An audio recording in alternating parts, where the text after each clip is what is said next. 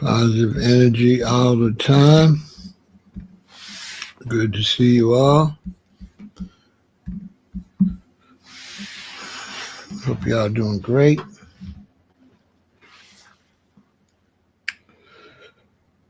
We have another interesting conversation. Hawkeye, I'm a little late. I was trying to find Hawkeye. I was going to make you a moderator, but I'm going to have to do it later. They don't have it easy for me to do that. Why? I don't know. But I'm going to add a few of you moderators. I'm going to need at least 3 more mods because there's going to be a lot of people coming over in the next few months. And the chat's going to be a lot busy. So the moderators, you're going to have to go to work. I'm going to get you some more help over here. I got to figure out how to find you, bro. I'll do it tonight, though. I went to your page, but I'm supposed to go to this little box and type in who I'm looking for. They don't have it easy. They should have it where I can go right to your account and do it. But yeah, I'm going to get some more mods over here because I'm not going to be able to deal with the chat. Maybe for a few more weeks I will, but eventually I won't be able to deal with the chat. I won't be able to. I'll be able to answer some questions, but I won't be able to police the chat. I'm getting a lot of weirdos. I'm getting people trying to get attention so people will come over to their channel. I'm getting all type of stuff. So I'm going to let the mods do it, just handle it. And I'm going to be looking at the chat, answering the interesting questions. The rest of the stuff, I'm just going to not say nothing. So we'll have a whole live stream on that about how things going to be some changes over here.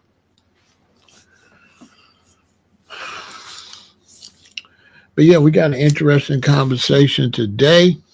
Of course, I'm representing Chicago, Illinois.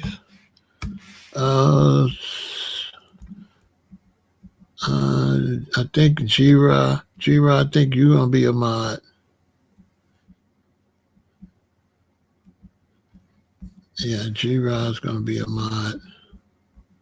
Hawkeye is going to be a mod. I think Mrs. Moore is going to be a mod. So I got to go find y'all some kind of way. Jira, Mrs. Moore, and Hawkeye, leave a comment on this video when it's done. So that way I can just go to your comment and click and go to your account. YouTube has it very hard to find anybody because we've accidentally blocked people, and I can't find you to unblock you.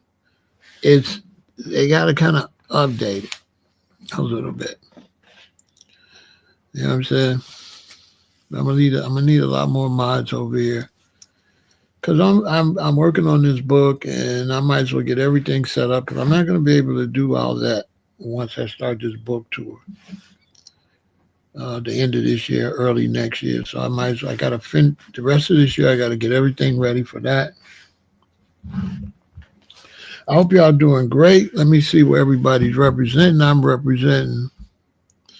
What sparked this one? Oh, G-Rob, what sparked this one?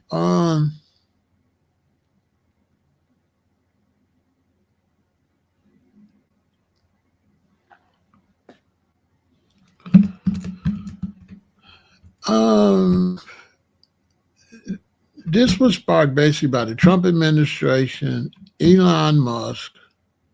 There's a few things, and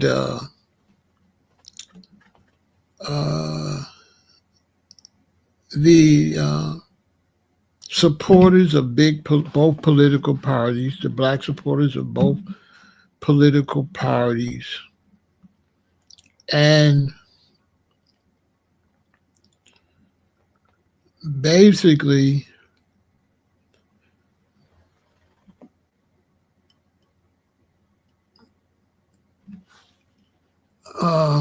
No, you're gonna be a mod.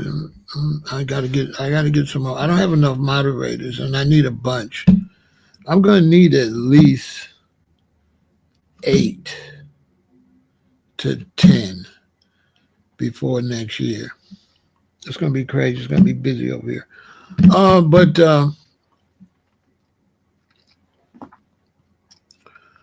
basically, in a nutshell, because I know you all watch me. I know you see me go off on people when they come over here and they try to question me. I'm going to explain to you why I don't like people correcting me. And the reason I don't like people challenging me over here is because what they don't understand is that in my life, as a young black boy growing to be a black man, I have learned a lot and have made many, many adjustments to how I think. And what you're going to find out is you're going to be in your 40s or you're going to be in your 50s and you're going to start changing your ideology depending. Some won't because some are not into thought like that, okay? So everybody's not in the thought thinking like that. Some people might be a mechanic and mostly, he thinks about mechanics and the expert in mechanics, and they don't really think about social issues and stuff like that, right?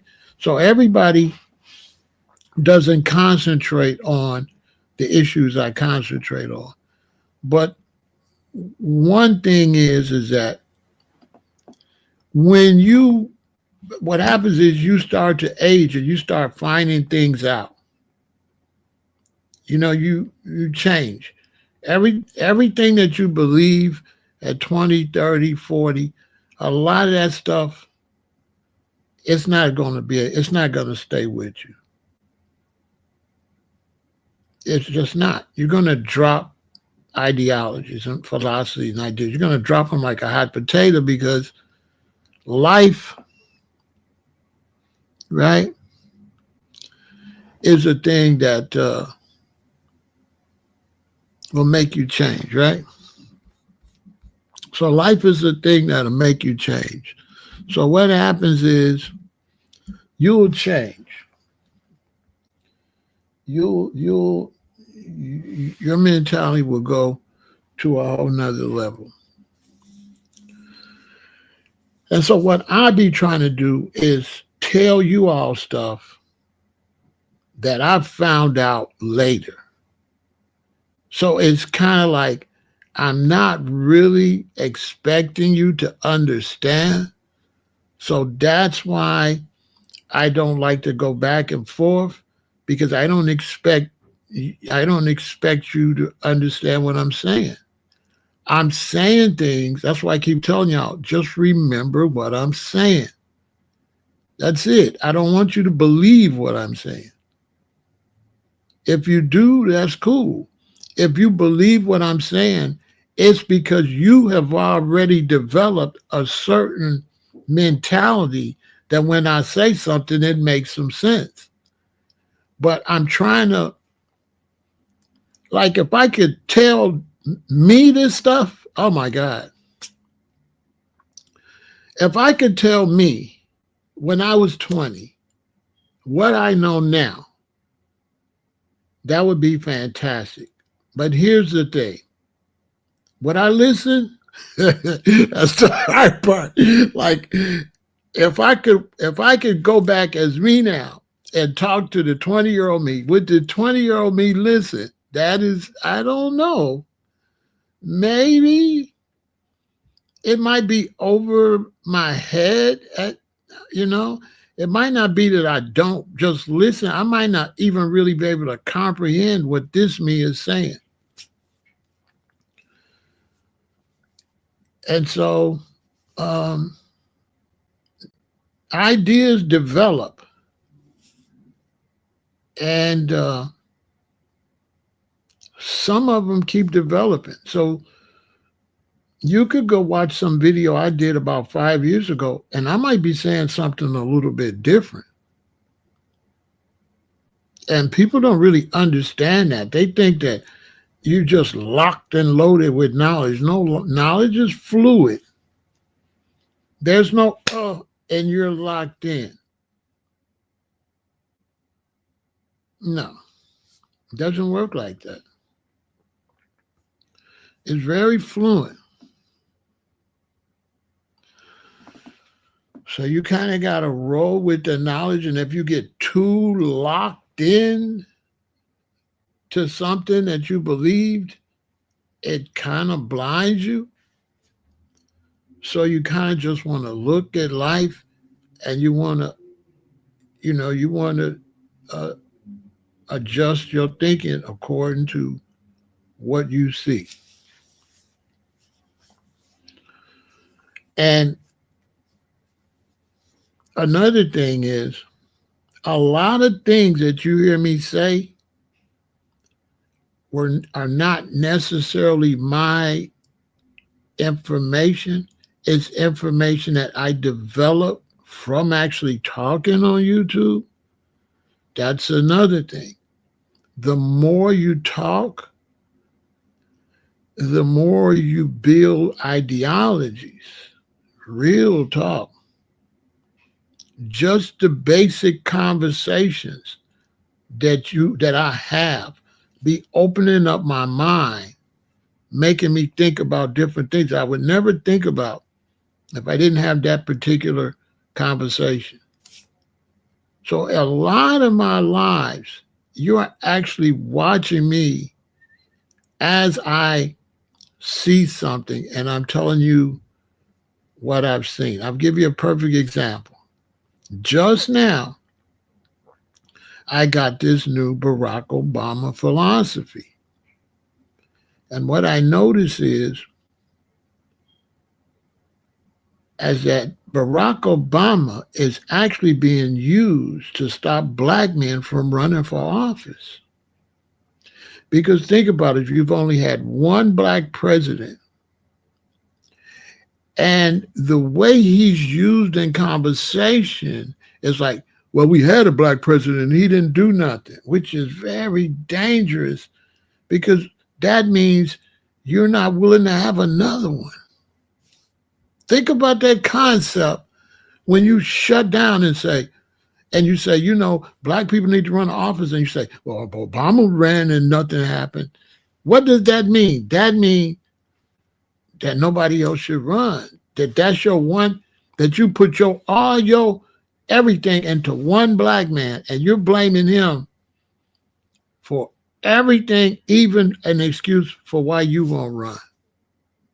Think about how dangerous. I mean, I just thought about that before I went live. I said, this is why these Europeans keep trashing him. Not to trash him, but to discourage us, because we're going to think, well, there's no need of putting no black guy in there because we had one and he didn't do nothing. Yet whites got how many? How many do they got? When they get a bad president, do they not vote for another one? And I don't think it was a bad president because it's just one. But think about the mentality when you only had one black president and you say, well, he's not black, and well, he didn't do this.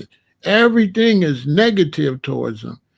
And everybody, all the black men that's negative towards him, none of them run for office. None of them do anything political.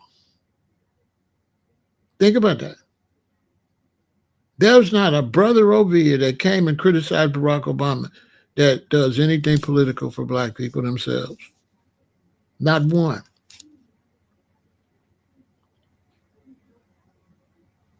Not one. What do you think about that? What do you think about a brother complaining about a black politician, but he won't be one to show us how it's done? Shouldn't you have to show us how it's done? Think about that. Are you legitimate when you complain about him running for the Senate and doing that, going where he going, but you ain't doing nothing?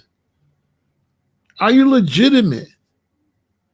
Because you're not willing to show us how it's done. When you play football and the coach say, hey, don't throw it like that, the coach will get out there and get the ball and show you how to throw it. The coach just don't say, hey, don't do it like that. The coach shows you how it's done. Now, brothers is coaching, but they don't run for office. So if you're such an expert on what he could have did, and if you feel like he didn't do nothing for black people, yet you won't go do nothing for black people, what does that say about you? And that's a heavy psychology because we're the only ones do that. One black president, and you take white talking points. He not black, his mama's white. He is from, daddy from Africa. Anything for that one person. And ain't got another one. And ain't trying to have another one. But sitting back and arguing over Europeans.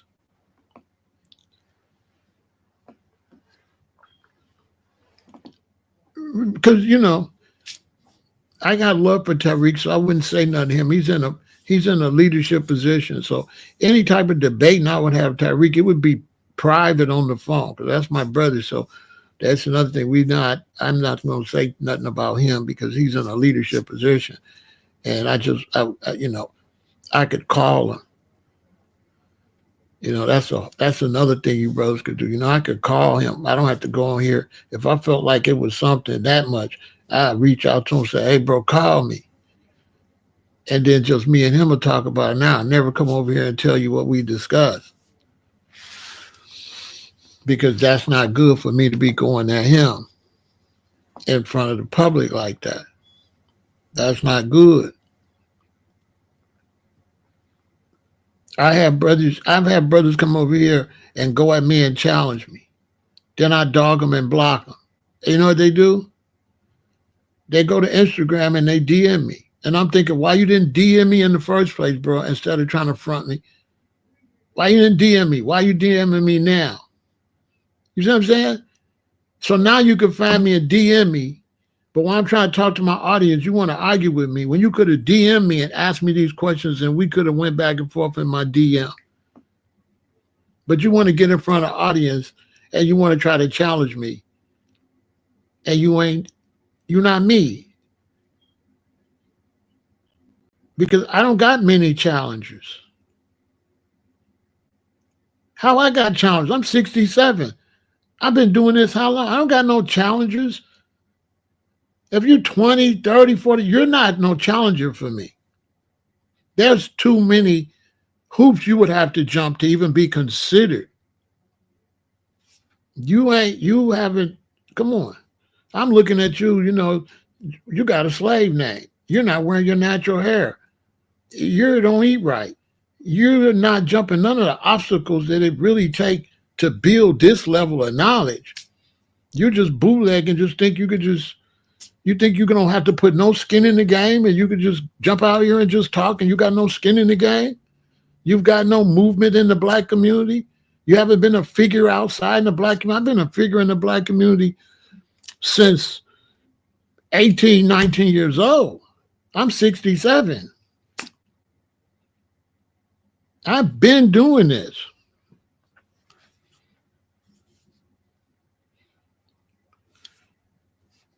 So I don't know what make you think you could just jump up and all of a sudden you can challenge. So I would never, you know, and Tariq is younger than me, but he's in a leadership position. And so you're showing a lack of leadership because you don't do that when somebody's in a leadership position. You don't do that in public to your own people. So when you're a black man, you try to talk all this positive black stuff, but you try to attack me and I'm in a leadership position. You try to do it in front of the people. You ain't standing. You're not nothing what you say you are. Because I would never get on here and just trash Tariq like that. Because where I come from, you know, in the hood it's like this. It's me and this Jacob. There's Reggie, and Reggie bring up Jacob to me. You know, me and Jacob don't really like Reggie because when I make my response, he go back and tell Reggie, and then me and Reggie talk. I'll be like, man, I was just talking. Jacob said you wasn't this. He'd be like, see, Jacob is a B word. You see what I'm saying? The person in the middle that started it, that brought up somebody else like that, that's the person in the streets. That's the one that gets it. Whoever brought it up, because, and on the side note, we're going to get to the conversation. Don't ever go for that. Because a brother will call you. What's up with you, Pharaoh? I mean, I'm cool. Man, I'm cool, man. I was hanging out with Rodney, man. Man, Rodney don't be on nothing, man. Rodney did me like this and Rodney did me like that, man. Every time I go around Rodney don't be no good, man. You wouldn't believe what Rodney did, man. And all I got to do is say, man, Rodney messed up for that, man. Rodney ain't on nothing. Boom. You know what he do? The same Rodney he say he can't stand. He always back around Rodney. So he talking like he don't want to be bothered with Rodney. He tells me he can't stand Rodney. He don't want to be bothered with Rodney. I say, man, Rodney did all that. Rodney ain't no good. He go right back to Rodney. And you know what he says? Pharaoh said you ain't no good. Like I just brought Rodney up.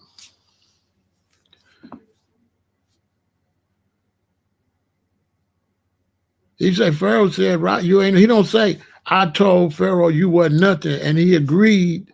He don't say that. On the side note, so don't let nobody talk you into saying nothing about somebody, because the same person that asked me about Tariq, run over there and say, Pharaoh was over there talking about you. Straight up. That same person to run to him and tell him. Right? So tonight, G-Rod asked me, and basically what this is over, mostly G-Rod, is the tariffs. The tariffs and Elon Musk and Trump and everything going on. Target, the boycott on Target and all of that. Because when you look at the boycott on Target, you know what I'm saying? Like I said, you know, I'm not able to boycott Target because Target is the convenience store that I go to, and there's no other store I go to without going through a whole bunch of unnecessary convenience.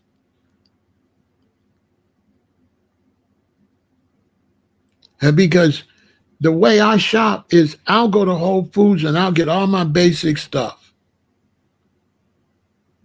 And then when little things run out, I'll go to Target because it's close and get limes or get maple syrup. I don't want to have to always go to Whole Foods just because I ran out of onions. And so what the brothers is asking to do is not convenient for me. And so we're asking to boycott, but we don't have nowhere to spend our money. So we're asking to boycott this white business to spend with this white business. Boycott Target, go to Costco. Same difference. We don't own Costco. And so when you look at this climate with all the racism that's going within the Republican Party and all of this that looks like they're trying to monopolize for the billionaires and shut a lot of people out, foundational Black America is going to have to start businesses because we should have had businesses already. I shouldn't have to go to Target. I shouldn't have to go to Whole Foods. I shouldn't have to boycott Walmart in the first place. So my question is, why we got to boycott them anyway? Why have we been going to them anyway?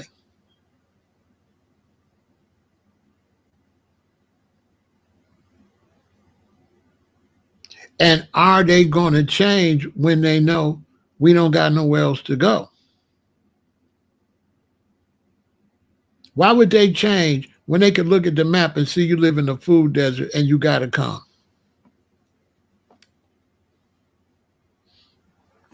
Why? Why would any of these stores change for us when we don't have no alternative? Because we don't have no alternative. Because we've been taught to go to school and go work for somebody else. And so we grow up, we take English classes and all this math and stuff, and then we go to college and we go get a job. But then Arabs come over here, they don't get no job. They get the store across the street from you, they get the gas station. Asians come, they get the Chinese restaurant, they get this, they get the hair spot, they get the nail spot. They don't take all that English. They can barely speak English. And they come make more money than us and be able to send their children to better schools than we can send ours because we go chase a job, which was a horrible mistake because we want to be like the Europeans. That's the only reason you want an education. So you can walk like him and talk like him and be this big businessman and have your car and your home. But that leads to degradation in the community because now you don't own nothing. So all your money you get, guess where it's going to go? Because you haven't created nowhere to spend your money back. So what difference do it make how much money you make when you don't got nowhere to spend it with your own people? So you basically just going to get money, give it to them. You basically going to get the money, talking about you black and successful, and then you got to go to their car dealership and give it right to them for the car. You got to go to their insurance company to pay your insurance. You got to go to them to pay your house note, to pay your electric bill, to pay your internet, to pay your phone bill. So all you did was get money to spend back with them. Whereas these foreigners, when they come, they get these businesses, then they send their children to college. But when their children get money, by that time, they'll have bigger businesses and their children will be able to come back and spend it with their own businesses. They'll be able to come back and spend it with their own businesses. They set these shops up in our communities because tread on me, black people think that's beneath them. That's beneath you to sell food at a restaurant. That's beneath. You don't want that. Before, you either want to go to school and get this big fancy job, be an athlete, get this big fancy job, be a rapper and get this whole lot of money, or be a criminal and get a lot of money. But you don't want, that's, low to you to work at a store, a food store.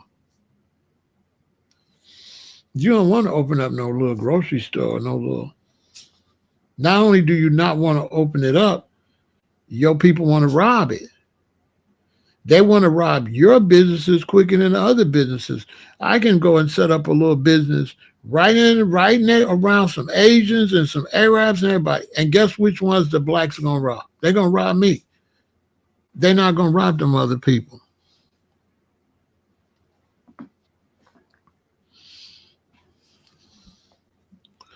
He says, don't allow these foreigners get a loan from the government to make it much easier than us to start a business.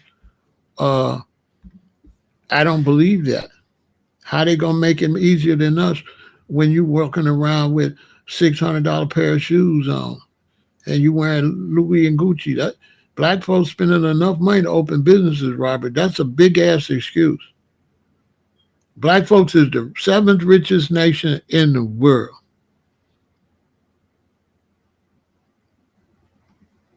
How could you say we can't open no business, but we keeping their business open? Like the same money that we spending to keep the gas station open, we could have got the gas station. Because, Robert, how could you get a loan that you never asked for? You know, all the time, Robert, they say they get a loan. And I asked the brother one day, have you ever tried to get a loan for a gas station? He like, man, Pharaoh, I ain't think about that. Black folks ain't trying to get no loans for no gas station. Show me a black person that said they couldn't get a loan for a gas station.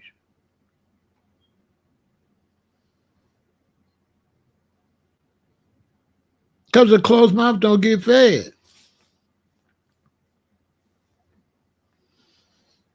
Show me where black people tried to get a loan to open something. Because if you wanted to get loans to open something, wouldn't that be a part of your political conversation? Like, we just had an election. I didn't see any black people saying a part of the campaign, give us loans to open up businesses. I didn't see nobody say nothing. I seen people saying, put Trump in there, he gonna help us. That's what I think. Trump gonna help us get some money. That's what it looked like to me. It looked like put Trump in there, he gonna help you. I didn't see black men really standing on nothing on their own. To me, the black man in America is like, the Democrats gonna do something for me. No, the Republicans will do more for us than the Democrats. Whereas whites got tangibles. We want this, we want that. Black people don't want nothing. They trying to pick who they think gonna do something. That's why they say Barack Obama didn't do nothing. They never specified what he didn't do because they never asked for nothing. See, if they would have asked for something and say, we wanted this, and he didn't give it to you, then you could have said he wouldn't give you that, because they say Barack Obama didn't do nothing for reparations. Reparations was not mentioned under both 8 years. Reparations wasn't no discussion under Barack Obama. Black folks just, and reparations was weak now. Reparations movement is not strong. So imagine how weak it was under, nobody was asking for no reparations under Barack Obama. Because ain't nobody hardly asking for it now but a handful of us. And a closed mouth don't get fed. So all these talking points, Robert, are talking points. They're not good talking points. Think about it, Robert. Who's putting these talking points out there?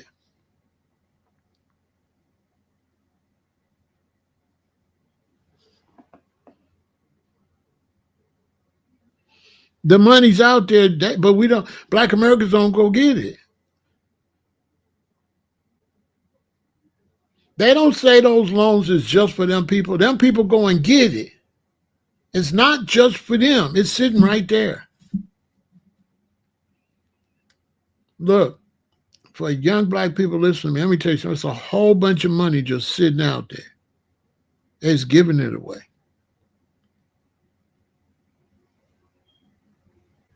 But when the Arab finds out there, they tell all the Arabs.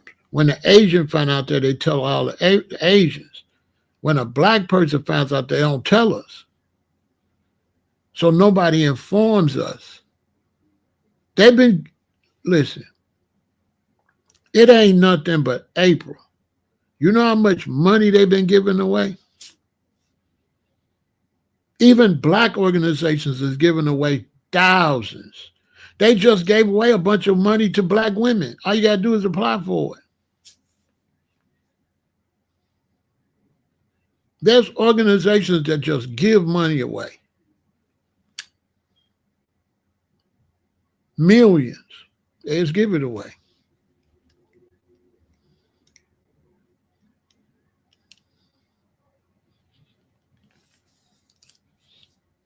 Seriously.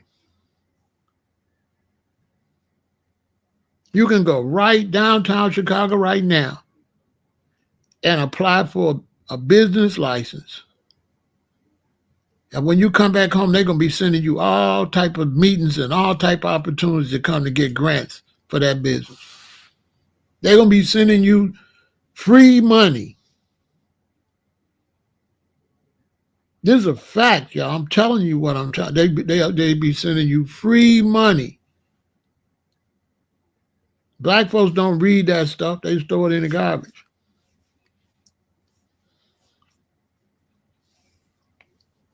Like CHA in Chicago.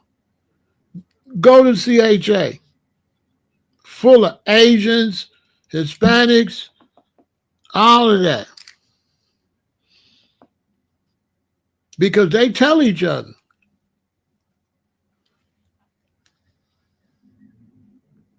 Once you tell 10 people, they could tell 20 people. But if nobody tells nobody, then there's nobody to tell nobody because nobody knows.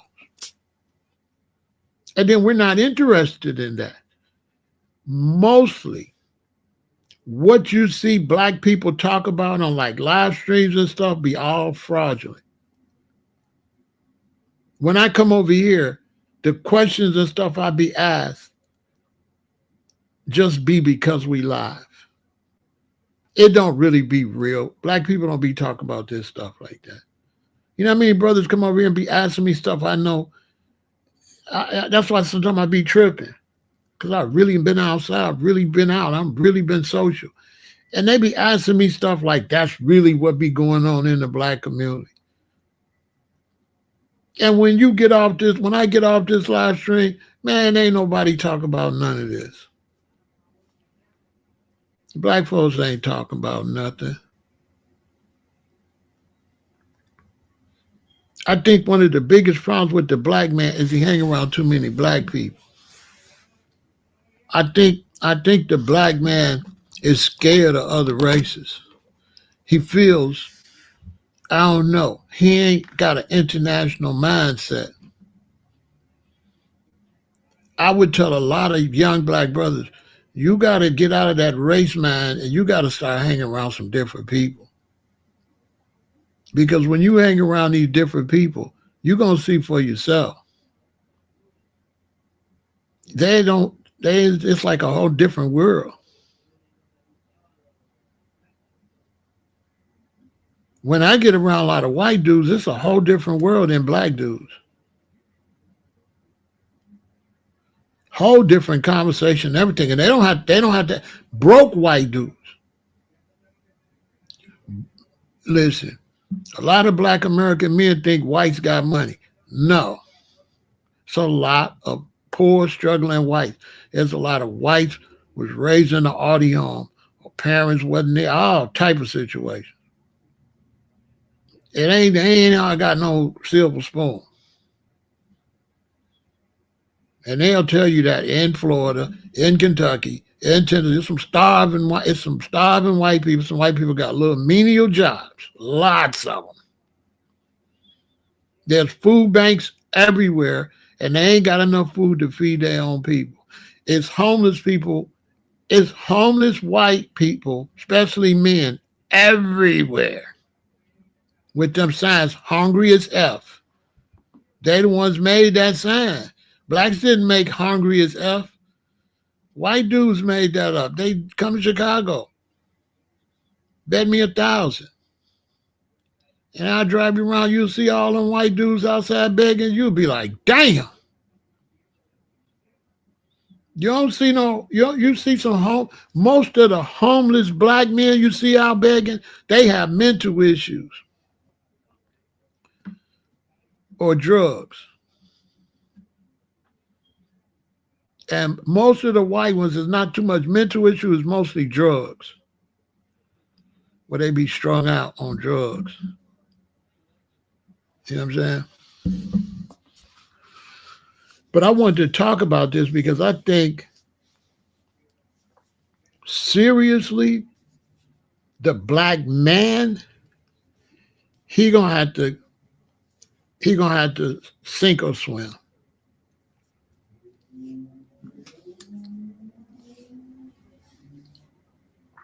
The foundational black American is gonna have to get about some business. And if the foundational black American get about business, then all of the black immigrants will get on business. We can't really work with the black immigrants because we ain't on nothing.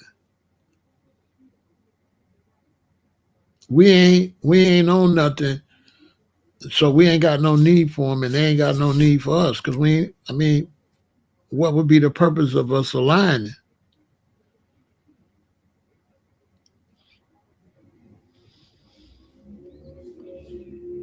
And I think if black people in America, the black man, because the woman gonna go like you go. If the black man don't stop, especially with this social media, and get himself together, bad things gonna happen. You see a lot of the black men, they complain about the gangs. Like the gangs is that big. Somebody came over early talking about the gang. The gangs ain't that big. The only reason the gangs getting so much publicity, because the rest of the black men ain't doing nothing. That's the only thing you got is the gangs. So it makes the gangs look bigger than they are. The gangs look big because the rest of the black people ain't doing nothing. That's the only reason the gangs, and the fact you ain't doing nothing is what's making the gangs worse. Because you ain't got nothing to offer the shorties. You're a young black boy, you come up, there's nobody got nothing for you. You expect somebody to come out of high school and just be able to have something when you ain't providing nothing for them? And I tell you for a fact, even when you're a black man about business, you can't get nothing done because you can't find no black men to work with you. The black man is just interested in trying to how many women and weirdo stuff. He's totally fine with just going to work and coming and tricking off. He's got no slavery has definitely hurt us. Because under slavery, master had everything for you. This is all you need, boy. So he was responsible for your living conditions. He was responsible for you. You never had to be responsible for yourself. You had to be master took care of you.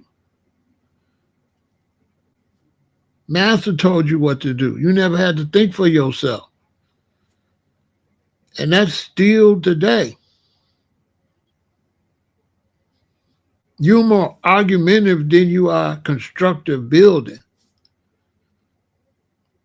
So that's the difference when I'm around Italians or I'm around, Polish or somebody like that. I'm around black men. Black men are very confrontational. They don't have the building tools. If you have a business meeting with black men, the conversation is not trying to build. The conversation is what could go wrong. They come in looking for something wrong. They don't come in looking to build something right. They come in, apprehensive. You can hardly get anything done because it's already like, this ain't going to work, and, like that. That's why the successful black men, it only be two of them or three of them.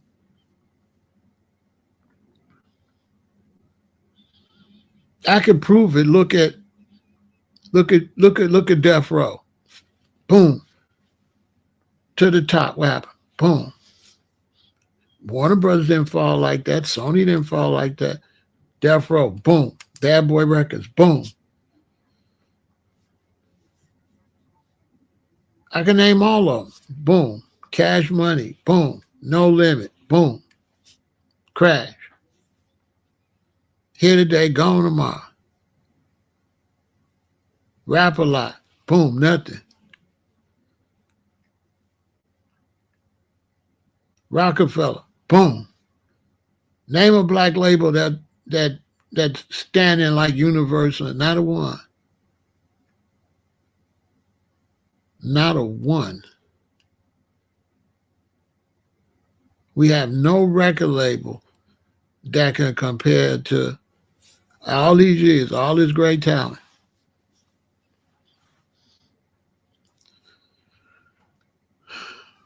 Suge Knight in prison, just a straight idiot.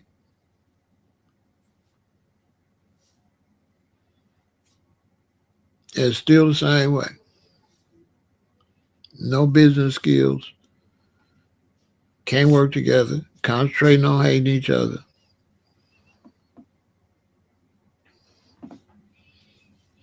Well, I think it because the slave master been taking care of you. You're a slave. You got a slave mentality.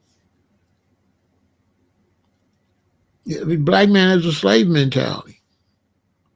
If you see a black man that come up after Malcolm X, he got a slave, his last name is a slave, and he's fine with it, what that tell you? What that tell you when a man learned the history and know he was in slavery and know that's not his name, and he cool with it. They have a family reunion, the Johnsons. What that tell you right there? How could you compete with Ming or Zawinski? How could you compete with people that got their real names? And then you wonder why you can't compete with the Africans, because the Africans got their real names. Do you know what you have to do to yourself to just be cool with that name? You done gave up. You can never match somebody that's got their own identity and culture when you got their culture. How can I be the man when I got his culture? Then he win. If I go imitate Chinese culture, how am I gonna be Chinese with doing Chinese culture? Who believe I can go to China and be Ming, young Ming, and who believe I could be better than them?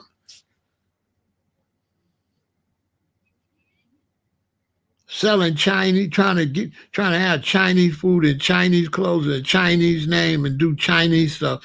And you think I'm gonna beat the Chinese doing Chinese stuff? You really think you're gonna beat the white man? You white. You're doing white people stuff. You're white. You're not none of that. You're not black. You're white. You want to be white. And you're mad because they won't let you be. I mean, that's the bottom line with black people in America. You're mad because they will not let you be white. Because if you wasn't trying to be white, you'd have your own stuff.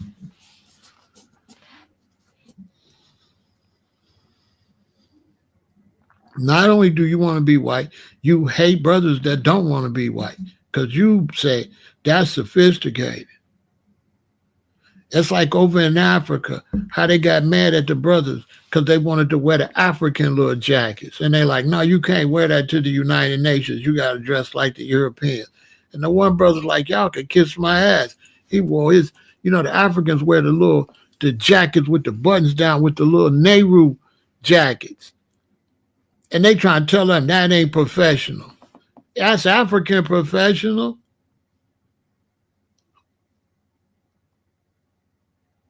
They want them to wear suit and ties and dress like the French and stuff and think they can go in there and deal with the French dressed like the French.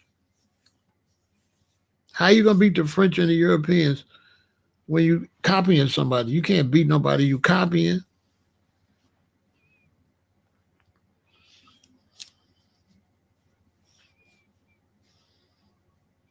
Because the great-great-grandparents, they had to concede. And once they had to concede, they start saying, come out that sun before you get too black. Pull your lips in. Comb your nappy hair. And so the next generation, that's your standard now. So you can't wait to go to the barbershop, but you don't know no better. You think you're doing your own thing. No, you're doing what people that come under slavery and Jim Crow taught you that. Who taught you to go to the barbershop, black man? Who taught you that? The Africans learned it from colonizers, taught them that. And the black Americans, you learned it from colonizers. That's not your culture. That's somebody else taught you that. Taught you this is what you got to do to come work for me. You need a dress code. They have their dress code because it's their company. If you had your own company, you wouldn't have to have their dress code.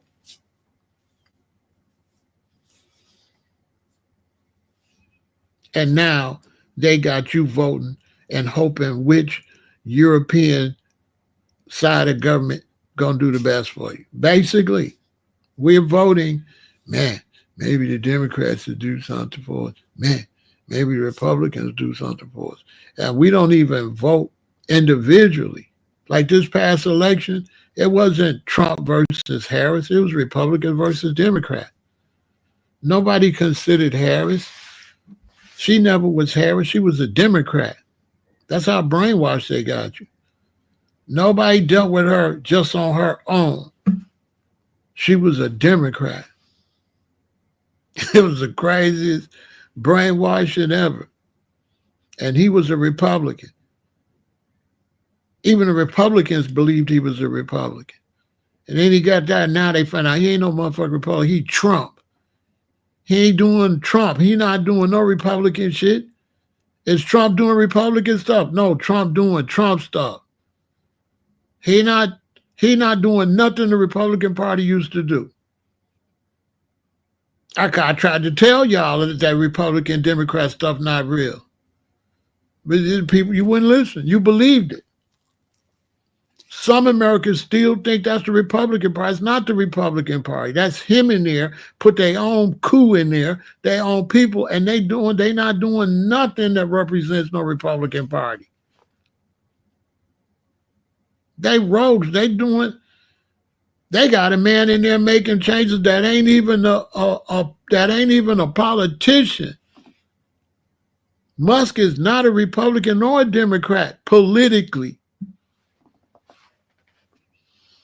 Trump, is Musk a Republican? No, not in terms of this is a Republican congressman, this is a Republican senator, this is a Republican mayor. He's not a political office, so technically, he's not an official Republican politician.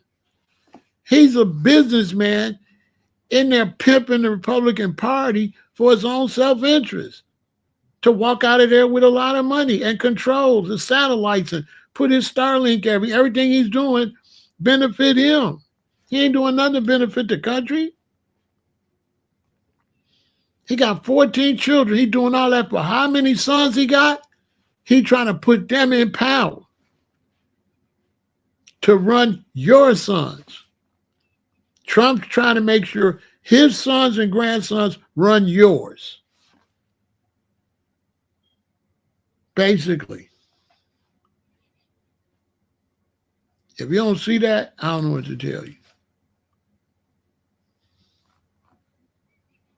And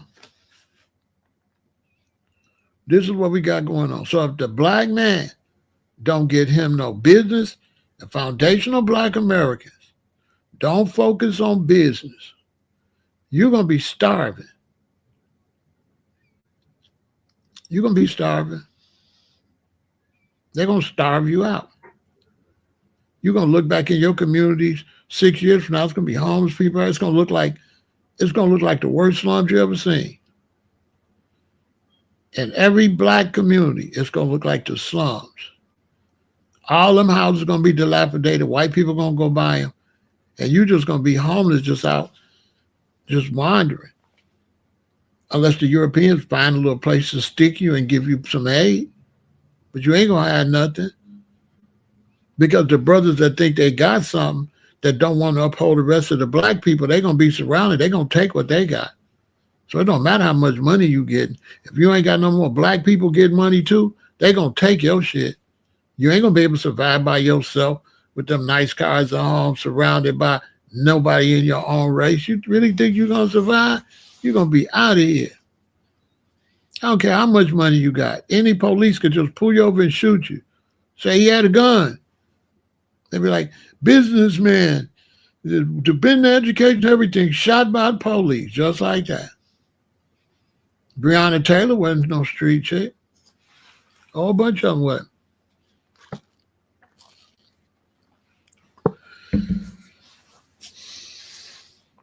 So if we don't get on some business, we done. We got no chance, not just in America, all around the world.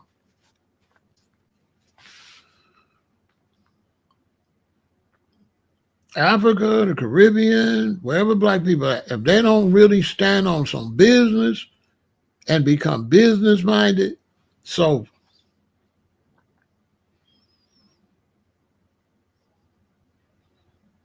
the only thing that could make unity is business.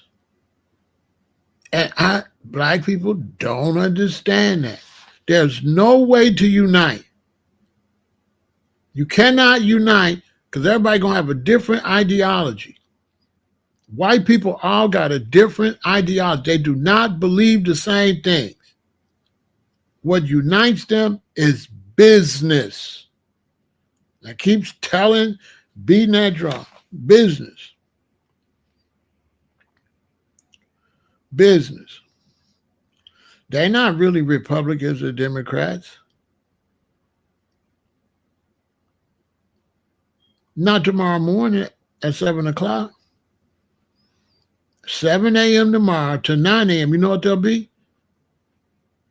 There'll be a workforce. Republicans and Democrats will be in their cars heading downtown to make the city run. And they will not be discussing politics. They will be in them jobs running the city. And Trump, no matter what he does, as long as he's making so these white people can still have their jobs, they don't be fine. So that's why he don't care. He can say whatever. Because he's going to always provide enough money for them to run their stuff. So they'll never totally hate him. You didn't see Elon Musk give out $1 million, $2 million, $1 million checks up there in Wisconsin where they're going to vote? Okay, he just made 2 white people rich. He ain't gave a black person nothing. He's empowering them financially. He's a trillionaire. So giving them $1 million ain't nothing. That $1 million keep them quiet. That's a lot of money for them. Oh, Musk gave me $1 million. I love him. But a millionaire to him is a pauper. But they love him because he elevate them over us. They're like, oh, we getting our money, but we're not going to let you be bad like the blacks. We're going to keep you over the blacks. You understand? We're going to keep you over the blacks. You know what I'm saying?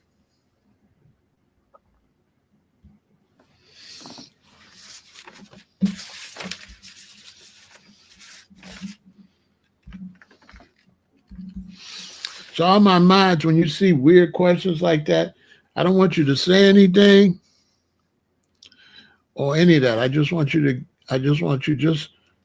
for my moderators, the people that's not, don't mention them. Okay, we got to have some changes over here. And my mods, you've been too emotional. I need you to work. I don't want you mentioned and just get them out of here. You know, don't advertise them. Okay?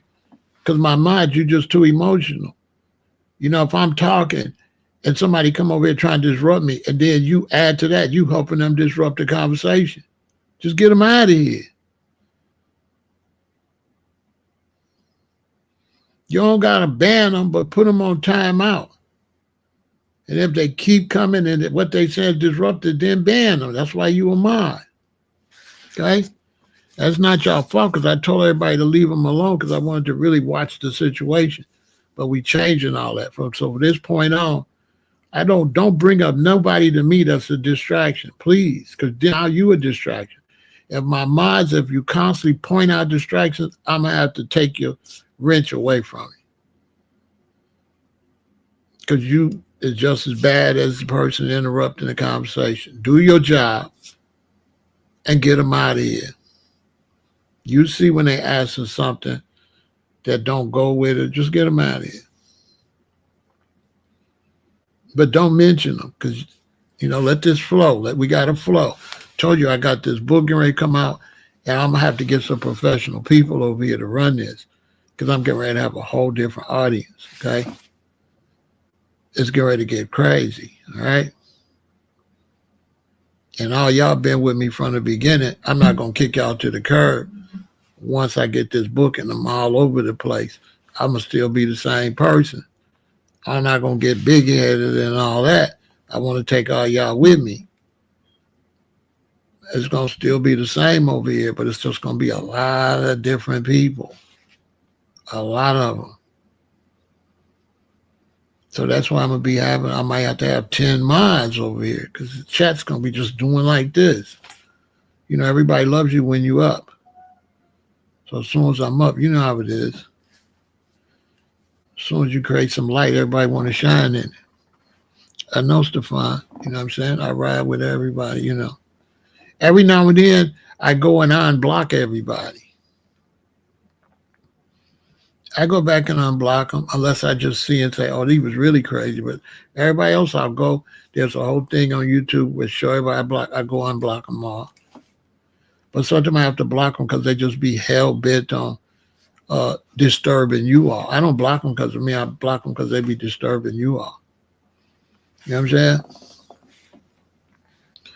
And so if you look at black people historically in America, right? I did an interview with a brother and he was like, he said the black community used to be nice, Bronzeville and all that. But he said, but then all the doctors and lawyers left, right? He said all the doctors and lawyers left and all the big people started moving out to the suburbs. And that's why the community fell down. So then I asked him, I said, okay, why did they leave? He said it was too much crime and stuff starting to happen. So there we go, right there. Okay. We have to patrol our own communities. We have to be the police. We have to get on the police force. We have to fight for black officers in the black community, and we also have to fight for the black officers to act with some respect. If we got racists in here beating us unnecessarily, we don't want no blacks coming in doing the same thing. Look at the brothers in Memphis that made black police officers look bad. So we have to police ourselves and have our businesses in our community, and we're spending our tax dollars. If we don't build our communities and we don't build our own stores and everything, we're going to be done, because nobody's going to listen to you if you got to still shop with them. If they're still your police and they're still all your politicians, nobody's going to respect you.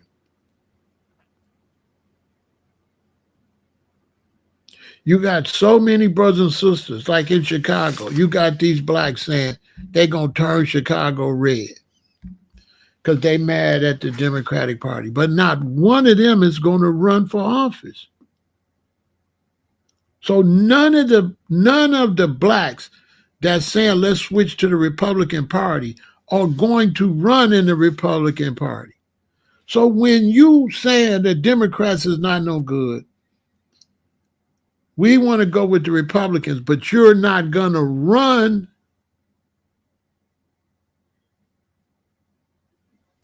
that's crazy. Because you're still begging somebody else to do something for you, and you begging the Republican Party got less blacks in it than the Democratic Party. So my thing is, if you got blacks in the Democratic Party and they're not doing their job, and you just want to go and now run and let whites run you in the Republican Party, don't make no sense. Why don't these people run as Democrats so that Democrats do a good job? I'm totally confused. Black people don't understand politics. If the politicians is no good, you don't change parties, you change politicians. And then you go in there and do the job the right way. It doesn't, this idea, Democrat, Republican, is ridiculous. If you don't run, it don't make no difference what party it is. This is crazy. We actually believe a party. There's no such thing as a party. The party's made up of a bunch of individuals. And if you don't put your people in office, ain't nothing going to get no better. How is something going to get better, Democrat or Republican, if the people that can do a good job don't go get the job and do the job? You just think you can vote and get changes. Everybody else knows to get changes, they got to get in office. Everybody knows that. Whites know that. They know at the end of the day, they got to get somebody in office that's going to do what they want them to do.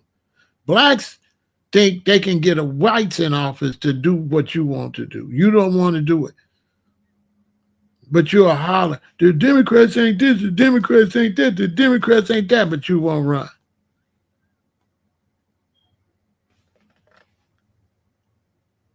So okay, so the Republicans gonna do great.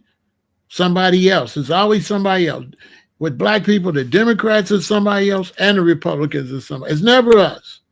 We never take the responsibility ourselves. Somebody else is the police. Somebody else is the mayor. Somebody else is this and that.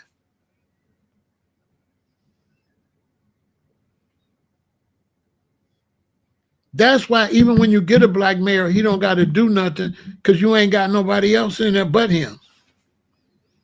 Like in Chicago, we got people here, we got a black person there. But the underlings, we don't have enough. We don't have enough black people on the city council and stuff like that that's like us to pressure the mayor. So we got Brandon Johnson in there, but he don't got to do nothing. Why? Because there's nobody else.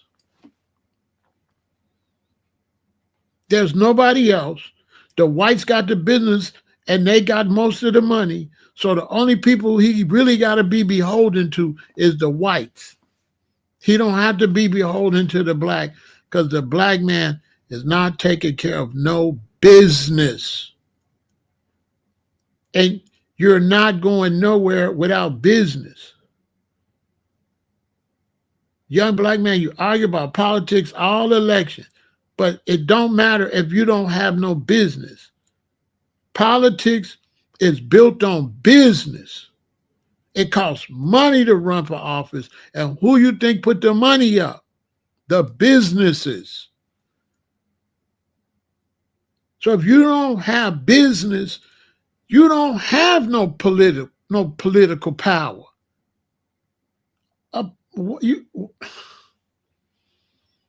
You have nothing without business.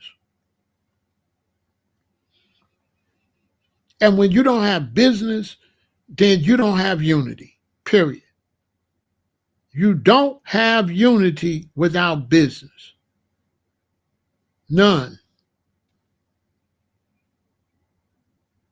When you see a basketball team out there playing together, that's a business though. When you see a baseball team playing together, they got a manager, they got an owner. That's a business. Show me anything that's unified that's not a business. The Army is a business, the Navy is a business, the Marines, the Air Force, all of that is a business. They have a budget.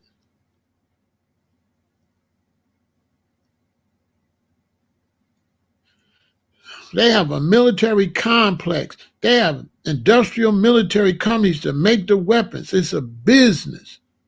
Tanks are not free. Guns are not free. It's a business.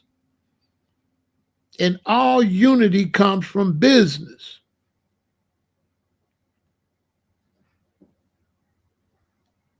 Period. There is no political power without business. From the very beginning, when it's time for election, what they start doing, running ads who to vote for. How much them ads cost? Them ads cost money. Elon Musk showed you, he up in there, he the richest man in the world. He in there with, he ain't even get elected. He in there telling people what to do because he got the money. Because he paid for everybody's campaign. He paid for Trump's campaign. He paid for all them white people's campaign. He owned them. And he got all that dirt on them. He got all the dirt on them. If they doing wrong, he'll go tell everything. He'll turn on them just like they'll expose stuff that'll get them in prison. He know all their crimes and everything. Because he's got these young tech people and he let them in there and they stealing all, they copying all their files and everything. Because he's smarter. He got a crew that's smarter than Trump and them.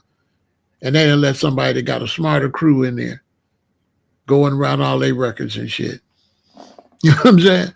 How you let somebody that's got all these high-level hacks and shit, because Elon Musk the ones that, if you a hack and you was almost going to go to prison for this high-power hack, people like him will hire you. Pay your case so you can beat your case and hire you. The whole cryptocurrency thing is hacks, and those is all hacks. How much smart you got to be to run the cryptocurrency thing? You got to have all this. Have you looked into cryptocurrency? How what kind of scam that is? And you have to have a machine that harvests the shit or whatever they call it. Mining crypto, and it's not even real.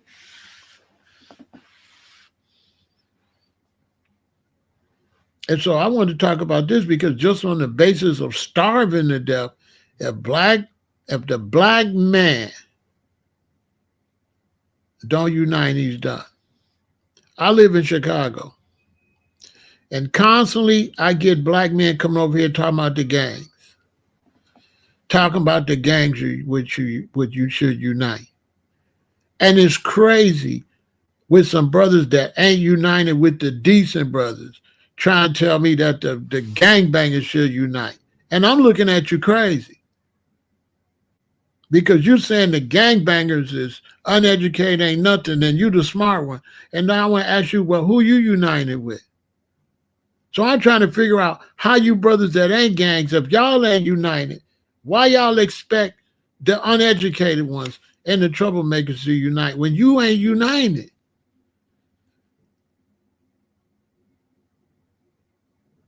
Okay, if I go talk to the gangs, what example y'all got for me to show them? What you want me to show them that you doing? All you brothers that's against the gang, name some organization or something that you got that I can go show the gangs and say, see these brothers?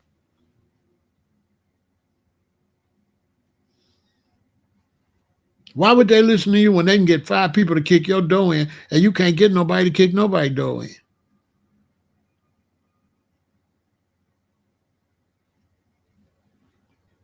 Right now, I can get gang members to do stuff for me before I could get regular brothers, before I could get rosters, whatever. If I had to put a team together, gang members gonna ride before the rest of y'all. As a matter of fact, ain't none of y'all alone here could go with me if I go get the foes. If I go get the 4 corner hustlers, you be done. You ain't got enough manpower to go at me. Because foes gonna go just on the strength and they don't even gotta know me. All they gotta know is I'm a foe.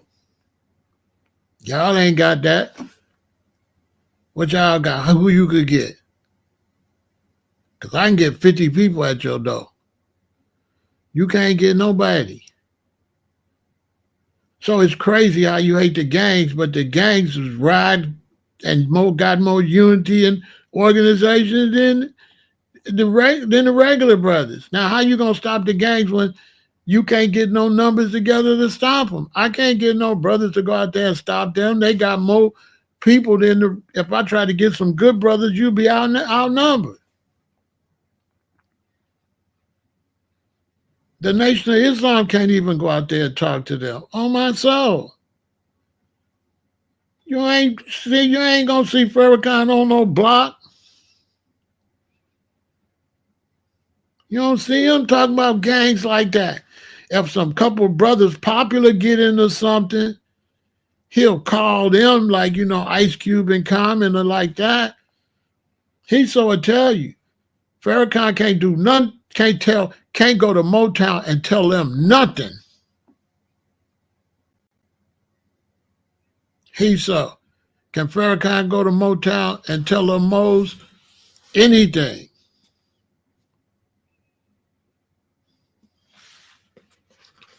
Yeah, look at him crazy.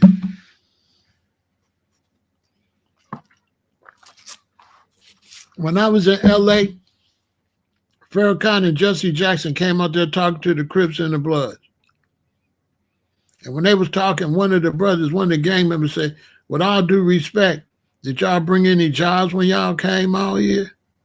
Maybe a job. Bro say, man, with all due respect, did y'all bring any jobs when y'all came out here?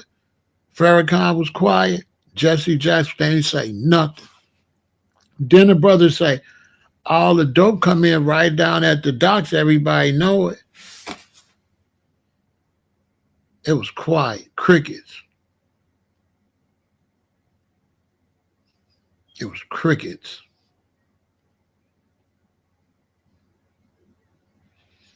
Farrakhan and Jesse was just there running their mouth. They didn't bring no Farrakhan and Jesse Jackson and their name brought nothing to the community. No, he didn't get no answer. He said, with all due respect, did you bring any jobs when you came down here? When 50 Cent went down there to Louisiana, he bought jobs when he built that, had that comedy show. They was loving 50 down there. He took brothers with criminal cases and stuff, and they was able to work for a few weeks and make some honest money. Man, them brothers was wanting to cry when he left. He went and put brothers to work so they could stay out of trouble. You understand? It's unity among the gangs, but they ain't got no education. And everybody that's educated want to know what's wrong with the gangs. How you educated when you don't know they uneducated? So you asking me what's wrong with the gangs. I'm looking at you crazy. You do know they ain't educated. They ain't got no education. No education in criminal cases that they had for bullshit. By the time they give you a lot of bullshit criminal cases and you can't get no job or no apartment, now you got to be a full-time criminal. I've never killed nobody, no strong-arm robbery, no burglary, no kidnapping, none of that. And I had criminal cases mostly for weed and having a gun on me to protect myself, not a gun shooting nobody. And I couldn't get no apartment. My wife had to get the apartment and not put me on the lease. With no violence or nothing.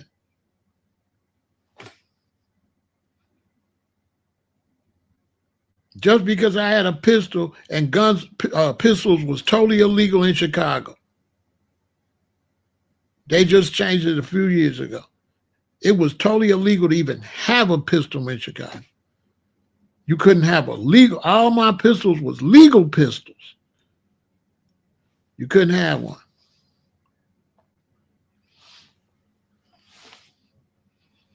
You got this white dude at some Catholic church around all our kids talking about he want the gun places closed. I bet you do, because you up here touching these babies. I bet you don't want to have no gun. Father Flagger. Always speaking what he wanted in the black community. He a white man. Every time you look up, he's sitting up under Farrakhan. Farrakhan don't never check his ass. That's his friend.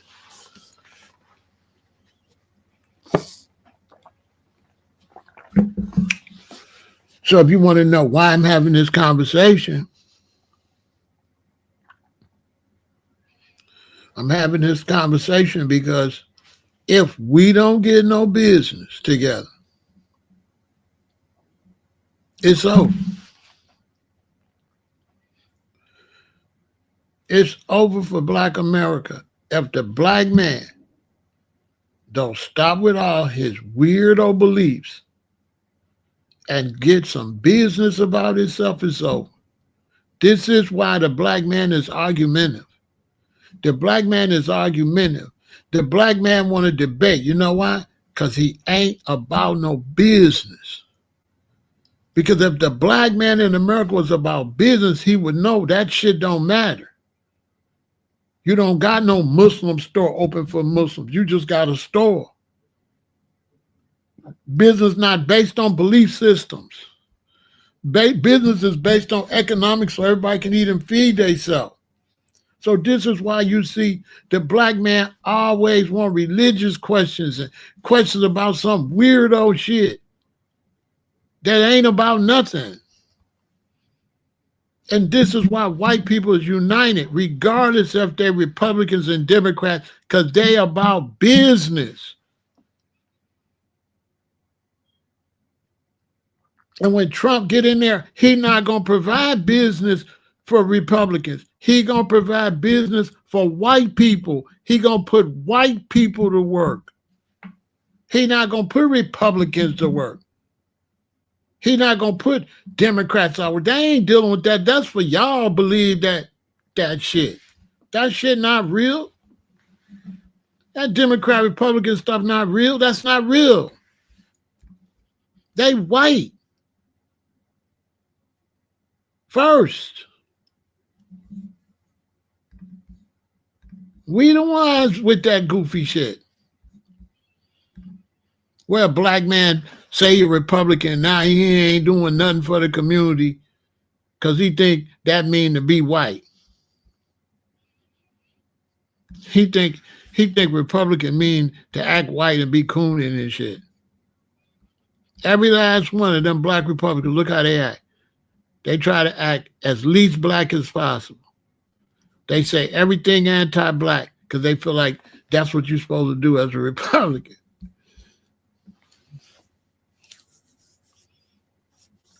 That's what they feel like.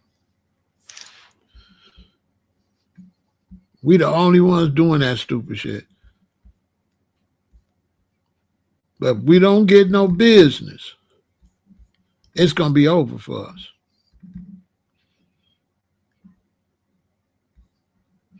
And this boycott on Target proved it. Because we ain't got no stores. So Reverend Bryant, he wants to boycott, but I want to talk to him and say, and go where? He gonna say go to Costco's. I'm like, but that ain't okay. So make Costco super rich. How is that helping black people? Because they're not doing Republican Democrats. They're not doing that.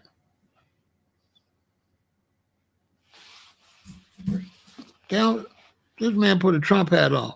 He liked Trump. He hated Barack and Harris. They set Harris up to lose. Y'all didn't even see it. The man been incompetent, ruined the debate. And the only reason he didn't step down, because Harris would have been able to get some momentum. He know he couldn't run. He know he had to step down. So he stayed in the way so that by the time he stepped down, it was too late for her to win. He didn't want her black ass in there. And y'all talking about she ain't black. She black to them. And that's why I got the problem with the black man. Because you are what they say you are. If you don't think that Harris is black to them, you're a fool. When you say she not black, you're a fool. That's what you are. All you black men that say Harris not black, you a fool. In this America, she is black. To Biden, to Trump, she's black. You can believe that. She is an N-word in the real world.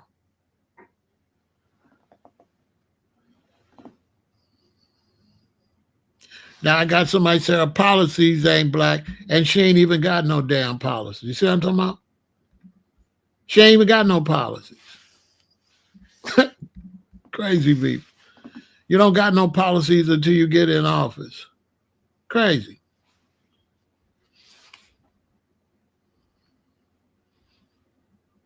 What policies? When you a governor or you in the state, then you have to deal with state issues and state. Then when you become president, you have to develop a whole different set of federal policies. But you don't have no policy till you get in office.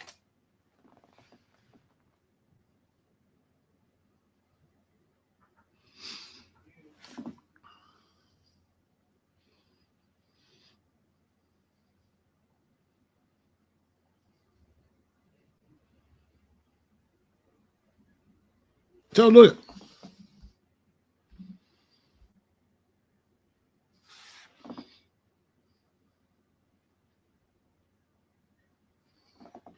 Ain't got nothing to say about all the racist shit Trump and Biden said. I'm just showing you the slave mentality. The black folks, they know, and some of these people, they know everything about her. They don't know nothing that Trump been a racist, his daddy been a racist, Biden been a racist. And for some kind of way, their history don't count. The only history count is the one that black people like. And black people going to show you how the black person like, or these might be white people that want to be, okay? So if Martell is white, you know you can't trust him. But Martell, that's all he know is what Harris said wrong. That's all he know.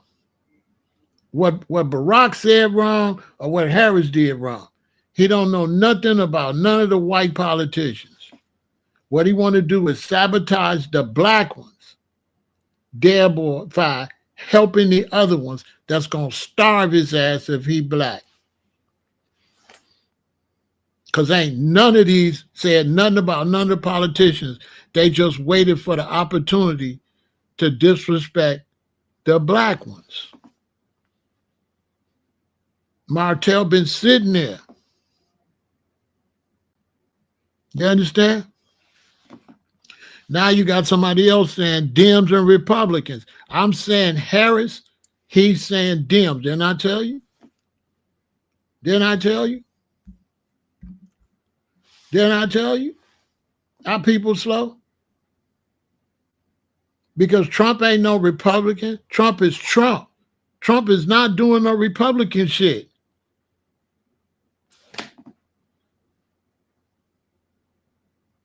Just like Harris wasn't going to do no Democrat shit. When they become president, they do their stuff. I keep trying to tell you black people that. When you lock them in with a party, that means you don't know nothing. You only locked into with a party when you governor, senator like that. Once you become president, you set the president. You don't have to ride with your political party. You don't have to ride with your political party when you become a president. Trump is not no Republican. He Trump. He doing Trump stuff. Ain't no Republican never did none of that stuff. Why ain't Trump doing Republican policy? He doing Trump policy.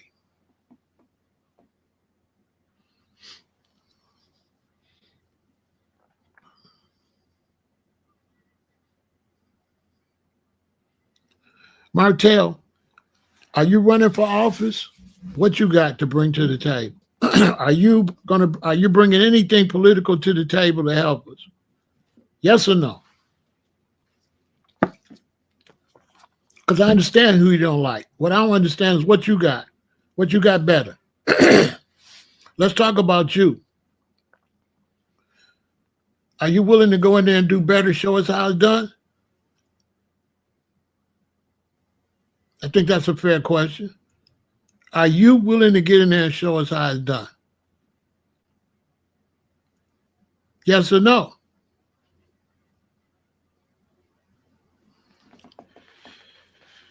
Neither one of them is going to do nothing. This is what I'm trying to tell y'all.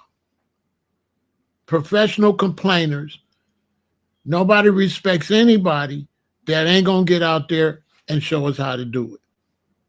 At that point, you're a total fraud. You're like the fat guy on the couch talking about somebody should have ran the touchdown. Can't play no football. Talking about you don't like somebody like it was a personality contest. You know what I'm saying?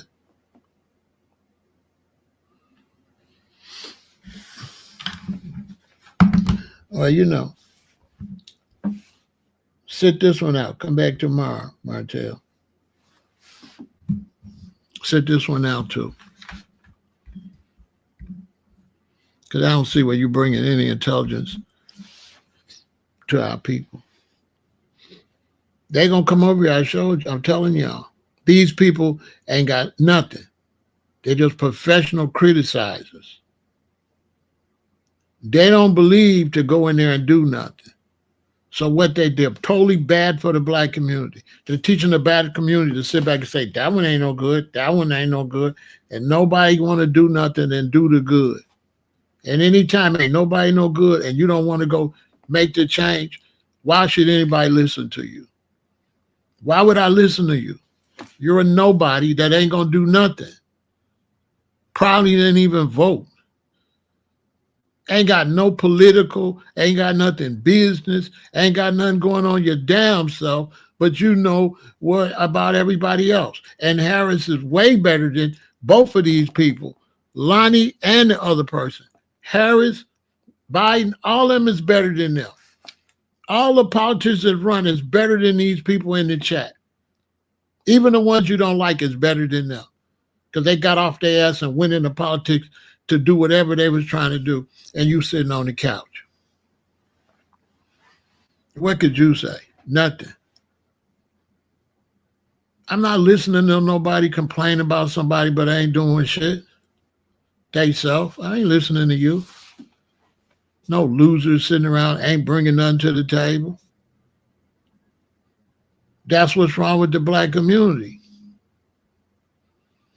With the Europeans, they taught that if somebody complained, they run against you and complain against you, and then they run. They say, no, you ain't good enough at the job. I'm good enough. Vote for me.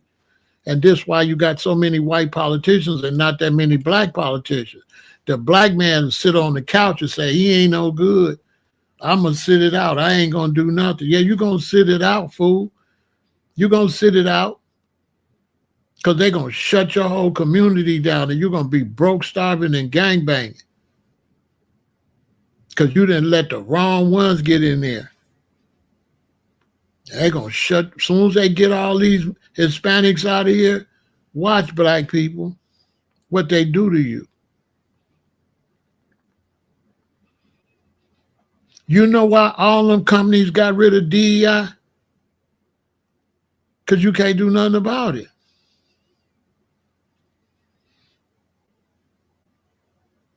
You got to go to them. If I'm the gas stations, I could do whatever I want to do. Because you're still going to have to come to me to get gas station. BP, Shell, all of them, they could tell you to kiss their ass. They could do whatever because you don't have no gas. They could do whatever because you don't have no food. I'm talking to the intelligent people. You don't have anything.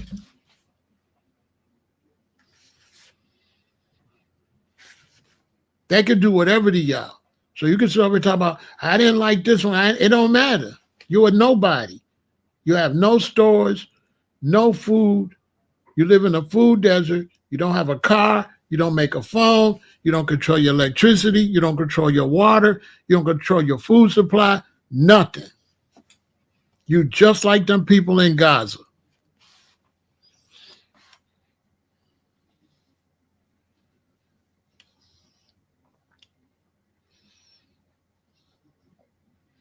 And the same, you talk about you sat it out and be crying in 2 years.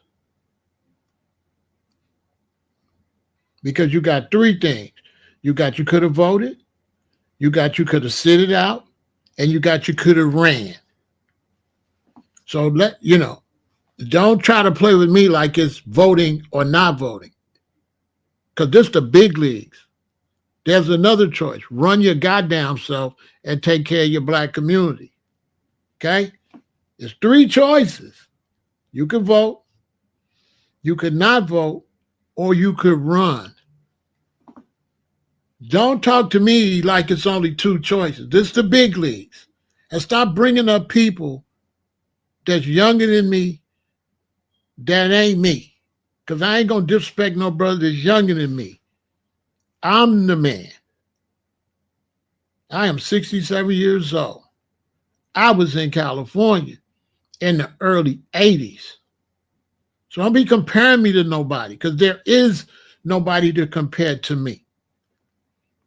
Because a lot of times the people that say they're not voting is the people that should have ran. With all due respect, Tyreek's supposed to be running for office. Now you can tell him I said that respectfully. He's got all the mannerisms. He's smooth talking. Why he not running? Tell him Pharaoh said, why he not running? He tell him I said he my man though. But why he not running?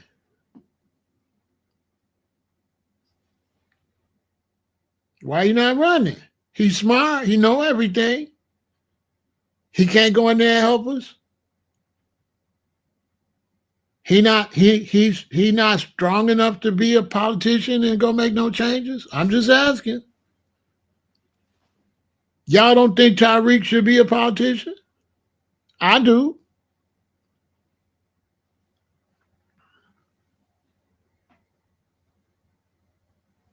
What do you mean he's sitting it out? Why he ain't running?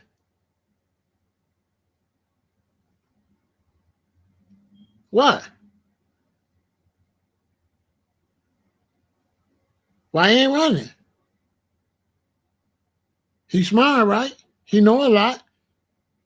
Okay, why he not running? Why he not running? Rizla, why he not running?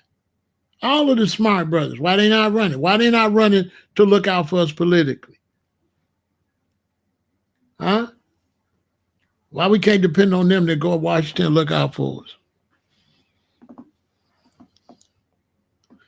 I'm just saying. Don't keep bringing up them. Them my students. Rizla, Tyreek, them my shorties. They got to listen to me. I don't got to listen to them. When I was doing this shit, them niggas was babies. So I ain't trying to hear shit about no motherfucker. This is the top of the pile right here. And I don't got no motherfucking charisma. So that's why I'm not big as them. Because I don't pull punches and shit. I can't run for office. I'm a revolutionary, but I put real work in, not fake work. I go hard in the paint. Back when I was coming up and was the age to run, it was impossible to run. You know what I'm saying? I'm just saying. If you don't want to run for office,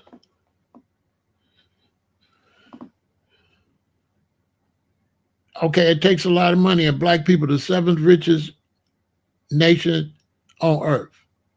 If I was younger, I could run for office and raise the money, period. Black people got enough money for me to run for office. That's a fact. We have enough money to run a candidate. That's an absolute fact. We are the seventh richest nation in the world. It's 43 million of us. There's African countries that ain't got 43 million people. We got the amount of people of a country. Did y'all know that? Did y'all know blacks in America, that 43 million is more than a lot of countries got?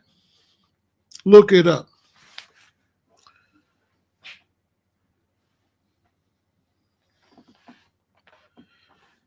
Now the money's not the problem. The problem is that the past generations already got beat down. And then y'all young generation is born under the beat down ones.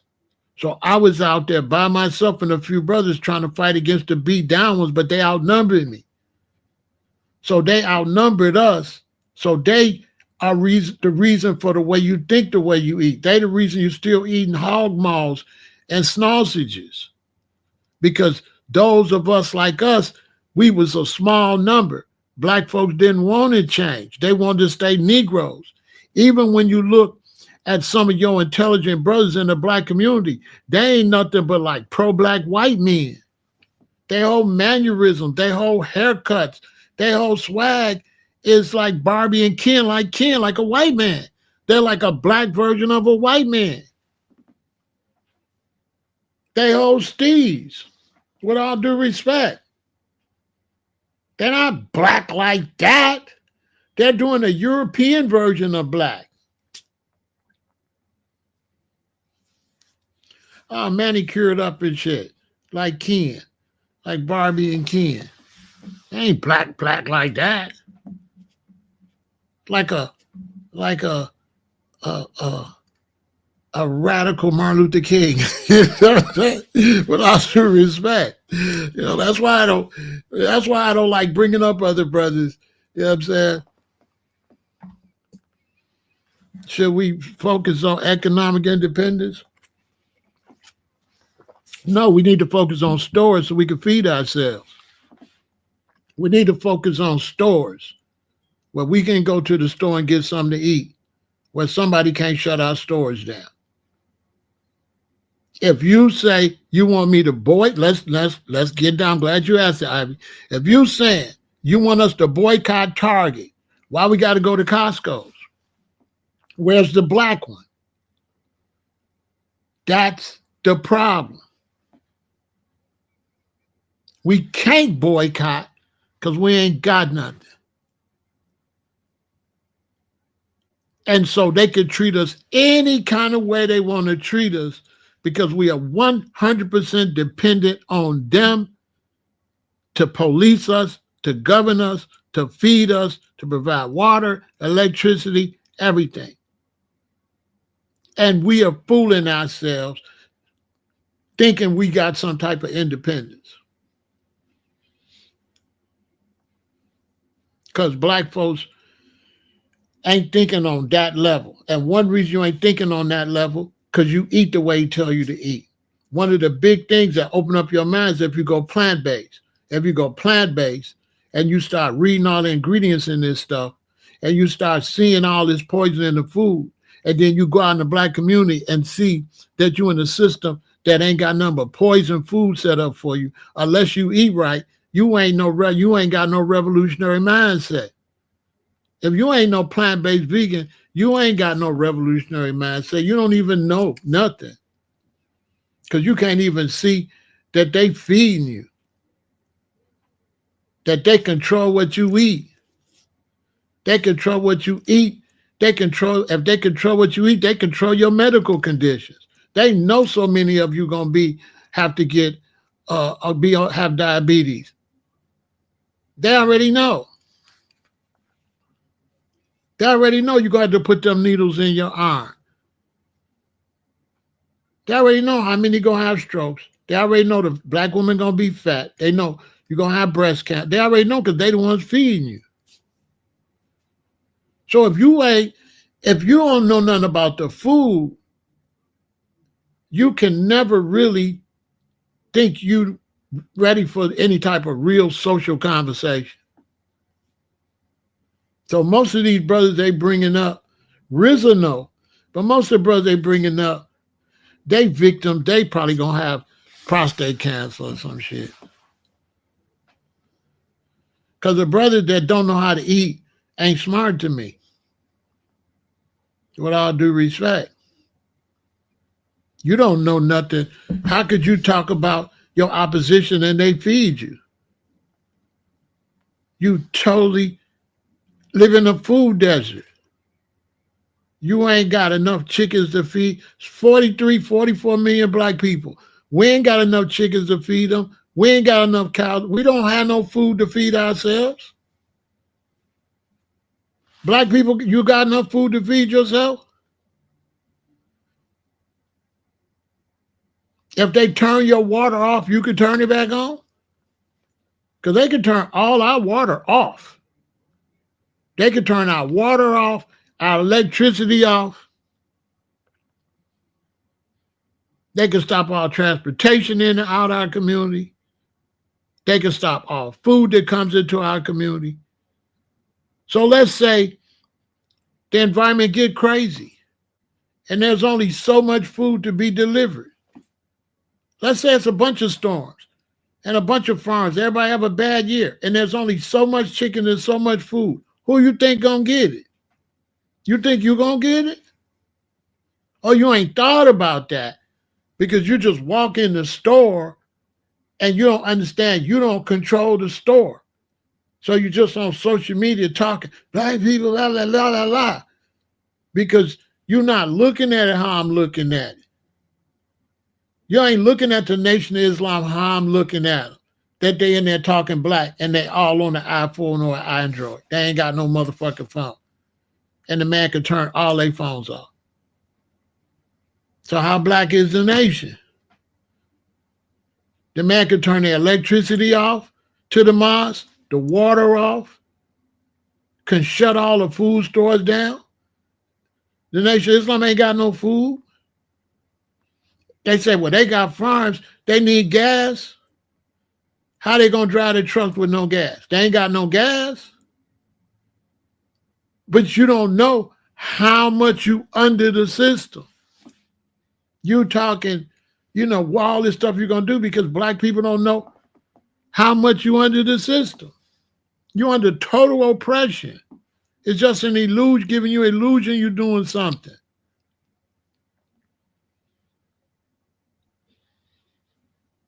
That's why I keep telling y'all to change the way you eat, because once you change the way you eat, you're going to see it then. Or you're going to see it when you say, I'm not eating no more poison, and that's when you're going to see, damn, it's poison everywhere. But see, y'all eat poison, so you blind. Like if you eat regular, you blind. You blind. How I'm going to talk to somebody who don't even know what the fuck they eat, don't read no ingredients. Brothers be over here trying to talk to me, don't read no ingredients, trying to talk deep, and this nigga refrigerator full of shit. You don't even know what's in his goddamn refrigerator. And try to talk to me. And the man filling up his refrigerator and got the electricity on so the food don't spoil. That man can stop selling you the food and turn your refrigerator off.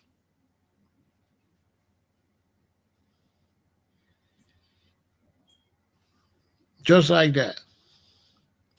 Been divided the communities with the freeways and put the blacks over here and that over there and widen the freeway so tanks and jets can land on it. They been did that. They been set up all the freeways for military. The freeways were set up to land jets and planes on times of war. And the freeways were set up to divide black people. So they could put tanks down there. Here's the freeway, and there's the blacks over there storming, and you can't get over to where the whites got the food at. You can't get over there. That's why my channel not monetized no more. Because I'm giving away my money to try to tell y'all the real. I'm not being a good boy as far as YouTube go, and they know y'all ain't gonna send me no money. That's why they got respect for me, because they like, man, if this nigga don't get a nickel, he's still on the same shit. Most people when they demonetize them, they would have sucked up. They would have came back with some la shit. They would have been back monetized. Every time 3 months go and I apply to be remonetized, they'd be like, no. You still saying shit. They'd be like, no, you got bad stuff over there. I'll say, what in particular? We can't tell you what. So one time it got time for me to reapply. So I kept pressing them. I said, y'all keep talking about y'all demonetize me because I'm saying this and that. Tell me specifically what I said on what video.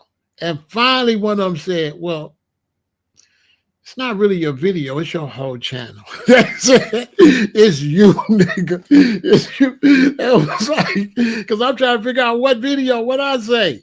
It's like, it's not really a video, Pharaoh. It's you. It's your whole channel. They was like, sponsors don't fuck with you. Now, YouTube fuck with me. The sponsors don't. So, much respect to YouTube. YouTube ain't turning me off or nothing. Just the people that advertise me, they don't want to advertise me because they the people I'm talking about right now. So, they like, you ain't going to be just talking about us and we going to sell shit on your shit. Fuck you, nigga. I already know why. Listen, if anybody been watching me know that I never tried to get monetized because I said I was a vegan and they was selling all type of bullshit. Then I found out I could get monetized and I could choose certain stuff. So I went on ahead and got monetized because I didn't want them advertising no meat. But I be talking about racial issues, and these companies are white.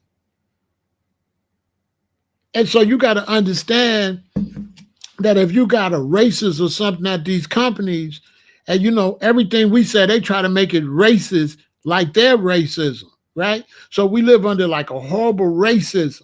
So when we talk against racism, they try to call it racist, right? So imagine me talking about whites being really racist and misdoing this. They think that's racist. Now, these same whites own all these companies selling stuff. So they're going to be like, no, turn his ass off. Because part of their defense mechanism is to pretend our complaints about racism is racist. Yeah, complaining about racism is racist. To them. So people don't know how much I be sacrificing over here. But you know what I'm saying? If I was gonna kiss ass for money, I would have been a billionaire by now. I'm really that. I wouldn't have no dreadlocks for 47 years if I was a ass kisser. I've been said fuck their jobs and fuck them. That's what I stand on. I'm not finna, I could get $1. Shit. I don't need $8. And I don't be getting no donations because I ain't never begged before. I go get it. So my boy was like, Pharaoh, you got to ask. I got another friend, a content creator. He said, bro, the reason you ain't get a donation, you got to ask. You got to keep asking. I'm like, bro, that ain't me. You know what I'm saying? Plus, they bogus. I shouldn't have to ask these niggas shit. These niggas know I'm out here sacrificing for them. Why I got to ask you? And I'm out here, you know what I'm saying? I'm out here talking for you every day. That's what I don't like about a lot of you these black brothers be watching me. You see them out here defending the community, and then out of all the people, you want to come and argue with me. You want to come and argue with me when a brother out here trying to lay down some knowledge to his people. You want to come on my page and go against me, and you a buster, and you ain't on my level. You disrespecting. There's not no ifs, ands, and maybes. In my age group, it ain't hardly nobody on my motherfucking level. It was only a few of us. Everybody else was Willie Lynch. There wasn't no lot of us in the 80s like that. When I started growing dreads and we was radical, it was a handful of us. It was just a handful of us. Everybody else was a Negro. Been like that. It never been no whole bunch of radicals like that.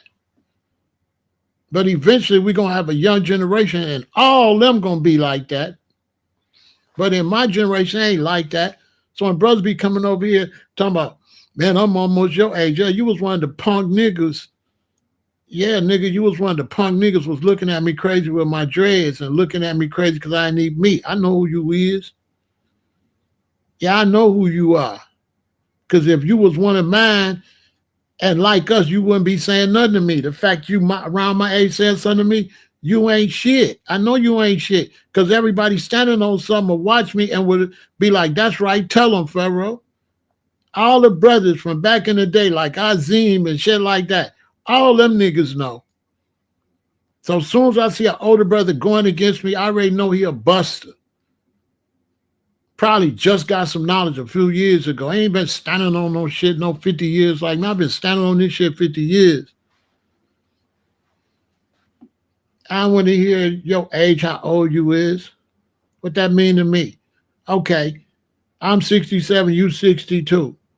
That mean you was here when Malcolm say get rid of your slave name.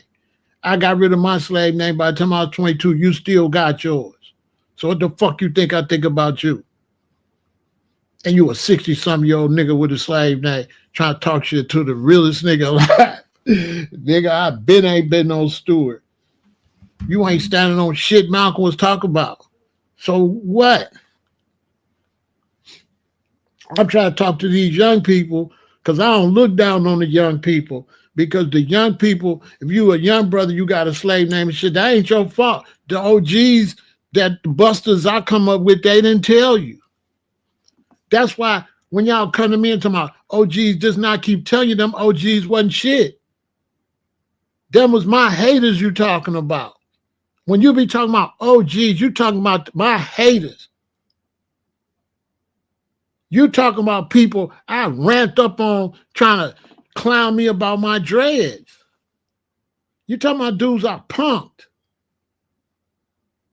I'm just walking down the street, my dreads. You talking about dudes see me talking about Shaba. You talking about Negroes that hated on me. So stop trying to put me with my generation when my generation didn't like me.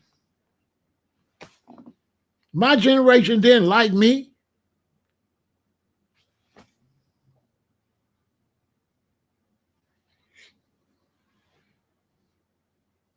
The only problem was I was the most aggressive.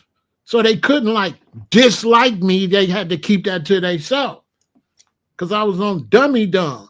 So I wasn't like acid. I wasn't conscious like with no enemies. I was conscious like say something. You know what I'm saying? I Mr. Wish a nigga would. I wish a nigga would. You know what I'm saying? I was on bullshit because I was a regular black person that went militant. I was shooting dice. I was really that. And then I went from fast smoking cigarettes, shooting dice as a young Jerry Curl, tailor-made suits to this. So I already knew I dressed better than you when you know, I'm looking at how you dress. I don't dress like that. I'm a militant. I'm looking how you dress. I'm thinking, nigga, when I was a slave like you, you wasn't even on my level. You ain't even no good bald head. You ain't even no good Negro. I was a better Negro than you. You know what I'm saying? What kind of Negroes? What's that you got on, punk? The fuck? You know what I'm saying? How the buster gonna tell me, son, you a buster? You don't even do Negro shit right. Listen, they don't even do the Negro shit right. I see how they be dressed. That shit whack. If I was into fashion and shit like that, I'd be out dressing all these niggas. Rappers too. And who dressed them? Facts. I'm coming over here to tell y'all that this conversation goes, this is a 911. I feel like we in a 911. I feel like we in a 911. Between all this stuff going on with Trump and Gaza make me nervous because Gaza remind me of what they could do to us. Hamas thought they was all that too. What is they now? They didn't realize they couldn't go with Israel. And they got out there playing around, got their whole goddamn shit blowed the fuck up. If you black, you ain't paying attention to Gaza and looking at it from my point of view, that we just like them. They don't control nothing. You got no Army, Navy, Air Force, Marine. Africa the same way. Pan-Africans is goofies too. Them dudes in Africa ain't nobody. They ain't got nothing. They'll blow them up. What's the brother over there? They talking about he a revolution. They took over his country. Man, they'll blow his ass to smithereens. He ain't nobody. Because black people, you don't want to admit how bad we are. And when you don't admit how bad you are, then you can't get better. You can't get better unless you know how bad you are. And when you don't know how bad you are, you a sitting duck. So yeah, I'm nervous because they talk about boycotting and we don't got nowhere to go when we boycott. It's a damn shame when you boycott Target and you talk about go to Costco. And then you can't even boycott everybody. Say like, we're going to boycott Target first, then we're going to boycott Walmart. Because you can't even boycott all of them because you know you ain't got nowhere to shop. And then you know that you don't understand the black community because you say go to Costco's. You don't even know that black people don't even live around no goddamn Costco's. Where's the goddamn Costco's? So they just take it for granted that we could just go to Costco's. Because these people talk about boycotting, they might come from some little ass town somewhere. This Chicago. How black folks, what Costco's? Y'all believe it's a Costco's near all these black people in Chicago? Chicago got 77 neighborhoods.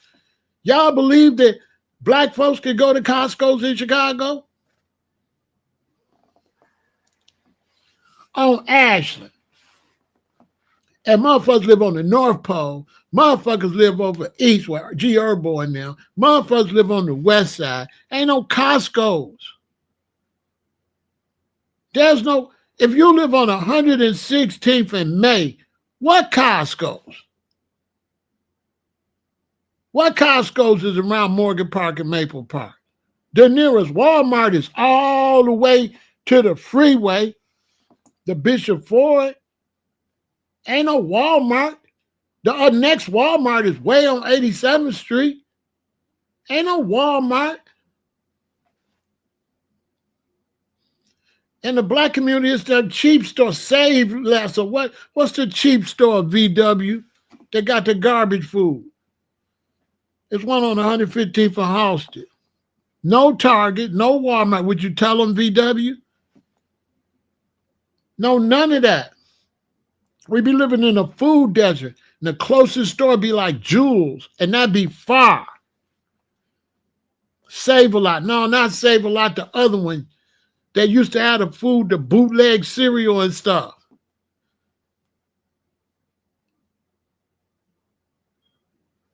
Aldi's, yeah. Hey, Aldi's, the bootleg store. That's usually, we might have an Aldi's. Other than that, you got to go to a Jewel's. Most black people go to Jewel's. It used to be a Dominic's might be close or a Jewel's.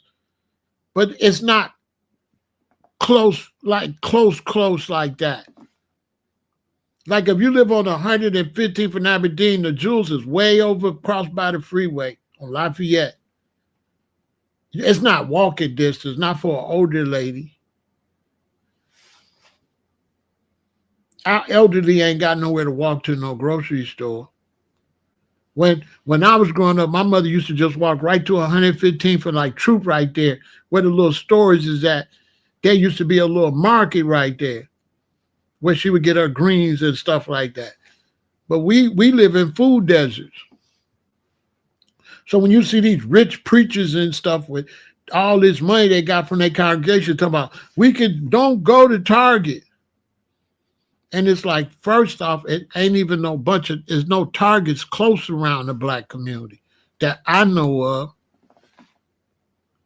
Walgreens is closing because people went in there and stole everything. Mud's going in there stealing. I went in Walgreens a few months ago. The one they closed on 70-something. I think it's 79. And I was in there and some black people came in there and grabbed like 8 bags of potatoes and stuff and just walked out. The guy in their manager said, look at them. But they was finna close in a couple days. And they had all of them cashews and pistachio nuts. And I kept telling a friend of mine, I should just go in there and walk out with those pistachio nuts, but I don't steal, so I couldn't. But I wanted to. I wanted to go just grab about 10 bags of pistachio nuts and walk out. He wasn't going to do nothing, but I ain't never been stole before, so I ain't know how to do it. I'm like, well, I ain't never stole no shit before, but I show pistachio nuts are expensive. When I seen them walk out, I said, damn, I want to walk out without these. Just my luck, I'd be the one go to jail. Everybody be telling I'm a thief. I don't be stealing. Just my luck when I decide to liberate, because you know, revolutionaries, we call it liberate. We don't call it stealing. Yeah, but I ain't never stole before. I never stole. So I don't know how to steal. Yeah, I don't know how to steal. I'm a go-getter. When I was a kid, I was getting money. I've been getting money my whole life. When I was a little boy, you turn in bottles for 5 cents, I'd go turn in bottles and give me some money and go to the candy store. And then one day I went and turned some bottles in, and I had 6 bottles. No, 8 bottles. I think it used to be an 8-pack, and I sat them down, and it was a whole bunch of bottles, and I sat them next to some other bottles. and the white dude came out from the meat dude, he would be the one come and count your bottles. And my bottles was next to some other bottles. And he said, all these yours? Yeah. Now I lie. Some shit like that. I won't lie to y'all, but to the system. So he asked me, was all them bottles mine? I said, yeah. So after that, every time I take my mama's bottles back, I would take some of his bottles and sit next to it. Hey, this is a freebie. Then I got caught. And they changed it. They made it so you had to write. He would come and write down how many bottles you brought back. So once he had it, where I turned some bottles, he write 190. I would come up there with a pencil, a black pen, a red pen, and a blue pen. And if he take his blue pen and write 190, before I get up to the register, I put a 1 in front of it, say 11.90. So I turn in a $1.90 worth of bottles. I get to the front, it say 11.90. I did that for a long time. They go get me like some Yago Sangria or some white port to drink and a nickel bag of weed and go shoot dice with the rest of it. That was like 6th grade, 5th, 6th grade. Then they caught me doing that. But I had no matter what he write it with, I had it in my pocket. That's why I say I get in trouble because I'm like real smart. I'm an entrepreneur and I'm an opportunist. And the opportunity was there to take them off. But I ain't no thief. I ain't no real criminal. They kind of handed me the crime. Here, you can do this. Oh, thanks. Much obliged. You know what I'm saying? But what got me talking about this is the fact they telling us don't go to Target. And we don't got no stores. And I don't think black people understand how serious this is. That they could say, fuck y'all. Target, Walmart, and them, they don't never have to change because we got to go back. We got to go back to Walmart and Target. They don't care. Their bottom line going to go down a little bit. It's going to go right back up because we got to go back. Where we going to go?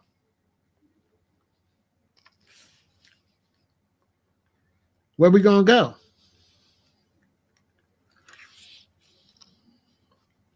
How you going to boycott food when you don't got no food? How you going to boycott stores when you don't have no stores? So this boycott is going to be a failure. So that's why I made this. We got to stand on business. We going to have to stand on business.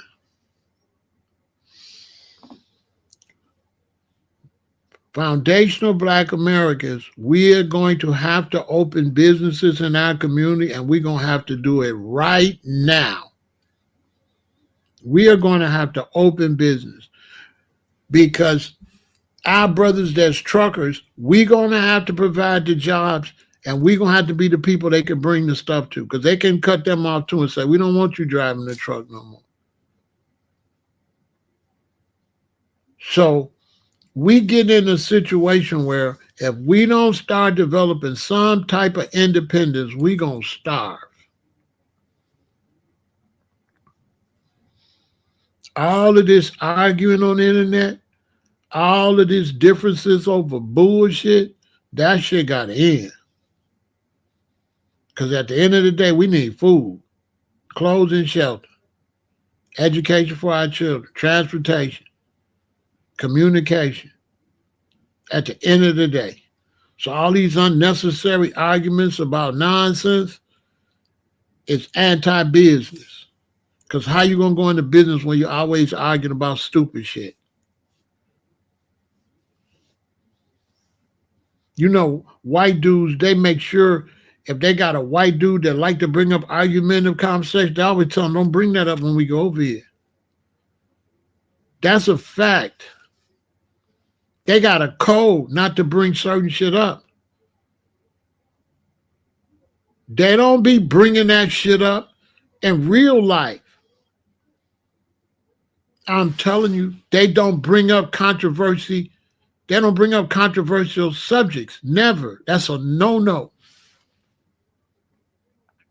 In the white business world, in the white educational world, you don't bring up controversial subjects.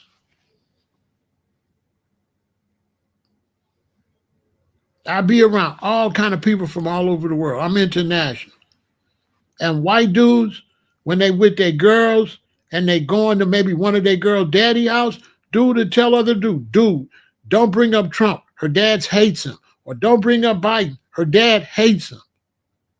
They let you know, don't bring that shit up, bro. Because in their world, if you bring up the wrong stuff and the businessman don't like what you brought up, you fucked. If you bring up Republicans, but he like Democrats, you fucked. If you bring up Democrats, but he like Republicans, you fucked. So with them, you don't discuss none of that shit. You don't discuss that because it's bad for business and it's bad for associations. You keep your mouth shut.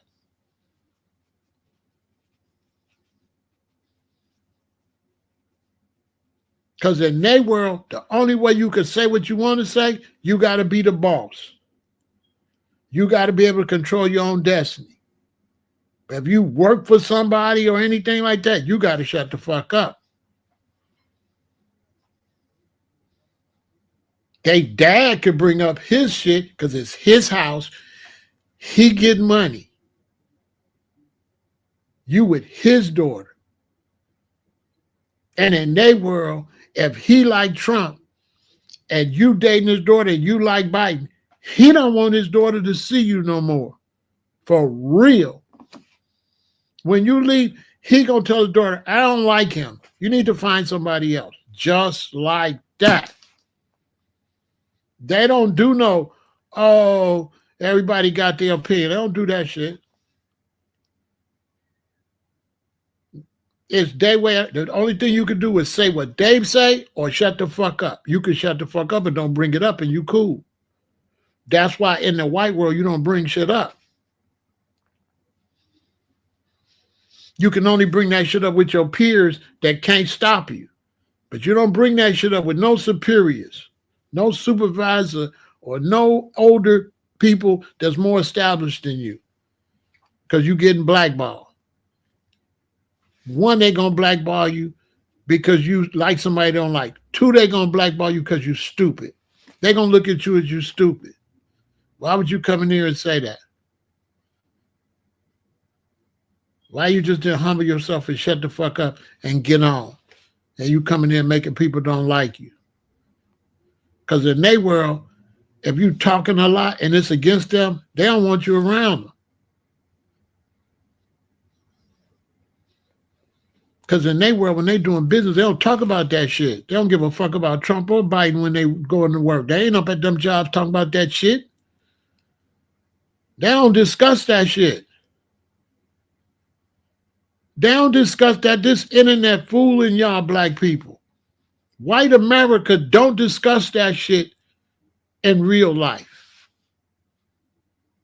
They do not.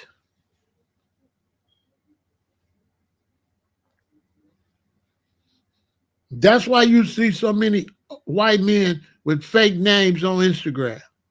Because if they real self, they ain't discussing that. They ain't discussing that. Because it goes against business. If I got a store, I'm trying to make a lot of money, right? Am I just trying to sell to Republicans? No. Am I just trying to sell to Democrats? No, that's bad for business. I'm trying to sell to everybody. I'm not finna say, no, I'm not finna let them know this no Republican store, no Democrat, this a store. You know what I'm saying? That's a no-no. They trying to get everybody's money. That's bad for business. This is what black people got to learn. That's bad for business. Discussing your political views and shit gonna fuck you up. Black man, keep your mouth shut. Keep your mouth shut.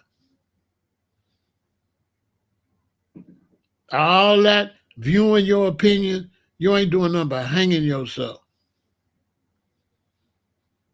Keep your mouth shut. All of this talking, because that don't make you no radical, okay? That make you a fool. There's nothing radical about voicing your opinion like that. That's not radical. This shit I'm talking ain't radical. This not radical. I'm just giving y'all game, or I wouldn't say this shit. I'm saying this for everything I'm saying is for y'all. If it wasn't for y'all, I wouldn't say none of this. I'm sacrificing for y'all. You keep your mouth shut. You only do things that get results, that can make changes. You don't just say stuff just to be talking. Keep your political view to yourself. I'm telling you. If you got a girl and you dealing with a young lady, don't you go over her parents' house talking. Shut up. And tell her, don't tell your mother and father none of my beliefs we be talking about. Because actually, you ain't supposed to be talking about that to your queen. I'll never be around my queen pushing my political opinions around my woman. This is a relationship. This ain't no political union.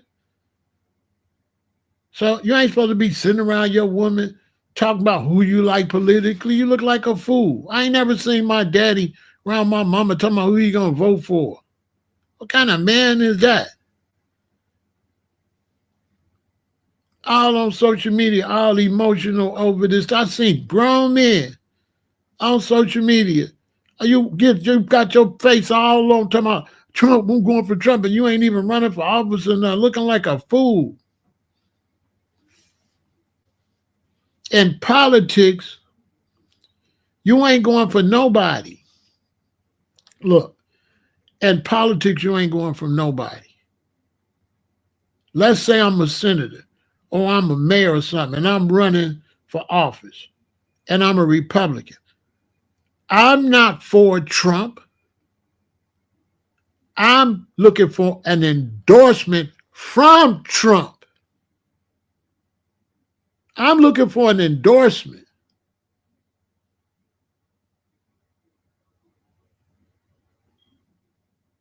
The support got to come from up there down. The support don't go up this way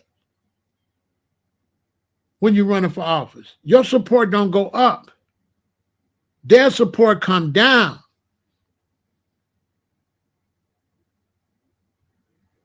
So when you're running for senator or something like that, you need the president to come down to give you support for other people in the party.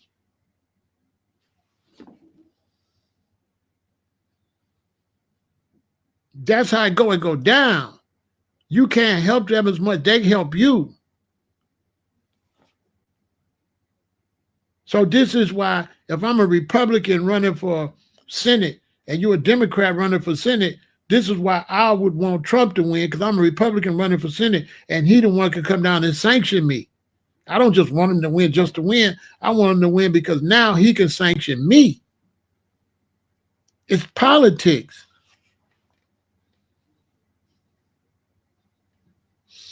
That's how they go in real politics. But if you're not politically active, you're not supposed to say nothing.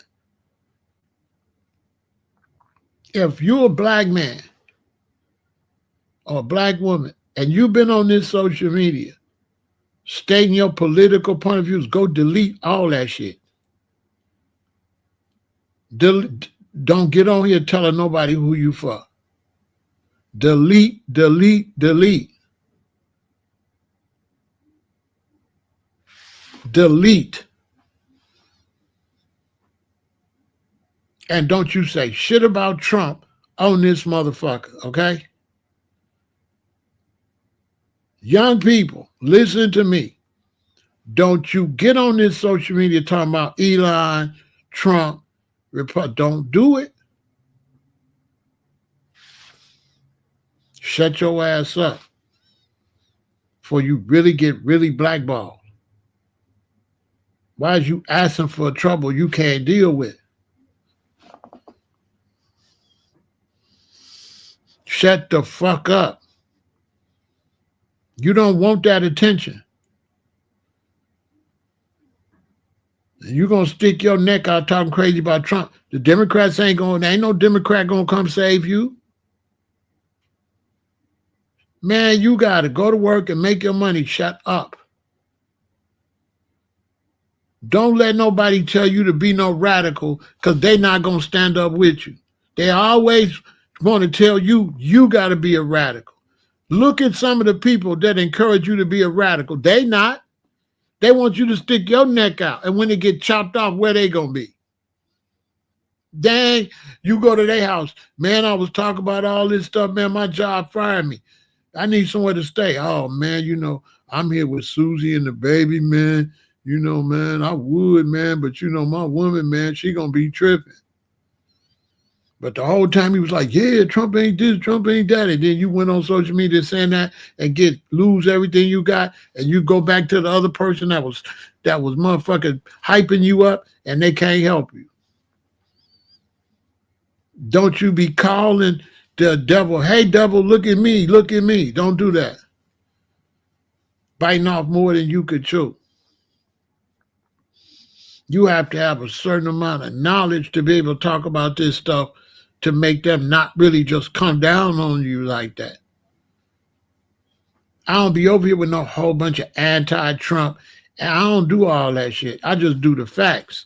This conversation ain't anti-nothing. This conversation is telling black people that we need to focus on business because we ain't going to be able to boycott when we can't replace the businesses we boycotting. We put in our situation where we can't boycott because we 100% dependent on them. And once you 100% dependent on somebody, they could disrespect you and look at you like, what you going to do about it? Black America, what you going to do about it? Nothing. Nothing. That's what you're going to do about it. You ain't in a position to do nothing.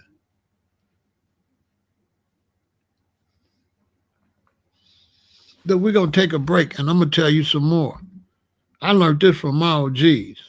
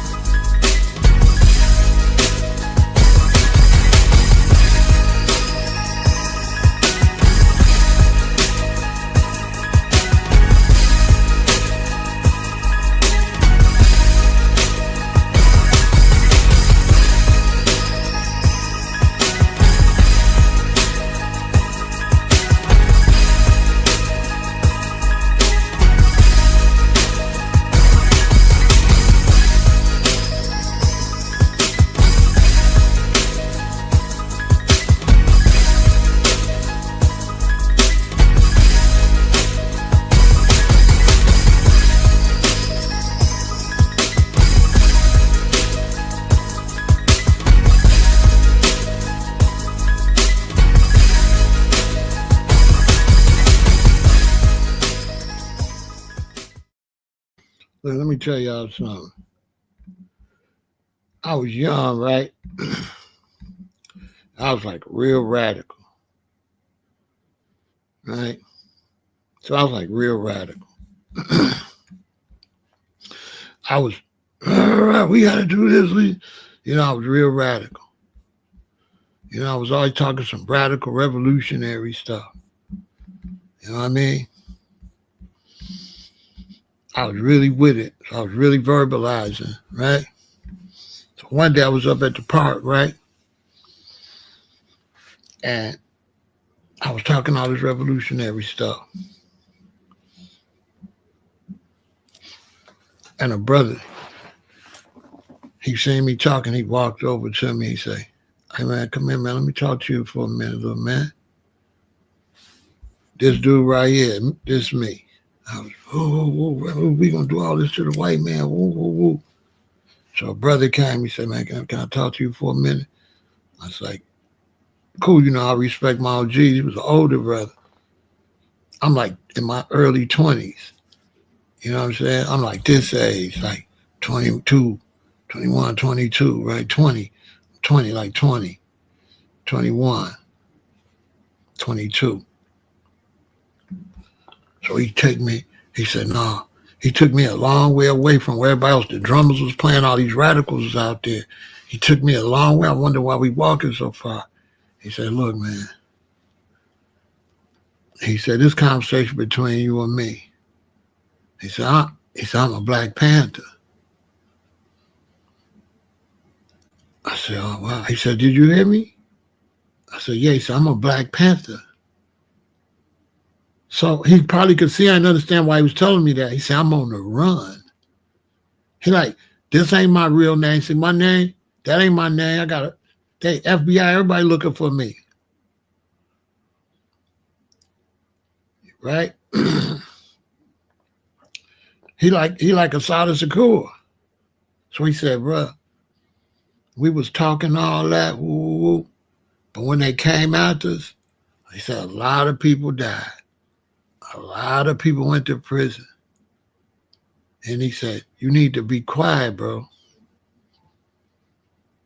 He said, "It's good you got that revolutionary spirit, but," he said, "you can't be saying that in public." He said, "That's the mistake we made." He said, "I'm going to tell you, young brother, you can't be out here saying this stuff you're saying. They're going to come after you." He said, "You got to go do stuff." He said, "We made a mistake. We should have just shut up. We should have just did the health programs, the school programs and stuff like that. We shouldn't have."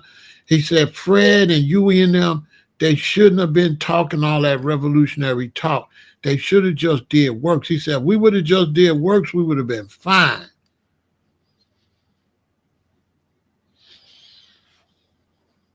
He said, "But all that barking and stuff," he said, "when they come, they're not going to be barking." So it's like, he was like, he said, "Bro, it's like a fight.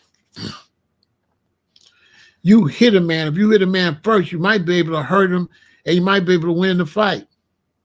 But," he said, "if you in the man's face just talking and he hits you first, you might lose the fight." So it's like either swing or shut up. And we not in a position to swing. He said, "Because you're going to be talking, but they not going to be talking."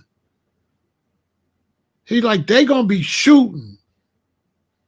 So he said, "While you up here talking, when they come for you, they not going to talk to you." I said, "Damn." And he's like, "I love you, young brother, because I would not tell you I'm only young, but you a soldier. I know you ain't going to say nothing because you really that." He was like, "You really a soldier." That's not real. He said, "None of these people don't know I'm dude." He said some dude name, but I'm just young. I don't know who this dude is. The older dudes know who he is. If I could remember the name, I probably could find out who he was, but he was a serious Black Panther on the run for his life. He said, "Don't you see, man, my eyebrows died, my hair died. I got a whole new personality." He's like, "I'm on the run." He said, "A lot of my comrades on the run." He said, "All the ones they caught, they got life in prison or they unalive." He said, "They came shooting." He was like, "Fred did all that talking, but they came at night while he was asleep. They had somebody put something in his drink, and they came and aired him out in the bed." So he's like, "Bruh," you know what I'm saying? And that's what I'm trying to tell young brothers. Listen, man, let's just do what we need to do. You know, all this different stuff y'all are, it gotta go. I see a lot of positive brothers. You hate the gangs, but you the same way. I don't understand how positive brothers act just like the gangs, but hate the gangs. You keep saying the gangs you unite. Y'all ain't united. You a Moor, you a Muslim, you a nation God and earth. You ain't African, you Native American. This one the African, this is Pan African. Y'all doing the same shit. The Moors is just like the gangs, going all out their way to prove they different than everybody. Want everybody to join their gang. They want everybody to say we not black and join the Moor gang. They doing the same thing the gangs is doing, pushing division. But if you go to a Moor's house, he going to the same stores you going to. So what's up with identifying yourself different as a Moor, but doing the same thing all the other blacks is doing? And that trumps that shit you talking. Like I said, if I had a whole big auditorium full of black men from all these different gangs and groups and shit, and I'll say, how many Blackstones? Like, how many Christians? How many Moors? How many Muslims? How many Christians? You put in, how many Democrats? Everybody put down. Then I say, everybody with an iPhone, put your iPhone up there. All them hands gonna go with an iPhone. From all y'all different, but all y'all gonna have this. Y'all, everybody is gonna be just two groups. When I ask you, it's gonna be like 20 groups. But when I ask you to put your phone up, it's just going to be the iPhones and the Androids, and the iPhone's going to be the majority. So how is you a Moor? You're an iPhone. You're an iPhoner. Dad, you got no Moorish communication. You got no Moorish car. You got no Hebrew. It's like you're a Hebrew Israelite. You got an iPhone, right? All right. You just like everybody with an iPhone. But we're not looking at that. You trying to say you different while you doing the same things. And that's not making no sense to me, because we're not looking at our economical situation. The religious brothers are worthless because all they waiting for is Allah and Jehovah. And Allah and Jehovah ain't never showed up all these motherfucking years. I don't know what niggas make them think that Allah, Jehovah, and Jesus going to show up. How long you going to be waiting on Jesus, Allah, and Jehovah? You love Jesus. You love Jehovah. You love Allah. But you ain't even got no stores to feed your own people. You love Allah, but the only people that deal with Allah that got stores and gas stations is Muslims. Your black ass love Allah, but you ain't got nothing. These people love Allah, but they in your community taking all your money. You love Allah, you ain't providing shit. You constantly talking about Allah, Allah, Allah, Allah, Allah.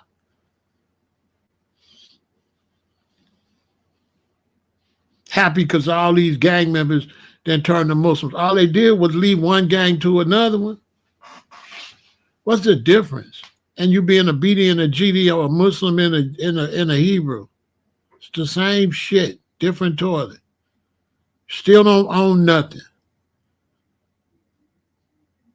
Still going to them people's stores. And then when you do get a store, it's insufficient. It ain't got nothing. It ain't got nothing when you do get a little store. You ain't got no mega stores that really could feed the community. And you ain't gonna never get none. Because they don't do all that. They white. They not Jewish and Catholic and all that. They white first. Them Israelis is white, then they Jewish. They not Jewish first. Why you think America backing them? Because they white. America's not backing them because they Jewish. America's not backing them against Hamas because they Jewish. They backing them because they white. Because white people know that's how you survive. You survive with your own. And then you mad because they know what they got to do to survive. So you mad at them because they playing the game the way the game's supposed to be played. And you telling them they ain't supposed to play it like that. They supposed to look out for you. And they're like, you a fool. We supposed to look out for our own. We ain't trying to look out for you. That's why I don't got no problem with white people like that. They doing what they supposed to be doing. We the ones ain't doing what we supposed to be doing. How could you not be doing what you supposed to do and get mad because another man dominates you? When you basically allowing yourself to be dominated and then you trying to blame him.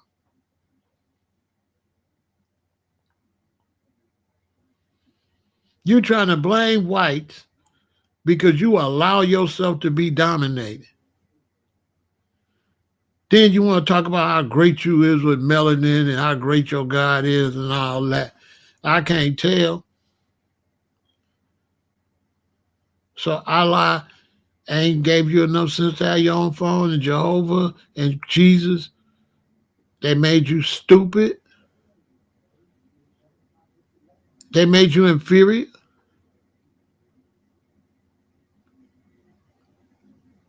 Because when we do have people that's ready to do something, we ain't got no soldiers to do nothing with.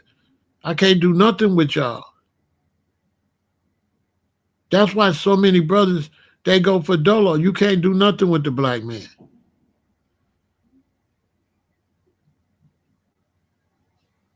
I know sometimes y'all see me go off when the brother come over here and challenge me, but you don't understand. These are the type of brothers stop us from doing anything. That's why I be going off like that.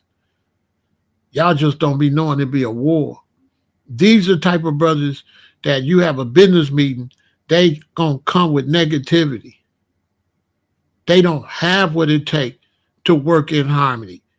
That's why they come in my chat right off the top, want to be an antagonist and be an opposition. And if I was trying to build a business or none, them same brothers, they would be the ones that destroy it. Every brother you see come over here that just want to get at me, want to interrupt when I'm talking, that's what they would do if I say, hey, let's open up some stores, let's have a meeting. And 50 of us have a meeting. And them brothers would come and disrupt the whole meeting. You'll be at the meeting and nobody will be talking about nothing. You say, anybody got something to say? Nobody hardly say nothing. You say, okay, well, I've been thinking about something. We should go to the left. All of a sudden, these two got something to say. No, we should go to the right. The right is all this and this, all that. Bro, we just asked you, did you have something to say? I ain't had nothing to say until I seen what you was going to say. So I can say the opposite of what you going to say. So when you be seeing me telling brothers go on their own channel, you don't be knowing what I be telling them. I be showing you they frauds because they ain't got shit to talk about until I'm talking about. And then once I'm talking about something, now you the smartest nigga in the world. But you second. I'm initiating. So then you want to talk about the streets. But if I'm the first initiator, it's going to be the same way on the streets, punk. And on the streets, once I go first, ain't no motherfucking seconds.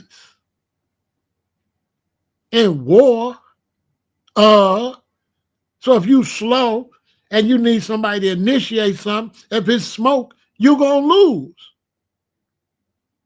Because you got to wait for it smoke first. But in the streets, when it's smoke, it ain't the type of smoke where you get to respond. So if you're a professional responder, you can't win on the internet. You can't win in the streets. You can't win in war. You can't win in sports. You can't win at all. Because you need somebody else to do something for you to get the balls to say something, because the only time you got any balls or kahunas is when somebody else say something. When ain't nobody else say nothing, you ain't on nothing. I go check a lot of these brothers' YouTube. They don't be on nothing. A lot of brothers come over here, they want to go at me because that give them content. Then they go back on their page and they talk about me for 10 days and promote me because they don't even got no game. They get on their channel. They get on their channel talking about me, want me to respond, so it promote them. They slow. Because if you come over here and get mad at me and you go on your channel talk about me, if I don't respond, who promote who? You promote me, fool. Because I ain't finna respond. I'm finna promote you, fool. This is war. So when you go over your channel talk about me, everybody gonna run back to see me talk about you. They gonna notice I ain't talking about you, and they gonna start watching me. Because they're gonna be like, you ain't shit. He ain't even paying you no attention. You know what I'm saying? You on my balls. I ain't pause. I don't even see you. And then when I don't see them, they all stop. Not only do I see they weak, I see the weak ones that comes, so-and-so talking about you, which on the streets, in the county jail, and I don't know about prison, but I'm sure if you're the type of person come tell somebody talking about them, you get did dirty too. For the young brothers, don't ever go tell no brother, man, Junior was talking about you. Because real hardcore dudes are going to say, what was you saying? And now you in a lot of trouble. Because we don't like nobody telling us who telling. I don't like you come telling me what somebody said about me. I don't trust you once you come tell me, man, somebody said something about you. I don't like when you come over here bringing up Tariq and bringing up this one and bringing up that one. As soon as you come over here and say Tariq this and that, I know you's a rat. You's a rat. Because when you bring up Tariq, you trying to get me to disrespect Tariq so you can go back and say something. I ain't finna do that. I ain't finna disrespect that brother. I'm gonna make sure when he comes see it, he know you a bitch and you came up bringing his name up, trying to get people to talk against him, and you his enemy. You his enemy because you constantly bringing the brother up, want people to say bad shit about the brother because you don't like him. And most likely, if you a hater, don't like him, you don't like me either. You a hater. I see it all the time. Brothers come up and I'll be talking about people, they try to say stuff to try to throw me. You know what I'm saying? Y'all ain't got no revolutionary and y'all ain't gangsters. Y'all ain't no gangsters or no guerrilla revolutionaries. You wouldn't last 3 days in a penitentiary. I ain't never been in a penitentiary, but I know you wouldn't last. You wouldn't last. Going around like this, what Jamaica call sus-upping, huh? You wouldn't last. Keep your damn mouth shut. Stop bringing up other people. In the count, they not here to defend themselves. What you bringing them up for? I'm just letting y'all know when you come over here bringing up some brother, I ain't trying to remember who you were, but if I was, because I probably ain't gonna never see you, but if I was, I would remember who you are. In real life, if you did that and I could see who you was, I would never associate with you. Wait, look at this nigga's a rat. You know what I'm saying? Go tell him what you bringing him up for. What he got? What he got to do with me? Like, leave that man alone. Like, you know what I'm saying? I get that all the time. People constantly bringing up Tariq to me. I don't know what's up with that. What you keep bringing him up to me for? What he got to do with anything I'm talking about? Why would I jump all in his lane, speaking all on him? And he out there doing him. What he got to do with me? The brother doing him. Tariq doing Tariq. What do you want me to say? Ain't none of my business what he doing. Ain't none of my business what he doing and what he saying. That's not pro-black. That's girly.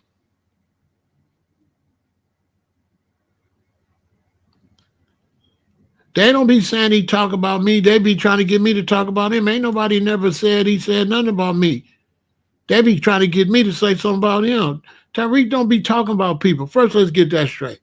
Tariq ain't never messed with nobody that wasn't constantly dissing him. You have to poke Tariq and keep talking shit about Tariq for him to respond.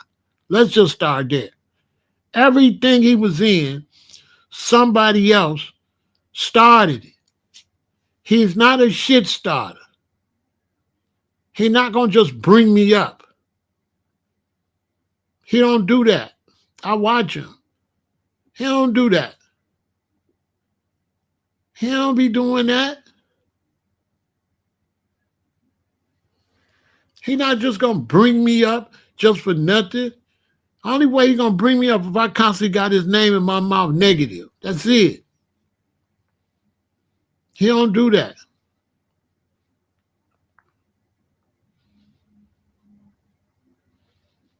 He don't do that. Now, if I'm out here talking about something that goes against the program, what we trying to push here, bring it up. But it won't be personal. It'll be based on the community. But you don't do personal attacks like that and shit. He ain't petty like that. That man got too much shit to talk about to be talking about somebody else. He the number one person on X. He get the most people. He get 2,000 people every time he go live on X. He's the number one podcaster on X. Facts. And he ain't like that because he talk about nobody. Because he be having conversations and subjects. He number one.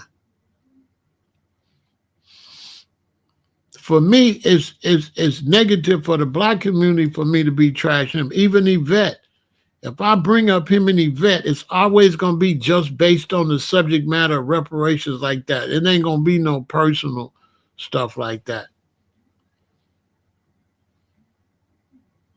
You know, Yvette was mad at me because I said she was too cranky and all that, but that wasn't personal. That's really what she was doing. She was blowing it. You know what I'm saying? She hurt her movement. So she was probably mad, but that wasn't personal. That was real nation business. Sometimes nation business, we got to bring each other up, but it can't be like personal. I don't like dislike no Yvette.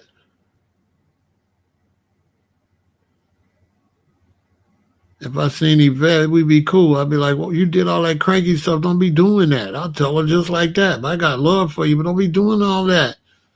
You messing up all the hard work you doing. I tell her that. But it wouldn't be like, I ain't doing all that.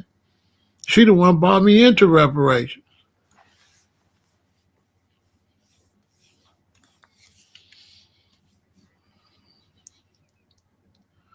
Tyreek the one brought me in the FBA. Both of them brought me into. Yvette brought me into reparations. And Tyreek brought me into identification. Like the next generation shit. So I got a lot of respect for both of them. Like the FBA thing was genius. You know what I'm saying?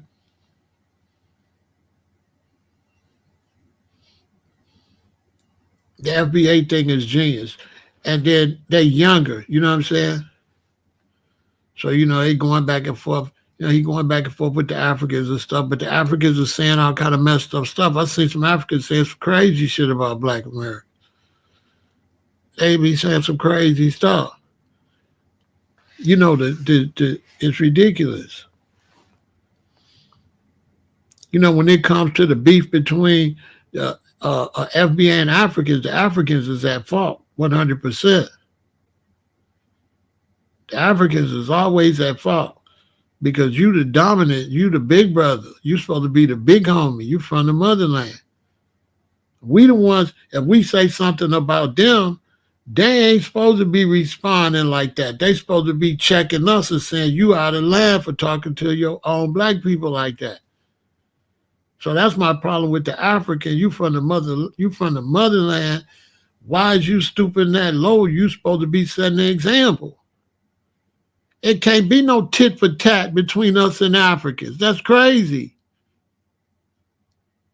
Africans, y'all gotta get y'all shit together. Y'all can't go tit for tat with no black Americans. Especially when the black American came over here. The black American woman started pressing her hair, started wearing wigs, started getting perm. Then the African woman copied the black American. So she over there with blonde hair and she doing everything the black American woman was doing years ago. African women had no blonde hair and bleaching and shit. They copying the black American woman. For real. Which is on the wrong page. So like the African woman, you on the wrong page. Why you copying us when our woman's on the wrong page? And you in Africa. It look crazy when a black person in America emulating Europeans, but you look super crazy in Africa. you in Africa. So you looking super crazy. For sure. It's like, what the hell? It be tripping me out when I see an African sister with straightening her ass. So that just be too much. Because like we need them to stay cultured so we can point them out to get our sisters to get back on point. You know what the hell?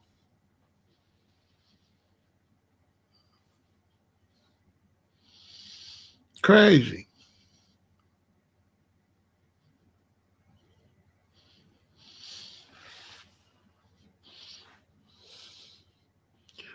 Our women over here shaking their booties, and African women all on the internet shaking their booties to African music with their booties in the camera. Like when I go to my Instagram, it's just a whole bunch of women, black women with their booties up. You see some white ones too with them big old booties they shooting in them. But it's all these African women doing the booty dances. I said, what the hell?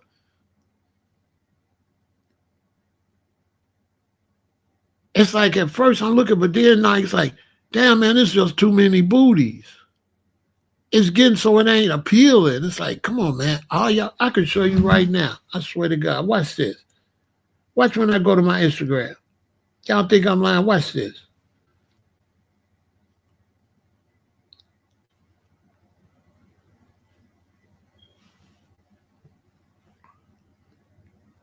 Look, as soon as I go to Instagram, it's all up and down my Instagram. Why?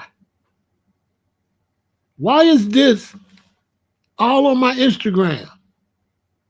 Does anybody know? This on y'all Instagram? This is all up and down my Instagram. Why? Watch, when I go a little more, it's going to be again. Look. Look, I just went up like 2 things. And look. This is all over my Instagram. Look, that's a white lady. Africans, whites. Look, I go up, how many? 1, 2, 3, 4, 5, 6, 7. Again. 3 times. I ain't with nothing but, look. Am I the only one that say suggested reels? I ain't asked them to send me this shit. Look.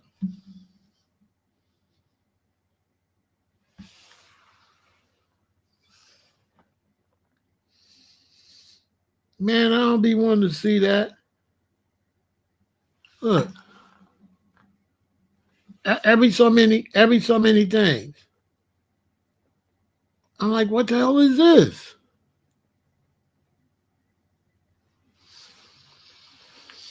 But we ain't got no stores. We don't got no gas stations. And all that. We ain't got no stores. We ain't got no gas stations.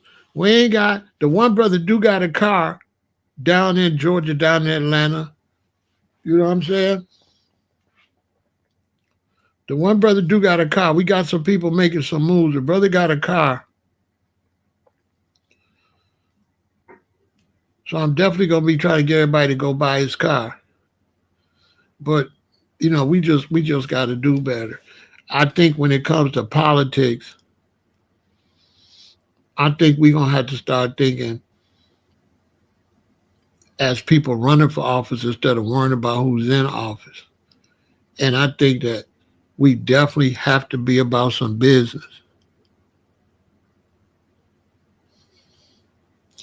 It's making the black woman look over-sexualized, and I might talk about that, Teresa, tomorrow, because a lot of people talk about that, but they don't understand what's going on, Teresa. They think it's about making the black woman look over-sexualized, but that's really not what it's about. You know what I'm saying, Teresa? It's not about it's not to make the black woman look over-sexualized. Teresa, a lot of woke brothers are saying that, but that's not true. The reason you see so many women doing that, because a lot of men is gay. They can't find no woman. The women is desperate. They ain't got no man. Them women ain't got no men. You think if women had men, they would be doing that? They ain't got no men. So it's not about being over-sexualized. They don't got no man.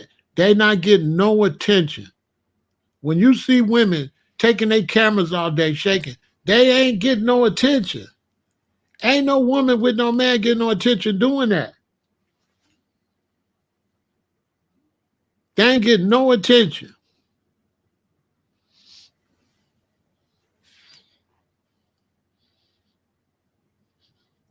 Some of them, they going and they getting them implants because they need some attention.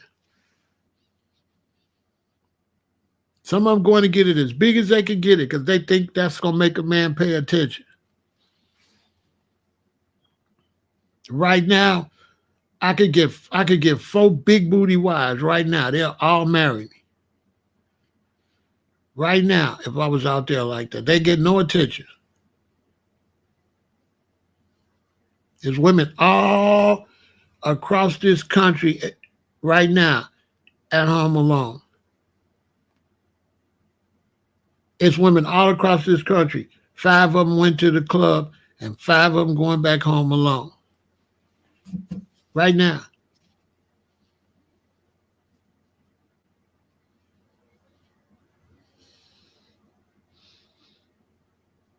I'm going to talk about Teresa, so that's why they doing that. They ain't getting no love. They ain't getting no attention.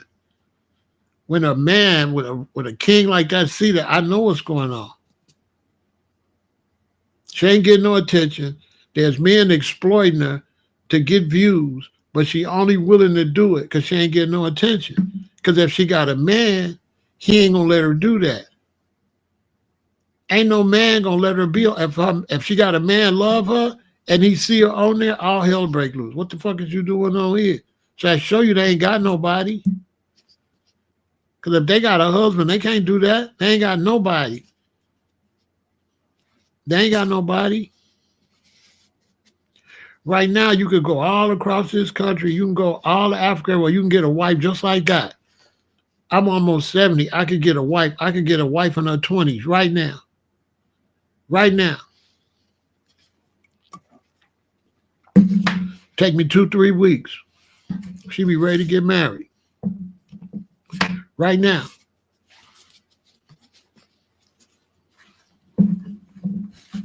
That's an absolute fact. They desperate. They sad. They ain't getting no attention. They using all kind of tricks with the camera to make their stomach look skinny. They don't look like that in real life. With them big old butts with their skin, that's camera tricks. Ain't nobody with no butt that big and they stomach that skinny. That's camera effects. They doing camera effects. They doing anything for attention. They just looking for love. They ain't nowhere to find it. There's no social activities for men and women to meet each other no more. They don't have social activities. In some places, when they do try to have social activities, they get to fighting and shit with the young ones. So the older ones, they ain't got nowhere to go. Where's a woman 35 gonna go? She can't go with them young ones. They fight too much. And the 35-year-olds and 40-year-olds, they ain't having no events. There's no events for mature black people that I know of. That's why they all up there watching the Isley brothers sit in the stool singing because they ain't got nowhere else to go. He up there looking like a fool, 5,000 years old on the stool singing some old ass shit. The only reason they going to that because there ain't no new stuff. Ain't no entertainment.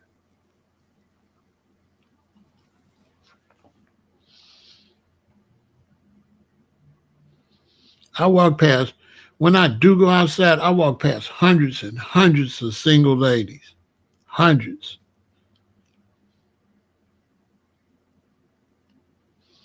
When you add diabetes,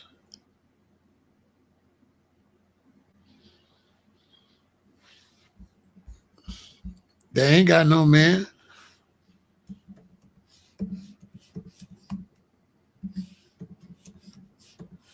How she gonna have a man when he on dialysis?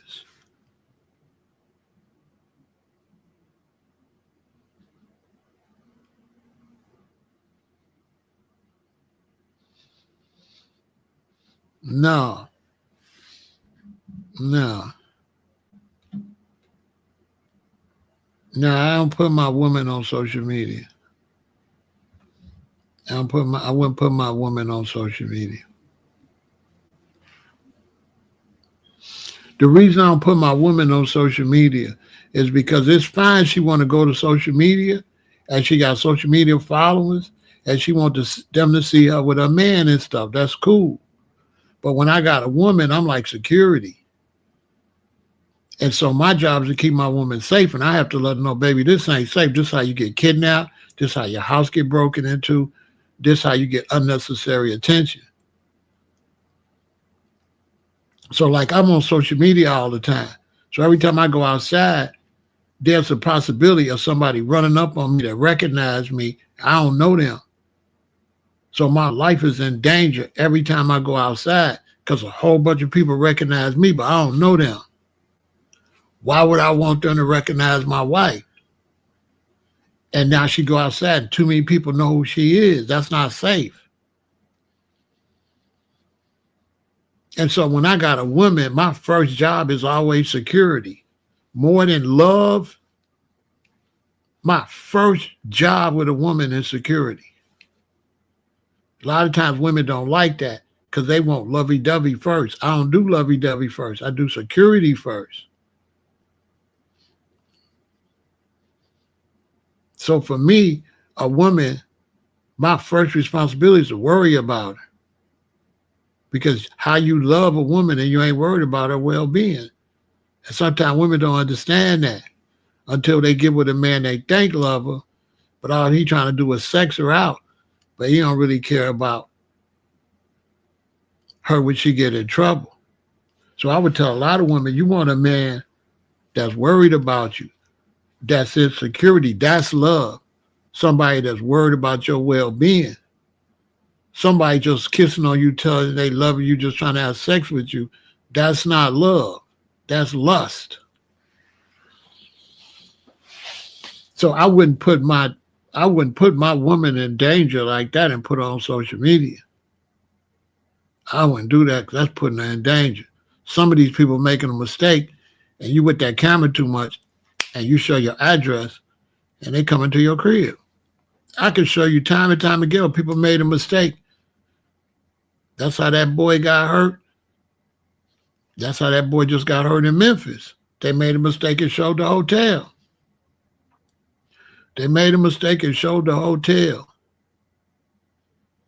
So no, I'm not doing that.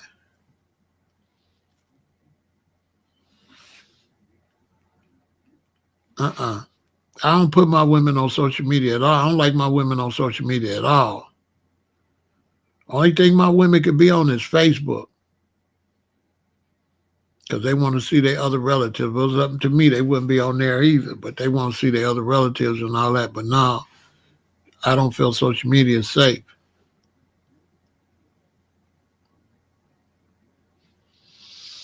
I don't feel it's safe. I feel we can record stuff, just not each other. So if we go to a concert, I could be like, yeah, we had a concert to show the concert, but I'm not going to show who I'm with. I'm not going to show who I'm with. That's TMI. TMI. That's too much information. I'm not in a relationship for society. I'm in a relationship for me and you. So no. If I go to dinner and I shoot and I'm with a woman, I'll just show our food. I won't show her. And I won't post it until we leave. So if I go to an Ethiopian restaurant, I never post that while I'm there. When I post it, I'm not there. So if I go to Ethiopian restaurant today and film it, I post it tomorrow. I'm not posting that while I'm there. That's how you get robbed, carjacked, all that. That's what happened to PNB. Right, that's what happened to him. He all in there posting with all that jewelry on. No, we don't do that. But I don't really, I don't do relationships like everybody else, G-Bro. I don't do none of them type of relationships that men do. I don't do that.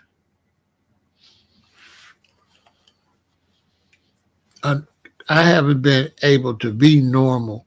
I've always been a radical and stuff like that. So I never had been able to be just a normal black man to do what Negroes was doing. So I don't do Negro stuff. So what the typical black man do, I don't do none of that. What typically black people do, I don't do any of that.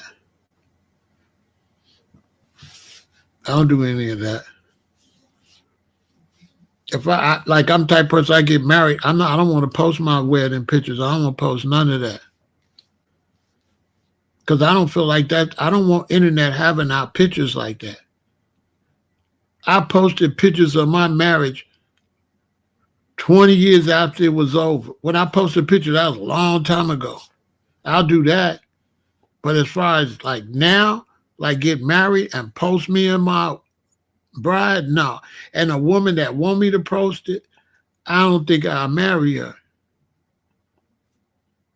Because she got issues. Because we just get married. So I don't understand what that got to do with everybody on social media, what they got to do with our marriage. Are they going to keep the marriage together? Are they going to make sure we don't get divorced? Like, who are these people?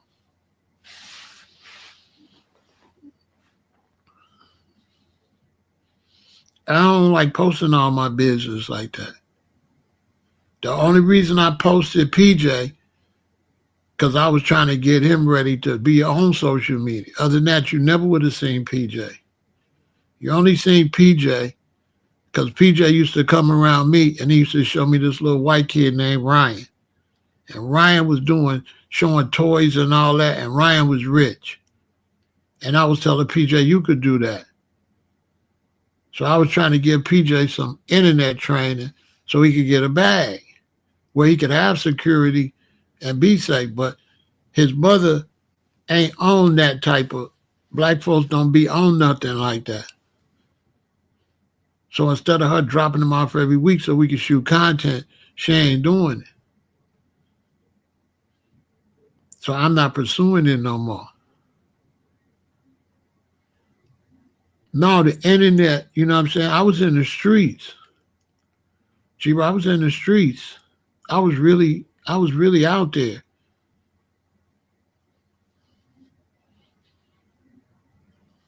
So I hid my cards and everything. I didn't have my cards in front of the house or none of that. You know what I'm saying?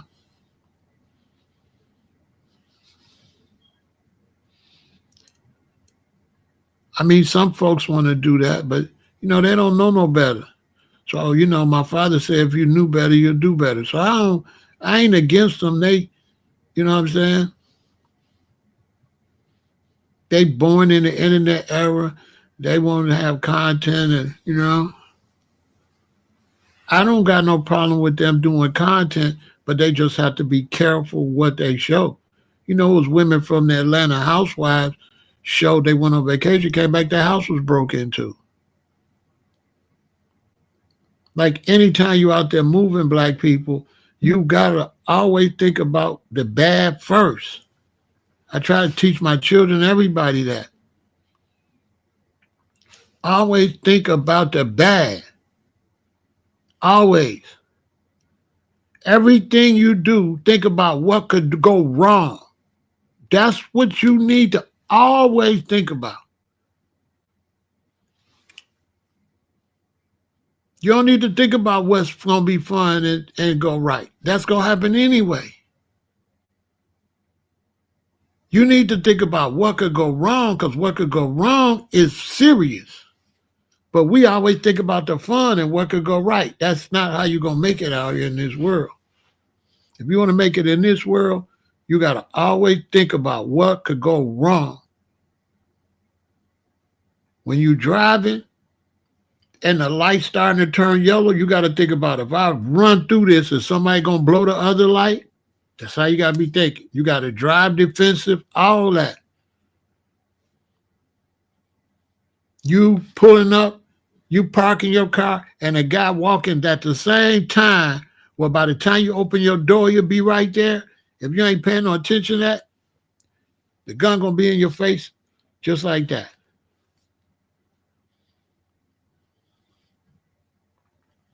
So when I'm with a woman, that's my job. That's why I ain't all giddy. So when I'm with a woman, I take my queen out. Her job is to have a good time. My job is security. Period. A lot of women, they don't like that. They want me to be all giddy like them. Listen, I got to make sure we get back home. I'm taking you out to have a good time. We not having no good time. I don't have no good time. The only thing I enjoy is her having a good time. So I have to train a woman. When I go out with you, I'm taking you to have the time of your life. Stop worrying about me. I'm only going to have a good time if you having a good time. But stop wanting me to be a good time with you. When I see dudes like that, you look like a fucking sucker. You all giddy giggling and shit with this woman. She still dump your ass. She ain't gonna stay with you just because you out there dancing around giggling and clowning. If that was the case, we wouldn't have no high divorce rate.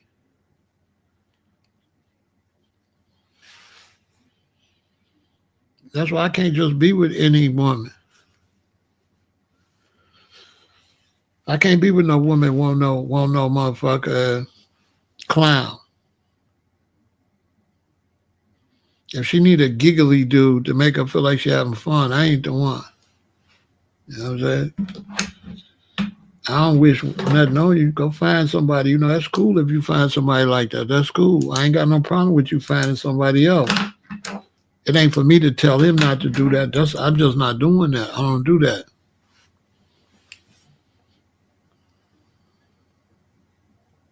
I don't do fun.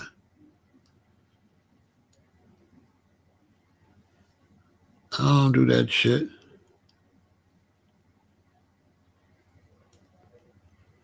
I don't do fun.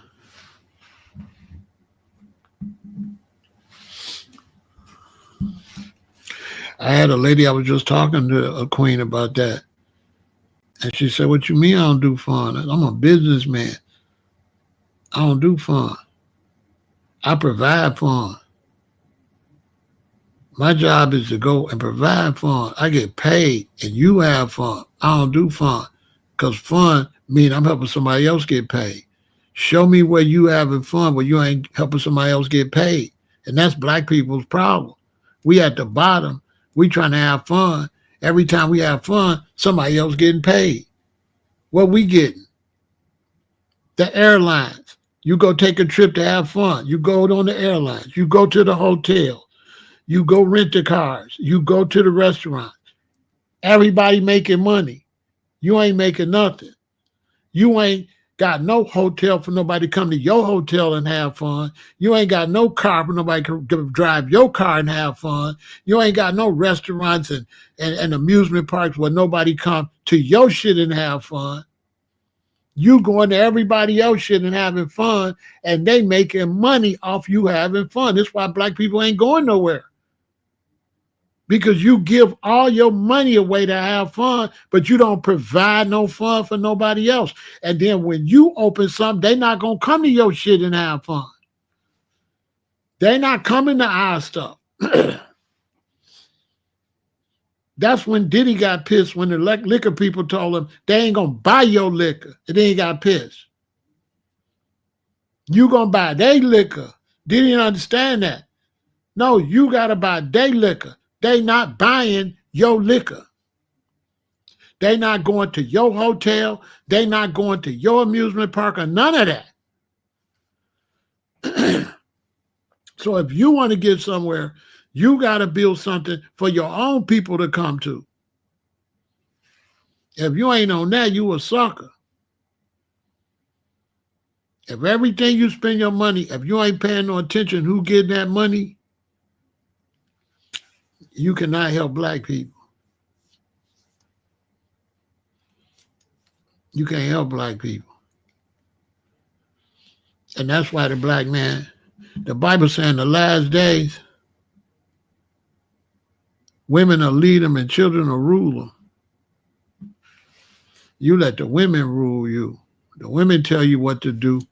So the system, if they use commercials and brainwash the women, then the woman gonna take you. You so desperate for sex, then she could take you to them and have you give them your money. It's like pimps.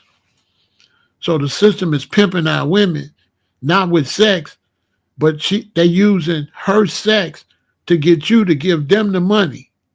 So when you hear women say they ain't gonna be with no man unless he got money, ask yourself, what's she doing with the money? She giving the money to the white society. So they the pimps. If I go with a woman and she want me to buy expensive clothes, she want me to buy expensive dinner, all that money going to white society, she gonna give me sex. That means she a hoe. The pimp is the one get the money, so who's the pimp? The pimp is the restaurant. The pimp is the liquor. They pimping your woman. They pimping the black woman. And you the trick. You the trick. Period.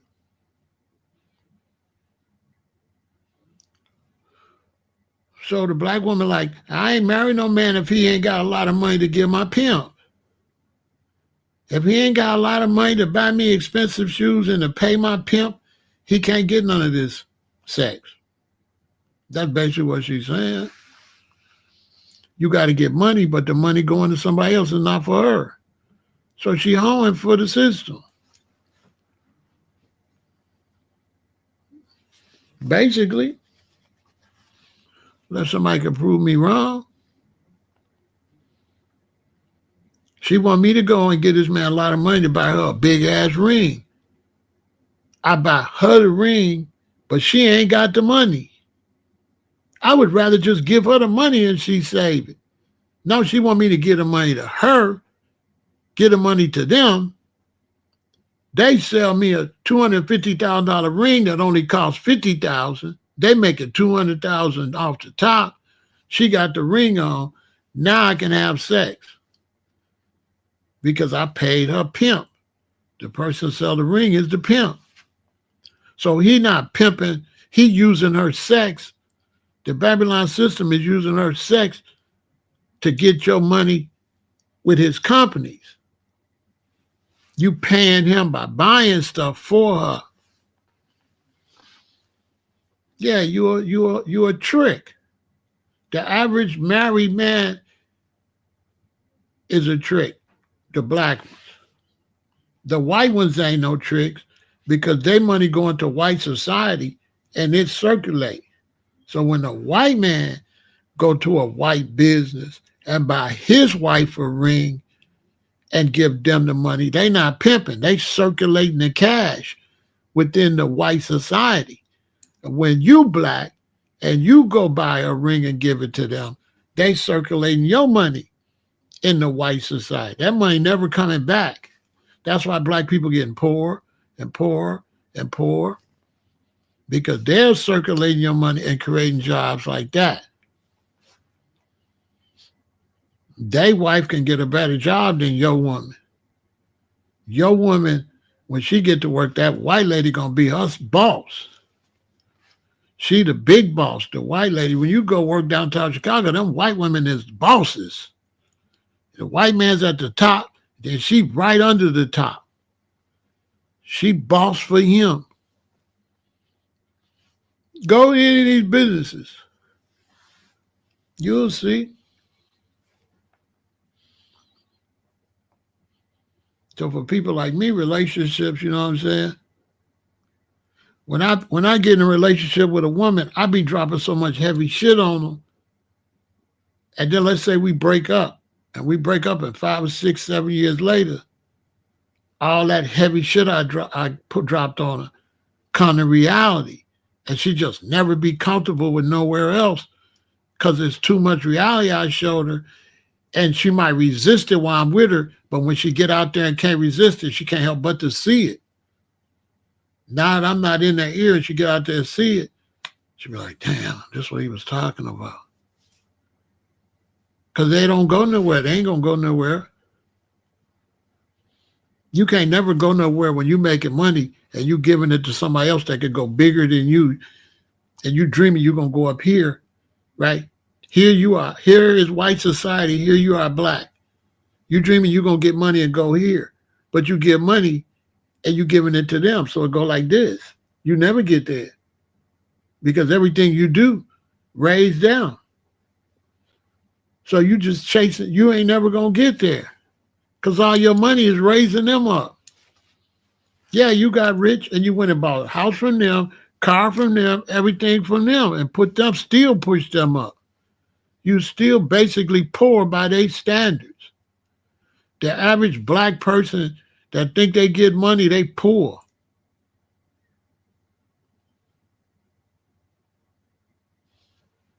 Poor is half of what somebody got.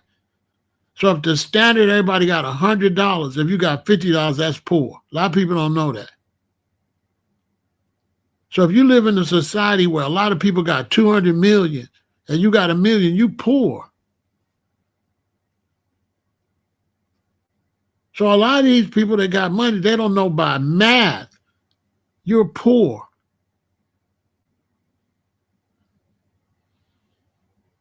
Because $1 million ain't shit no more. $1 million in 2025 ain't like $1 million in 1965. $1 million ain't shit. Those of us that only got thousands, we in utter poverty.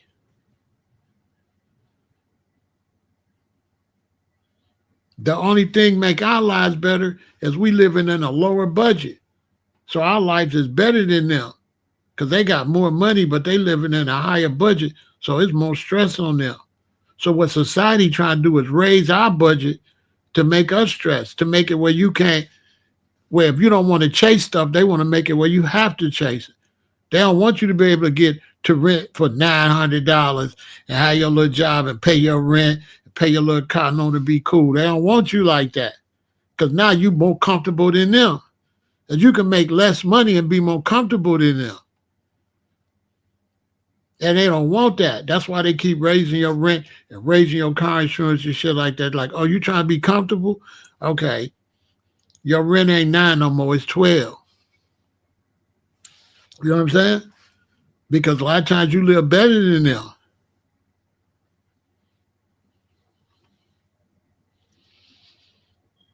A lot of times they just a heartbeat from poverty because they bills so high and their money's going so fast and their health ain't no good because money equal bad health. Because what you got to do when you got money is eat bad and live bad, and then try to go to the gym to try to think you can. The gym gonna get all that poison out your body. You understand?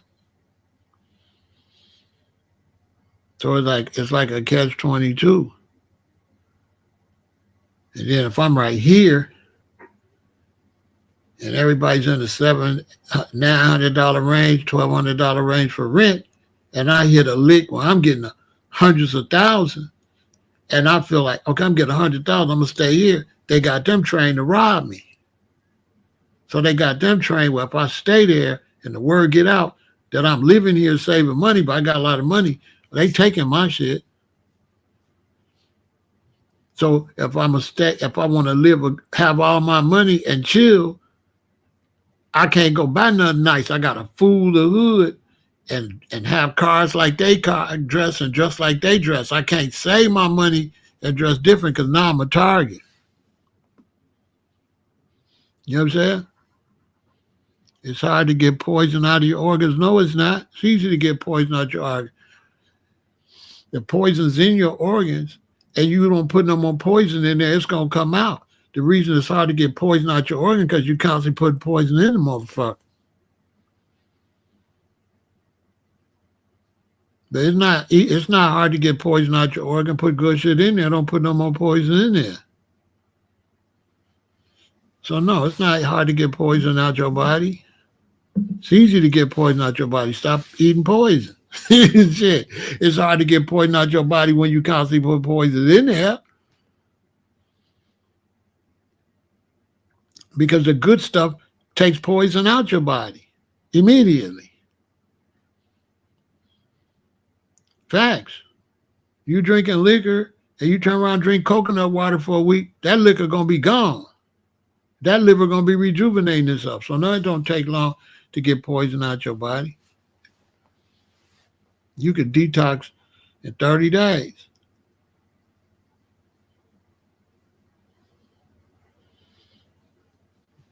No, it ain't hard. What's hard is to stop fucking with poison is what's hard. You're addicted to poison because your lifestyle is poison and everything you do is a poisonous lifestyle. You don't have a righteous lifestyle that you set up in this world. You haven't set up a positive way to have fun or enjoy yourself. Your whole setup is negative. You understand? Your whole setup is negative. That's why it's so hard. Everything you do for fun is negative.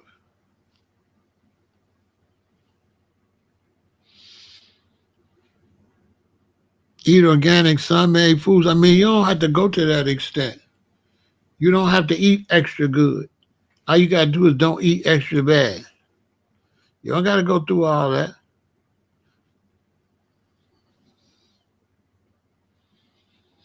You know what I'm saying? When these people come and they make it all super exotic to be healthy, they be working with the devil because they be telling you to do something nobody can't do. And anytime you get high demands on what you got to do to eat right, you working with the devil because you giving people demands you know they can't follow. So if you tell everybody to eat organic, sun-made foods, you working with the devil because you know goddamn well they can't do that. You know goddamn well they can't do that. So you saying fake shit. You saying some shit that if you got knowledge, you know they can't even do. So you the devil. Because you giving them orders that you know they can't do. You setting them up for failure. Where the fuck you gonna get all that shit from in the real world? Where you gonna get all that shit from? How many people got all day to be sitting around sunbaking shit and blending up? Y'all ever seen these dudes blending all these juices? Them niggas be phony as hell. You know how much it costs to juice that shit? You know how much it costs to buy all that stuff and just get that little bit of juice? That little bit of juice cost you $40 motherfucking dollars.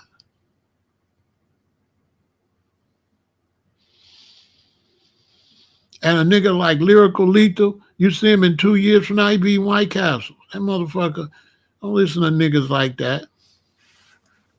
Over here with no fake name, talking no shit.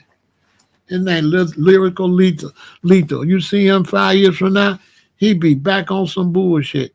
They'll come and they'll get on a little thing, and then they'll teach everybody, and then fall off the wagon. Because these brothers think when they try something new, they can start teaching before they know if they're going to be solid and even stay with it.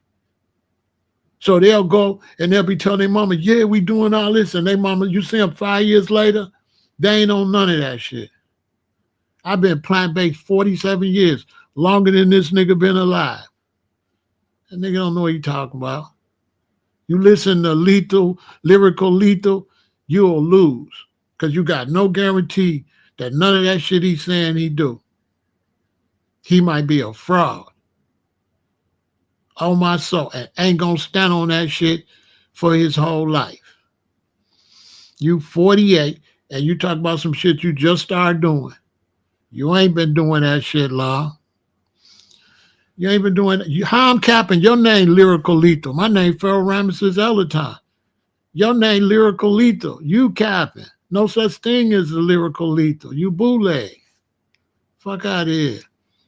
You telling these niggas some make-believe shit. You cannot be in Chicago, New York, and shit like that. Juicing is a bunch of bullshit. Juicing and that high-level nutrition shit is bullshit because we don't got the economical stability to do it. We don't got juices. We can't afford juices. We don't got fresh fruit and shit like that. You ever see these dudes with this fresh fruit and you wonder where the fuck they get it from, and when you go to the store, none of that shit be in there? You ever juice some shit? Juice some apples. Go buy some apples and juice them. And tell me how much you pay for the apples and tell me how much juice you got. This nigga ain't that.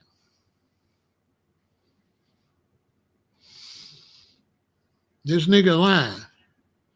That shit's not sustainable.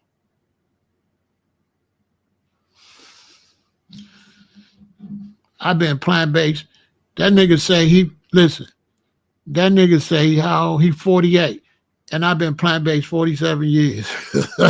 Listen, when I went plant-based, this nigga was 1 year old. You know what I'm saying?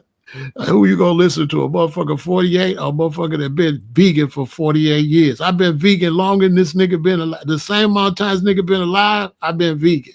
But he trying to tell me some shit. He 48. I've been plant-based for 47 years.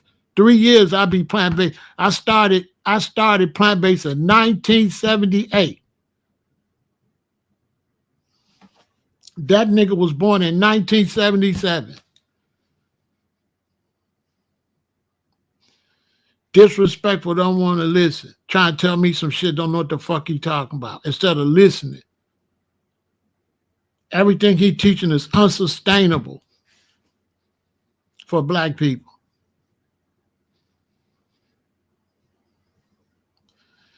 I don't give a fuck what you doing, nigga. I don't believe none of that shit.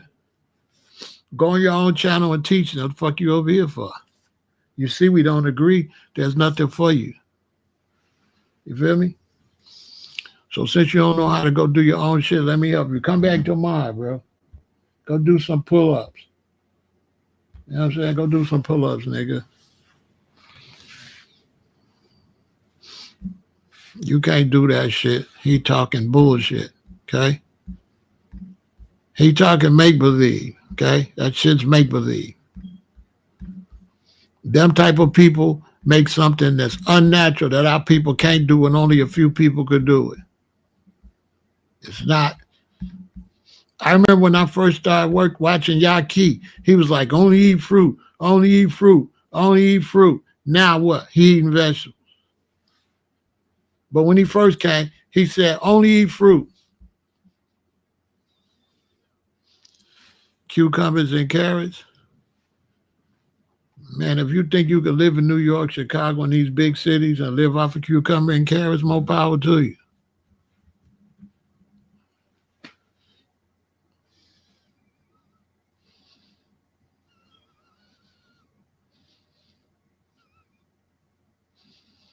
How the fuck you gonna go to the farmer's market? Where that motherfucker at? That's why I say it's all fake shit maneuver. People struggling, pay their rent. Some people on the bus and shit. You think they're gonna ride to the bus to get that shit? Let me tell you something. You go to the store. You go buy some apples, right? You know you don't get your money's worth. He lying. You lose money when you juice. Lots of money. You lose money. There's no way you could juice enough to be full and afford it. The average black person. Think can't happen. That's why a lot of vegans is going to blending. They're using a blender and they're cutting it with water and they might add a little sweetener. And they only, instead of juicing the apple, you do better just eating the motherfucker. Because juicing it, you could have been full. You could have ate 2 apples and been full. You didn't juice, goddamn it, 6 apples and drink it and you still ain't full. This nigga don't know what the fuck he talking about. It's better to eat the apples than it is to juice them. Why God ain't juiced the shit?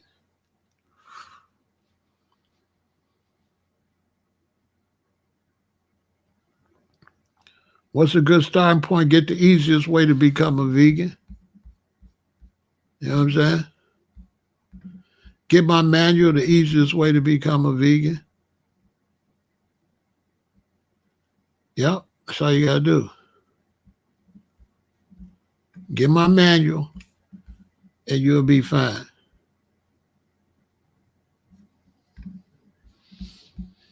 But when y'all hear them people come over here talking that hocus pocus shit, they just talking.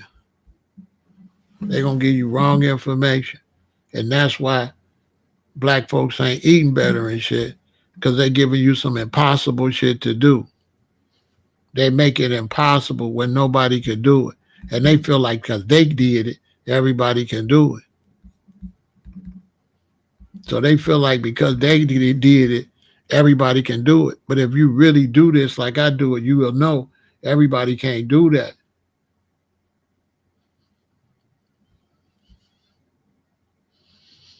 Everybody can't do that.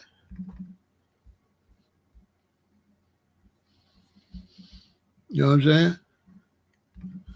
But if you want to eat right, just get my manual.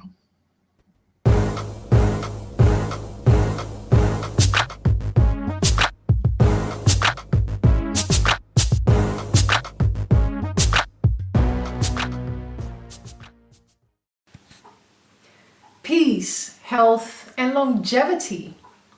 If you want to consume more plant-based foods, if you want to abstain from junk foods, if you want to consume fruits, vegetables, nuts, seeds, and herbs, and avoid dead flesh, artificial flavors and colorings, sweeteners, anything that is unreal basically, purchase this particular manual, The Easiest Way to Become a Vegan by Pharaoh El-Aton, who has been a vegan 40 plus years.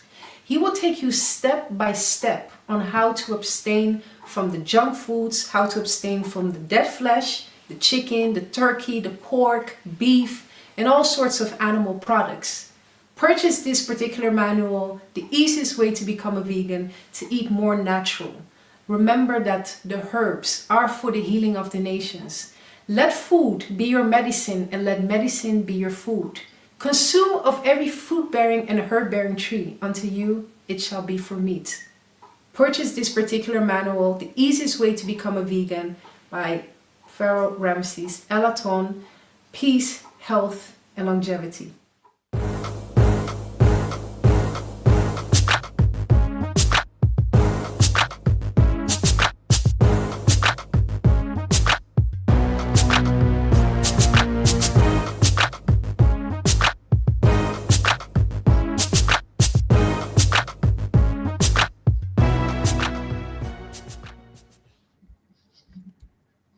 And see, that was good the brother came over here because that's what I'm talking about. Brothers want to talk about the eating right, but brothers don't want to talk about the business of bringing the food to the people. This is what I'm talking about. You understand? We don't make no juices. So a brother going to tell you, go buy a juice. Buy it from who? A brother going to tell you, eat fruit. Get it from who? You understand what I'm saying? Because nobody want to go to the next level. Like we got to do for self.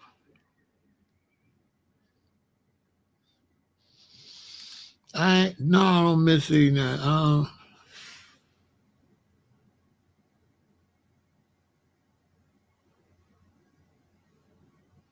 No, I don't know.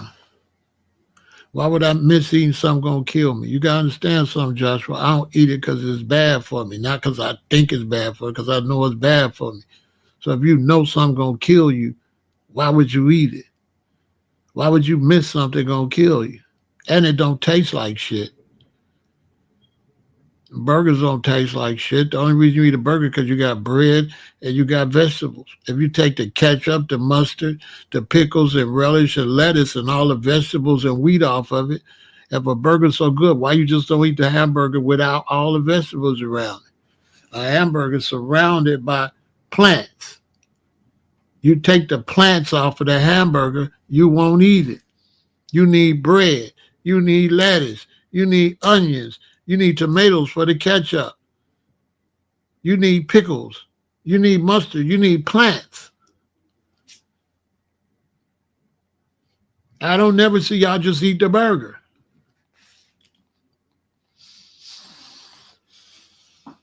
But I'm not, I ain't in New York. I live in Chicago. I don't do juice bars. Juice, I keep telling you, juice is a ripoff. Juice is a ripoff.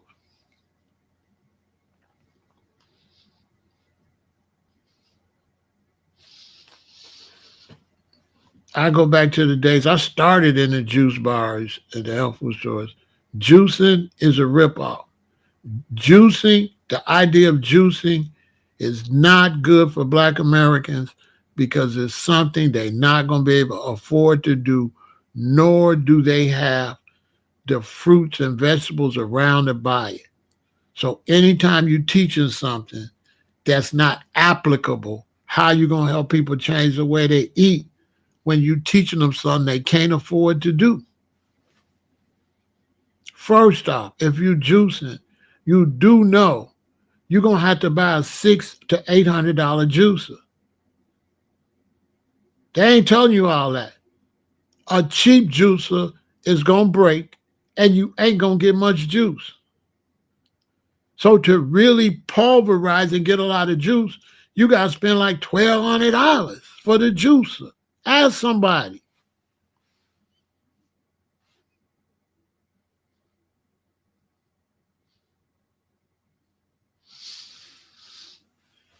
Who can afford that? Because a cheap juicer ain't going to give you shit. So when you really start talking about top-notch juicing, you're spending $2,000. You got to spend $2,500 really to get the real one. No less than $1,600. You might be able to get away with $1,200. But anything less than that is junk. Who can afford that? And then if you live in Chicago, like where I'm at right now, where's a fruit and vegetable market? See, I be talking some real stuff. I be talking make-believe stuff. Where's the fruit and vegetable market? So you have a brother that he got time to drive over there and get that. Then he want to teach you something like all of y'all got the time and got the lifestyle he got that you could spend all this time working out every day and going to the juice bar. The average black American can't be going to the gym like that. That's all bullshit too. You cannot go to the gym like that and juice like that. Those are people with unique lifestyles to do that. Some of them is fanatical, and that's all they do. But that's not realistic. You cannot sustain that no 50 years unless you're a weirdo.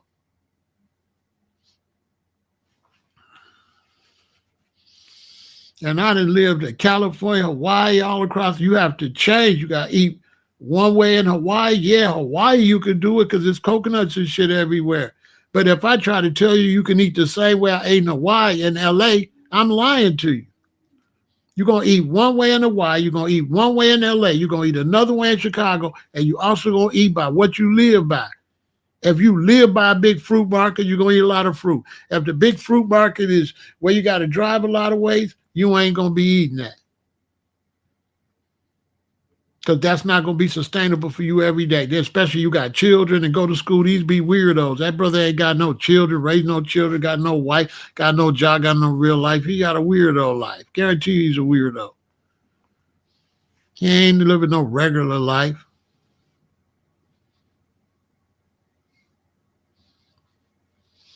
The Vitamix is good, but still, it ain't nothing you could use like the brother tell you. It's something you're going to use every night. You can't afford to buy all that fruit. That shit expensive. You can't afford to buy all them apples and stuff. I remember I used to watch Yaki and he would have all this fruit. I said, why you ain't telling people how much he paid for that shit? A watermelon in Chicago, the smallest one you could get a good one with seeds, that's $15. A nice size one is $25. If you buy 2 watermelons, he might give them to you for $45. So who could juice watermelon when you're going to go, if you juicing and you get 2 big watermelons, that's going to be gone in like 3-4 days.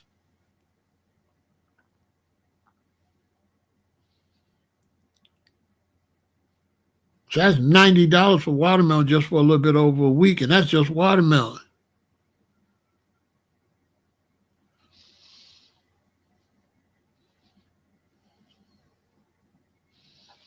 It's not realistic. Most people don't got access to the food either. So listen, if I would have been in Hawaii and young and was giving y'all advice how to eat, I would have gave y'all the wrong advice. I think about that all the time. If I was in Hawaii and I had live stream then, I would have gave everybody the wrong advice because I would have gave you the advice based on where I'm at.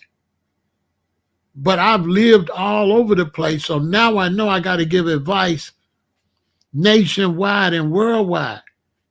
And a person live over here can't do what a person do live over here or live over there. If the brother would have listened, he would have learned something.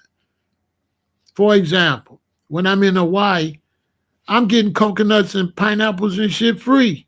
Mango trees is everywhere. So I ain't buying fruit. Right? When I moved to LA, I'm eating Mexican stuff. I'm not eating Polynesian stuff no more. So I moved to LA. Now I'm eating more tortillas, beans, jehotis, and shit like that. When I come to Chicago, ain't no jehotis here. Ain't no free mangoes here. Even in LA, they had avocado trees and stuff. We could pick avocados, wild avocados everywhere. Oranges was everywhere. This Chicago. Where you gonna find some fruit in Chicago in the winter? When you live in cities like Chicago, it's seasonal.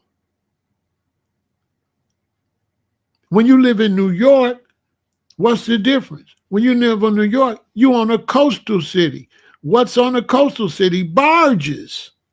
So you're gonna go to New York, go to a fruit market, they're gonna have soursop and all that. Why? Because they on the coast.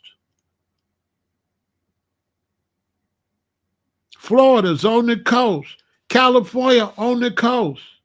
But your ass in Detroit, St. Louis, Chicago, you ain't on the coast. So you ain't getting, well, we don't got no sugar cane here at the store like that, rarely. We ain't got no soursop here. We don't got no mangoes. We only have mangoes in the springtime. So I teach plant-based for no matter where you live at. I don't teach regional plant-based stuff because it's fake. Also, a lot of plant-based people, they get bored and they go back to eat meat. So a lot of them doing all that stuff, they lose the energy. They go right back because you get bored, you get complacent.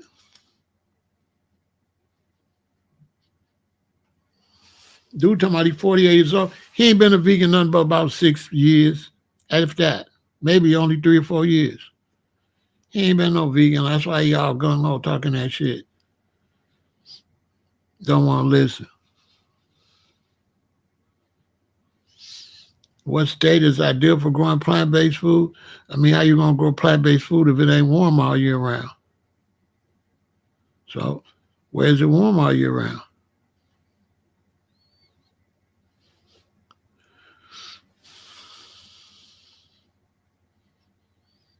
Anywhere it's warm all year round. Anywhere it got winter. Let me ask you something. In the Midwest, are they growing corn in the fall and the winter? No. Okay. You plant corn early in the spring and you harvest at the end of the summer.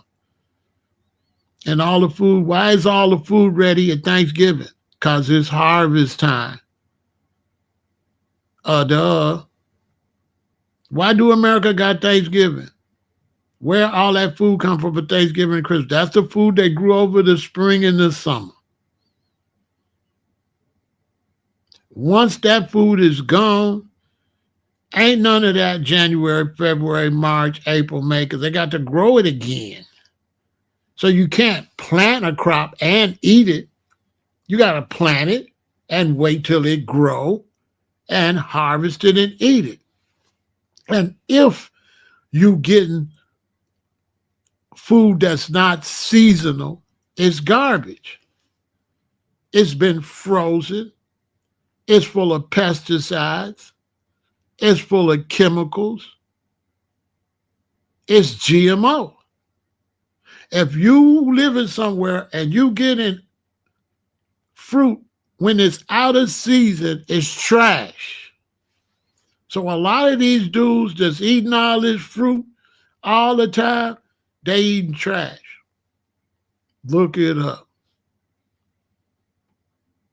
Anybody been in the game tell you don't eat nothing that's out of season. Where the fuck they get this shit from? How you selling me a mango in December in Chicago? I don't want that. I don't want that. That shit been frozen. That shit GMO. That shit got all kind of chemicals on it.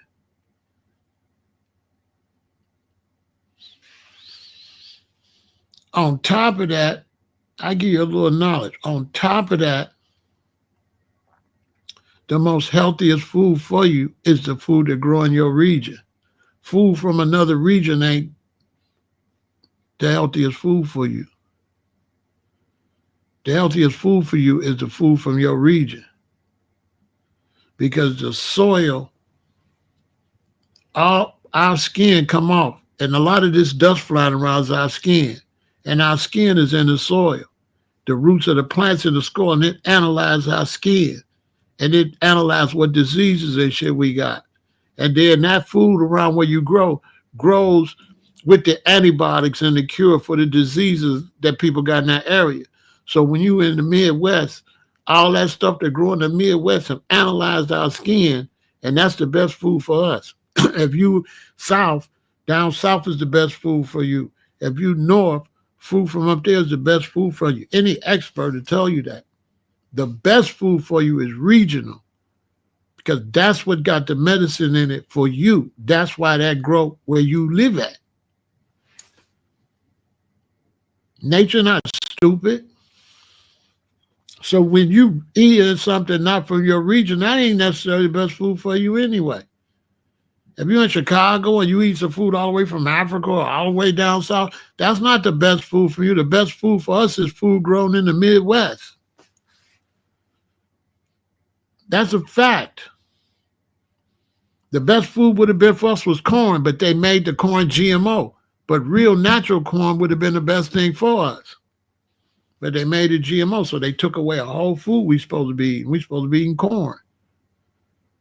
The natural corn. That's a fact. Look it up. It's a lot of people teaching that now. See, Chicago used to have pears, apples. Wow, that's what we really supposed to be eating. Had sunflower seeds, sunflowers. They cut a lot of that stuff down, so they got us eating out of our region. It ain't real corn, it's GMO corn. With GMO stuff, when they plant it and the pollen go, it kill your stuff.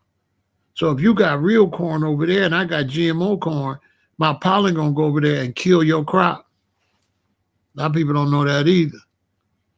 It's Frankenstein food.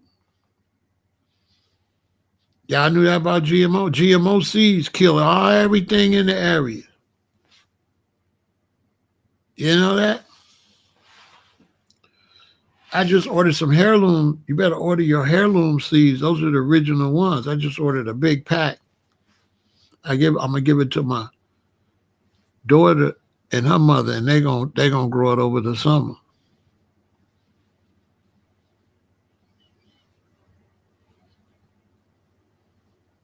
The most important thing when you plant-based is just stay plant-based by any means necessary. But you got to make it affordable. So you got to learn how to eat cheap stuff, couscous and beans and shit like that. You ain't going to make it off of fruit. Anybody tell you fruitarian? You know the one dude, Aries, with the white hair, always talking about eat all this fruit, and this nigga down in the tropics, and he teaching a motherfucker in Detroit eat all that fruit. You know what I'm saying? That kind of bullshit. This nigga down in the tropics and fruit everywhere, and he telling you this is the best thing you should eat. It's like, dude, shut up. Dude, shut the fuck up. Yeah, I mean, nigga, I'm in Chicago. How the hell I'm gonna get that shit? He's like, this is what you should be eating straight off the tree. I'm like, dude. And you looking mighty skinny. Go do some push-ups.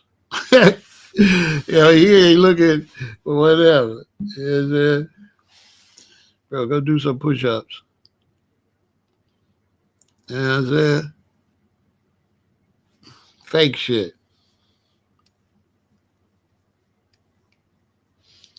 Yeah, he offered a 3-day retreat. That's his pimping. That's how he getting paid. He getting money. He have all them ladies down there, and he have them going down there and they're in the tropics on vacation, and he juice and shit. That's how he make money. I ain't gonna hate on his pimping. I mean, he get money. It's good. He bring good knowledge. He's showing you how to eat. I just don't like the part where he try to make it like that's how you supposed to eat when he know you can't eat like that. He don't teach for the whole world. He only teach regional. And when you get on social media, you got to teach for the whole. That's why I'm always glad I wasn't teaching on the internet when I was in Hawaii. I tell you, I would have taught y'all wrong because I would have taught you based on being in Hawaii, which won't make no sense in Chicago or Detroit or Milwaukee or Philadelphia. I would have taught you wrong. But because I lived all the way from here to the South Pacific and back, I know how to teach you. You got to eat whatever's there.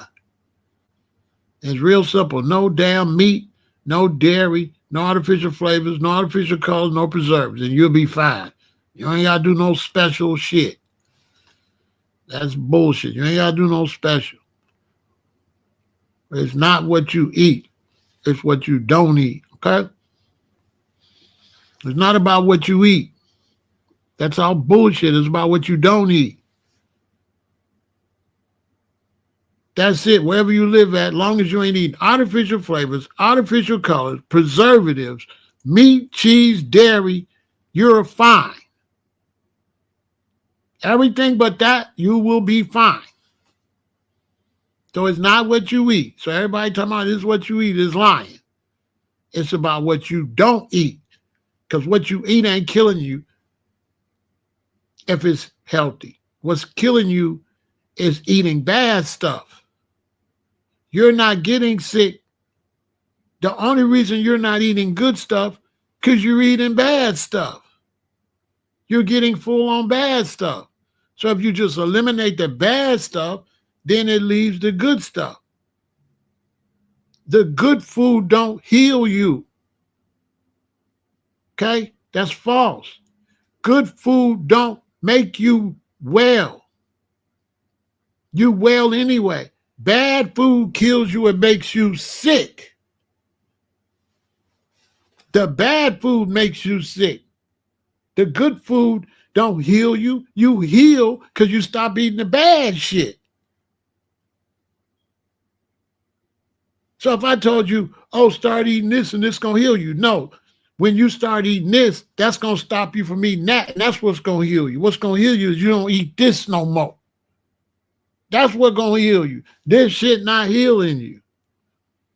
This shit killing you. And if you stop eating the shit that's killing you, you automatically going to heal. Duh.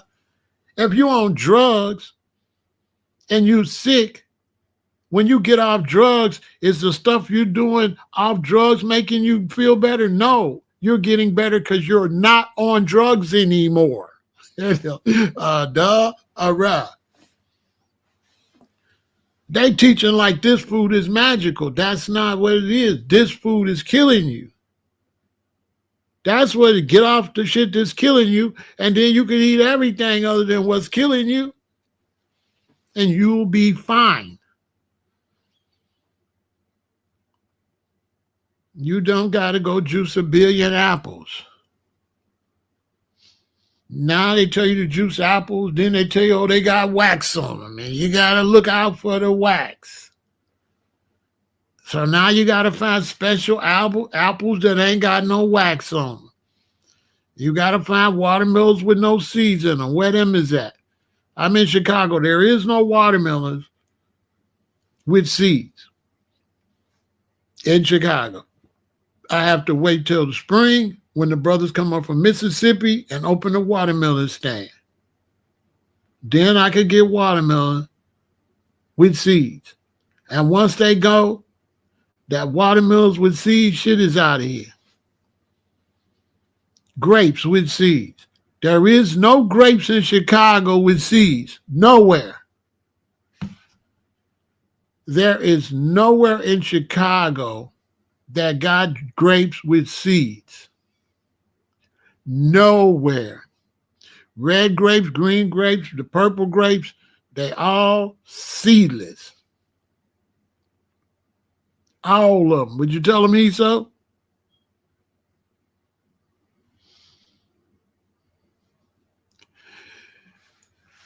Ain't no seed, ain't no grapes with seeds. So somebody tell you get grapes with seeds. I ain't gonna tell you get grapes with seeds because I know you can't find them. Unless you cannot find no grapes with seeds, but it sounds good. Where you find them at?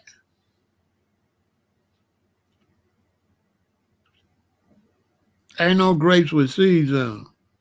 And barely watermelons with seeds on them.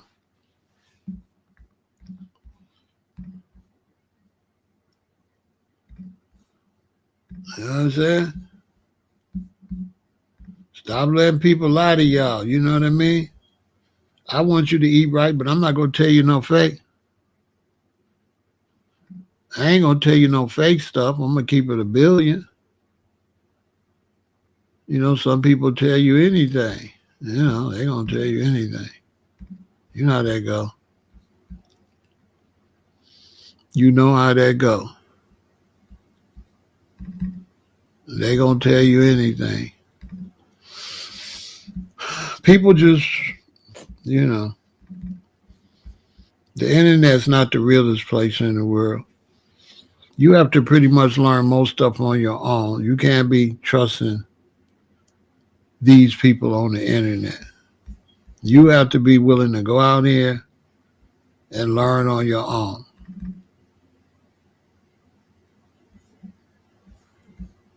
You know what I'm saying?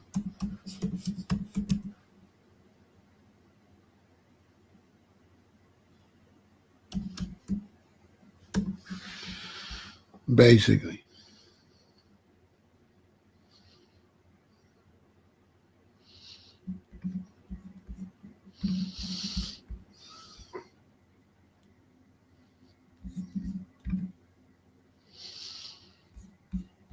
If you wanna get watermelon, when I want to get watermelons, I got to go to these dudes.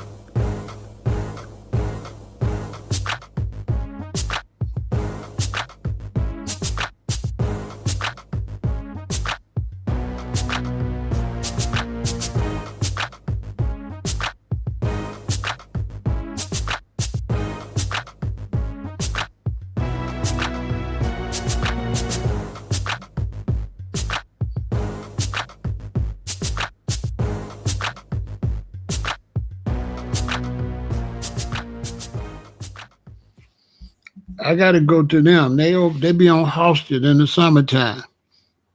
They be on Halsted down there on like 90, like 100, 101st and Halsted, right there, just south of the Dan Ryan. When you get off at 95th, you get off at 95th, and then you go south, and they right there, a couple streets down. And then when they come, I get as many as I can all summer. And when they gone, I have to eat something different.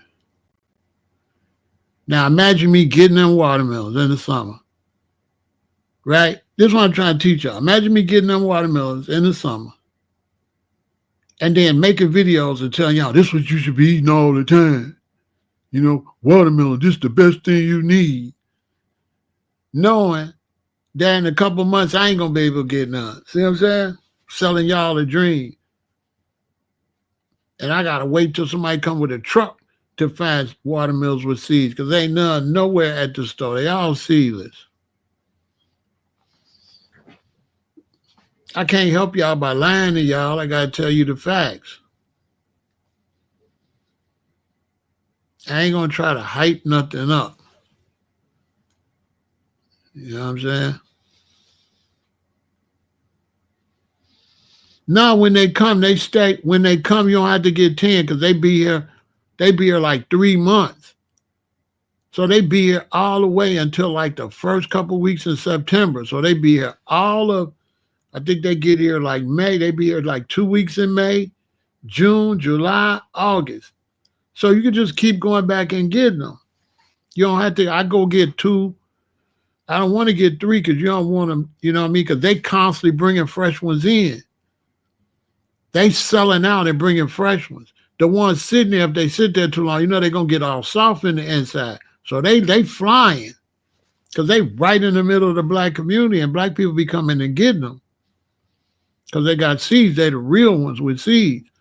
So you'll go buy 2, and then you go the next week and buy 2 like that, because you don't want to bring them all in there and just have them sitting there when he got fresh. They bringing up truckloads until they pick them all. So in other words, they got a bunch of them. When they start picking them, they bringing them, right?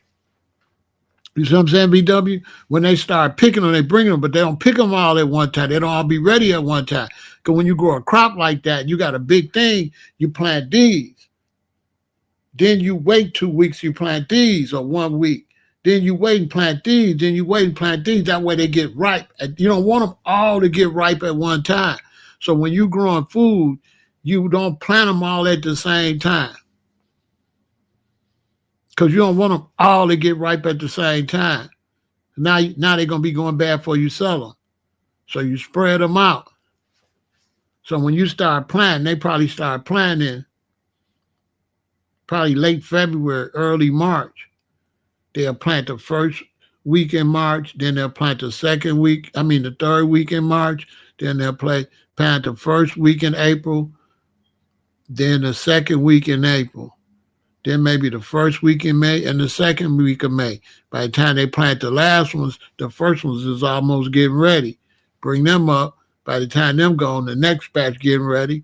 Them gone, the next batch getting ready. Them gone, then the last batch is ready. Same with marijuana. I ain't plant all my weed at the same time. I plant this, then this, and this. So I got babies, I got these, I got buds. Because I don't want all this shit to bud. I want these to bud, get ready to that. These to bud, get ready to that. These to bud, get ready to that. These to bud, get rid of that. Only difference is we do it all year round in Hawaii, but that's just the basic idea.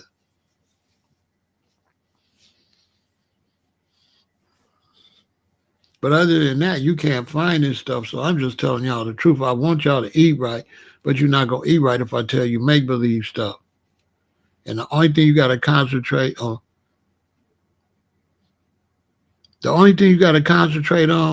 don't try to concentrate on how good you eating.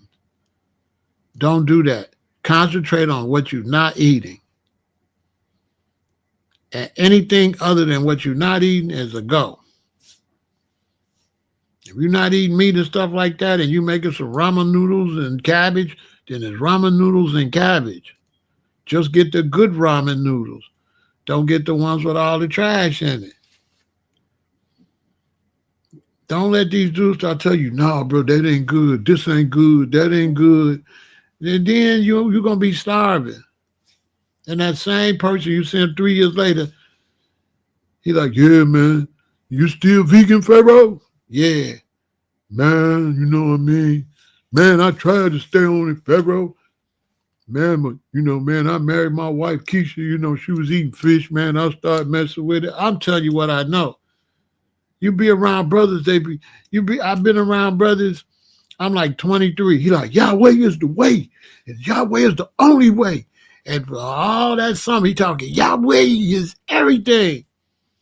You see him 5 years later, he a regular nigga again.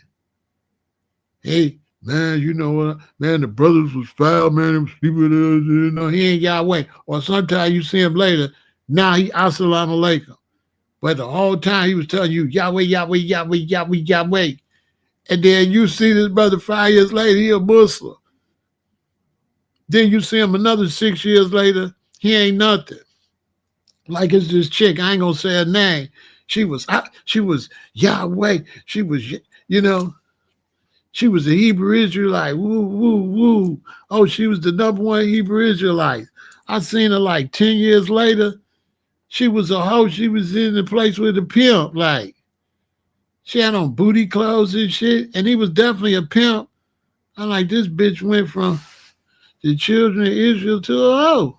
It was stripped out. She was a straight hoe looking at me. Hey, brother. I'm like, what up, bitch? You done turned into a bitch. Damn. I thought you was a daughter of Zion. I've seen it all. Like I said, I've been doing this since 1978. How many people done fell off? How many gun-hole people done fell off? All them people I came up with. What you think? How many of you think still on that? A handful.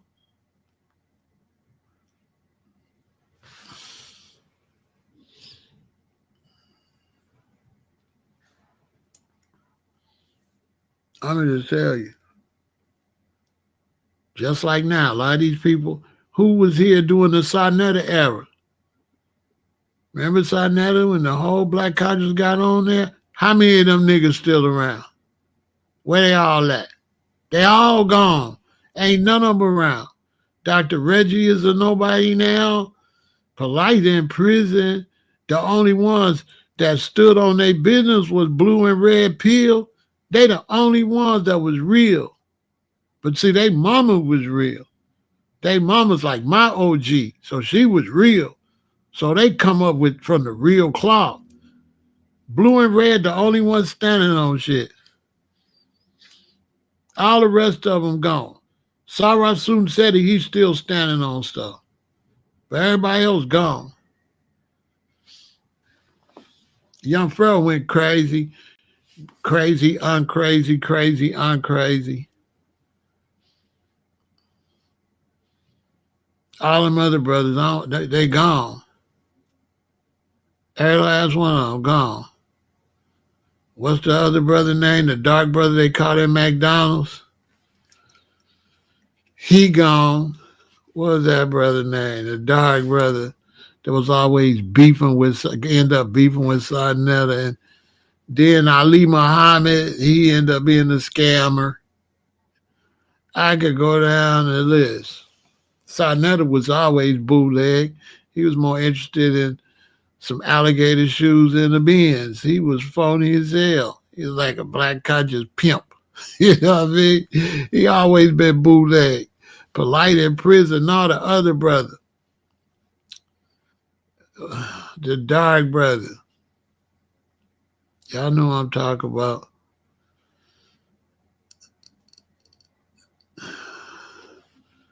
That was beefing with Sarnetta, their friends back. What is that nigga name?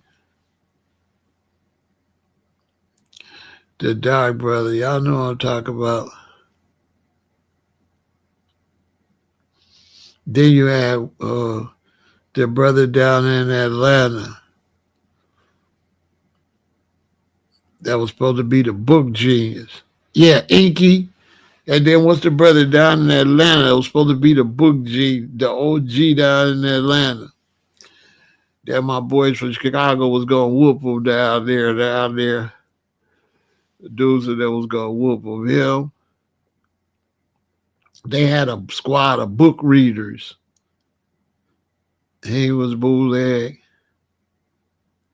Shaka almost now paused. He was, you know, they gonna go on down to the Oakland Road. You know what I'm saying? I don't think I can't no more. He was one of them. The other brother. I'm in Rock Squad. What was they leader today? He was bootleg. Unc was his name? Unc. I forgot who he was.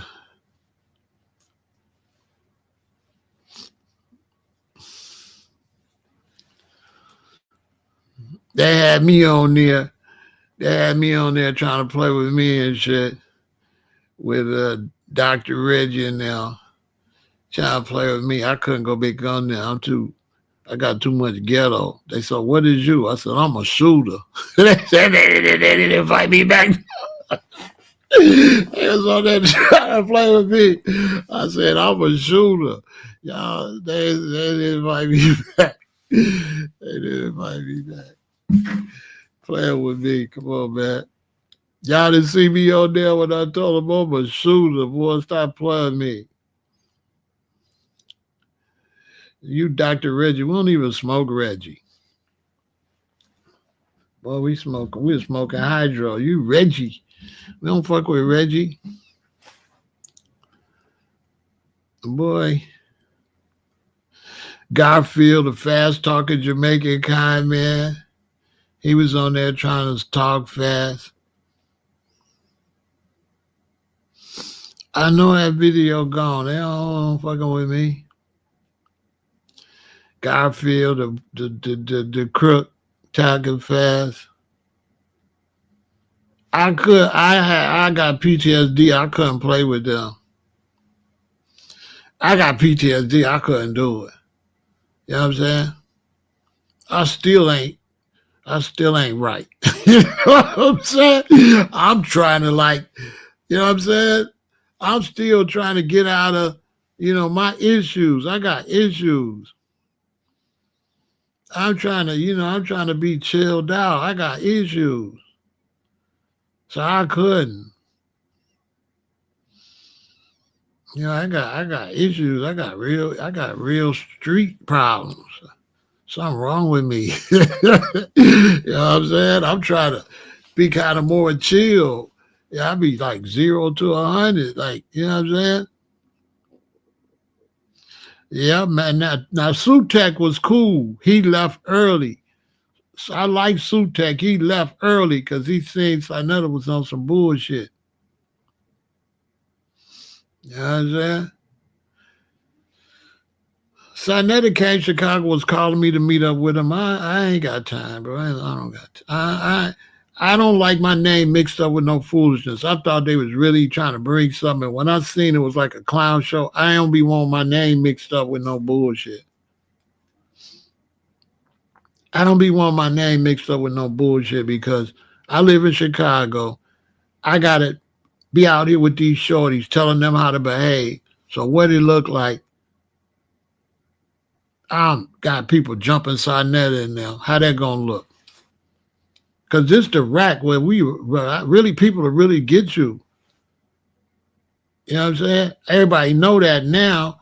Now that you see, everybody know that. But back then nobody knew that. This the rack, man. This the rack. So, you know what I'm saying? That ain't gonna work. You know what I'm saying? So I couldn't really deal with them. You know what I'm saying? Cause this the rack, man. I couldn't. Check it out.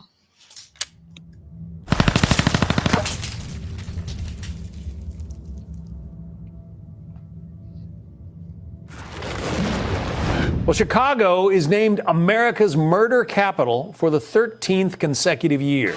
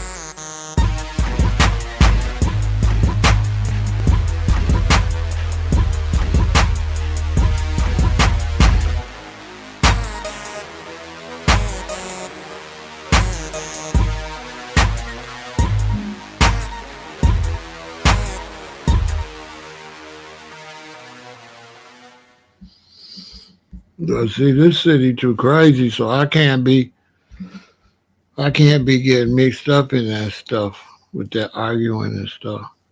That's why I just block dudes and get them out of here. I can't really do that. You know what I'm saying? Because I don't get to be,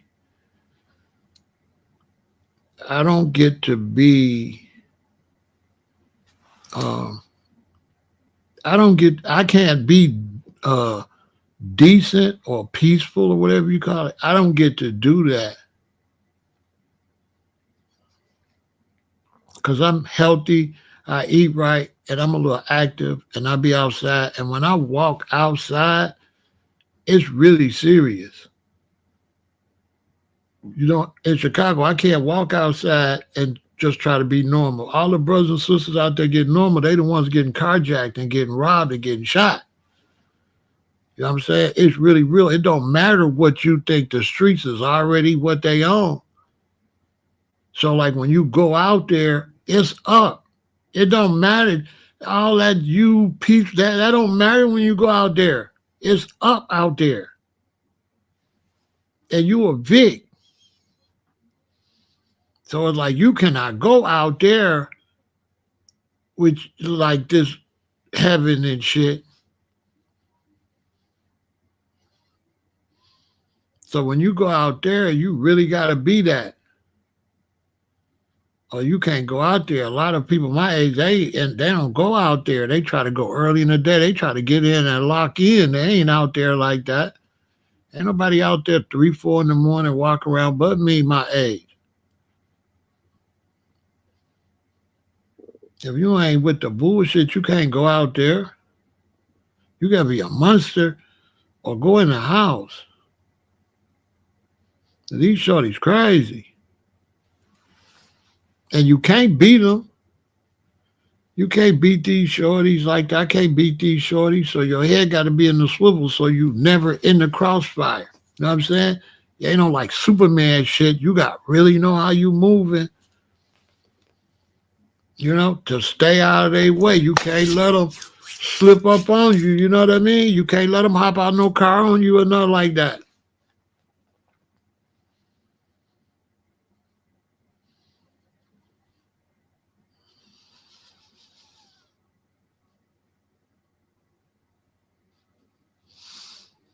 Yeah, because Reggie, they didn't want to do me right. They was on some, they didn't want to treat me like a host. Like Sonetta bring you over there, and then he'll be in the chat and people be saying the skin and he be laughing in the chat and all that. I ain't really, he not respectful. He don't bring you with no respect. You know what I'm saying? But his name ain't Sonetta. He bootleg. His name Frankie. I'm really Pharaoh. So it's like, dude, don't try to play with me. You bootleg. Know what I'm saying? And he was in Chicago. See what I'm saying? I could have told Mama Me that I could have made it real uncomfortable for him in the city like that. I don't be on that though, because like I'm telling y'all, we got a violence problem, right? I be out talking to the youth. I be at the rap shows backstage and shit like that. So when I'm telling them to chill out and all that, I cannot let them see me banging on the internet. They gonna say, Pharaoh, man, you phony, OG. Pops, they gonna be like, Pops, you phony. They gonna say, Pops, you phony. You know what I'm saying? Because in Chicago, you know how people be like, Pharaoh, talk to them about stop killing each other. That's really not what we be talking to them about. I don't be, that's not the issue. The issue was not them stop killing each other. The issue was them stop crashing out and going to prison and getting killed. So when we talking to them, we're not talking to them about stop killing. We talking to them about changing their life around. You know what I'm saying? Like when you meet the shorties, you're trying to save him. You're not trying to teach him to save nobody else. If you can change him, you ain't got to worry about him hurting nobody else. Because we talking to shorties that, man, listen, man. Man, Chicago, you'll go talk to some shorties Thursday, and next Tuesday find out he unalive. You like the little shorty, like, yeah, they, you know what I'm saying? Like they be getting unalived. So it's not like you trying to stop them. You know what I mean? Like it's the saddest shit ever. So I don't be trying to tell them to stop. I don't be trying to tell them to save nobody else. I be trying to get them to save themselves. Because even if they do go and they spray somebody and they get caught and they going to jail forever and they be like 17, they getting life sentences. They getting life sentences. And it really go with what I'm talking about because we don't got no programs or nothing for them.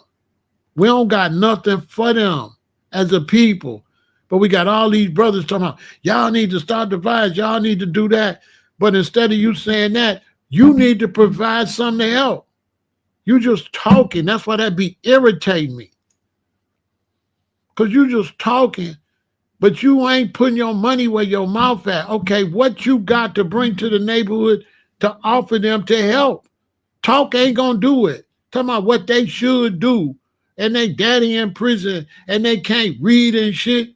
And they 13 years old and they been in the street their whole life. They seen murders and shit. And you talking this bullshit. What they should do. Bro, should what?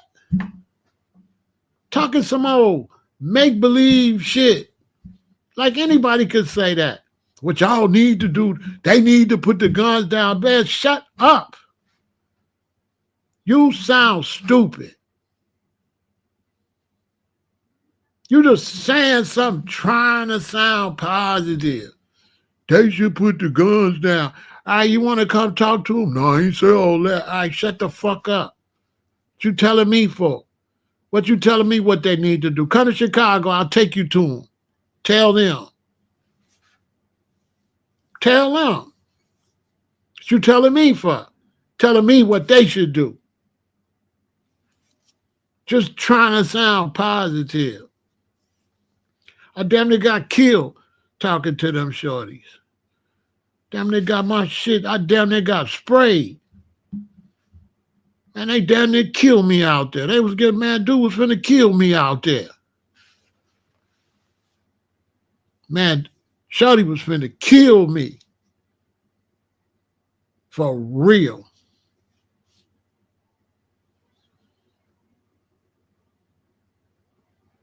Man, shorty was finna kill me. Right on the block. We on the block. There's some shorties out there. Boom, I'm kicking. I'm doing fine.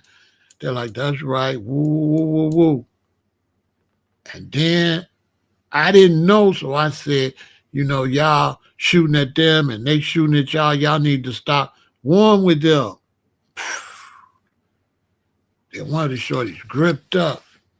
He started crying. He pulled out on me. He started crying.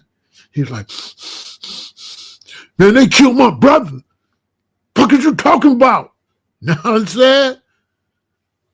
Because I told him to make peace with them, but they killed his brother. And he upped on me.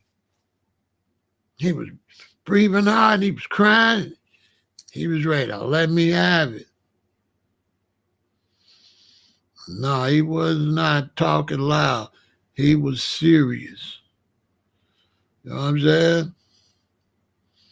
He was like, when I bought up his op, he thought about his brother. It's like 6 of them, 6 or 7 of them. They're all agreeing. But when he changed, they was with it. They flipped right back with him. All them ones that I was working, when dude got mad and gripped up, they was all with it. Just like that. Just like that. I was like, whoa, whoa, whoa, man. I'm sorry to hear that, man. I ain't know that, man. My bad. So that's why I can't talk to them about peace. They're going to trigger them.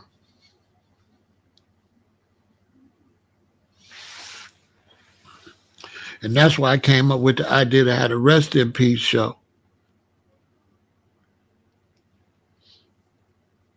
I got the idea to get the auditorium out of Rest in Peace where they bring on. Now, they'll go for that, where you respect your dead homies and they respect their dead. They'll do Rest in Peace, but they won't do peace. But they will come together for Rest in Peace. Hey, man, shorty upped on me. You know what I'm saying? He was breathing, he was crying. I said, man, I apologize, man. I ain't, you know what I'm saying? I'm sorry to hear about your brother, you know what I'm saying?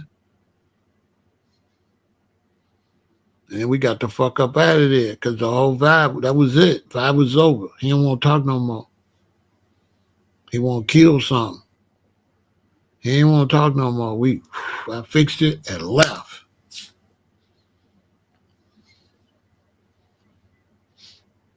You know what I'm saying? So right then, I said, you know, we can't tell them peace. They're going to make them get mad. But we can have a Rest in Peace. So I really want to have a Rest in Peace tour. They'll go for that when we put all their dead homies over here. We put all their dead homies over there. And we divide them. We had them at a thing. They'll let that happen.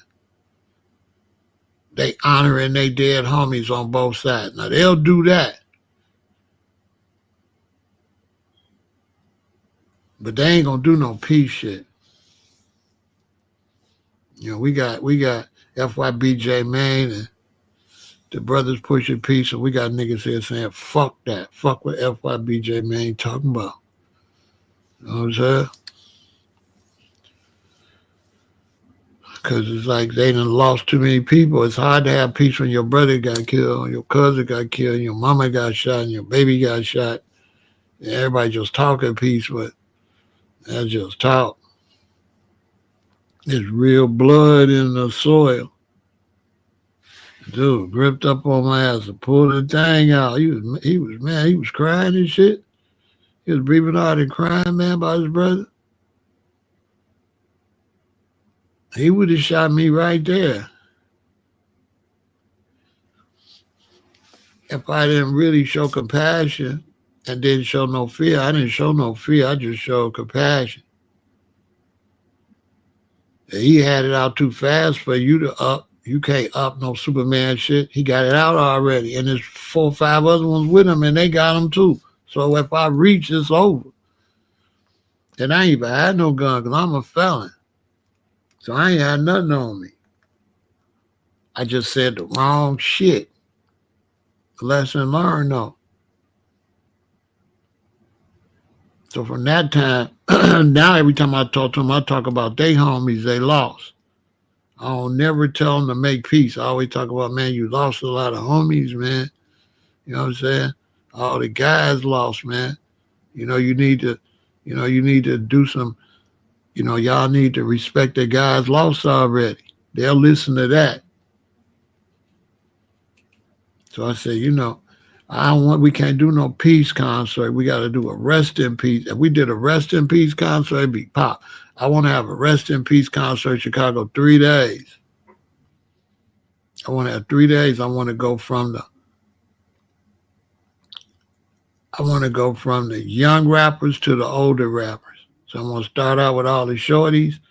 Then the next day, the next middle. Then the next day, the twisters and commas. I'm going to have the whole Chicago perform 3 days. Shit'll be fire. And all I need there is the Nation of Islam and the Hebrew Israelites. That's all I need. Nation of Islam, Hebrew Israelites, and some pro-black dudes like Rastas and shit like that.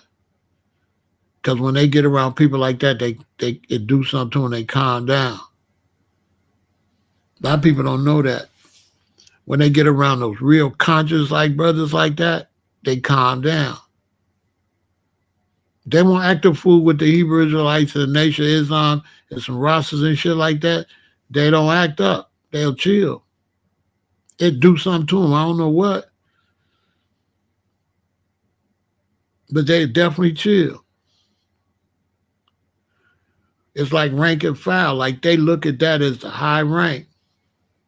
They really do. They look at brothers like that as the high rank. They don't respect, they won't disrespect that. It's crazy. It's real interesting.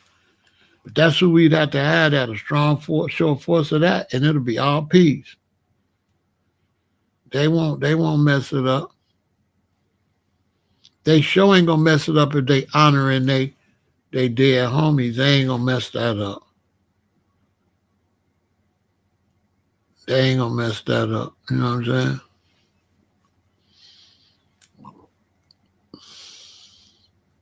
But it ain't like it's just gonna stop everything. It'll just be a little Band-Aid. We'll have to keep working on it. Because people still be out there doing bogus shit. And stuff be happening. They're gonna still be robbing each other, sleeping with the dude's girl and all that, and posting it and all that. You know what I'm saying? They young, they ain't got no education, they in and out of county jail, they in and out of prison. Like Vaughn stayed in jail and prison. He get out, 3 months later, he back in the county. It looked like that last time he was finally probably gonna stay out, then he got killed. This ass stayed in jail. Like 3, 4, 5, 6 years, he wasn't out nothing but a few months. All them years, he was only out like probably 9, 12 months. That's crazy. He was wild as hell.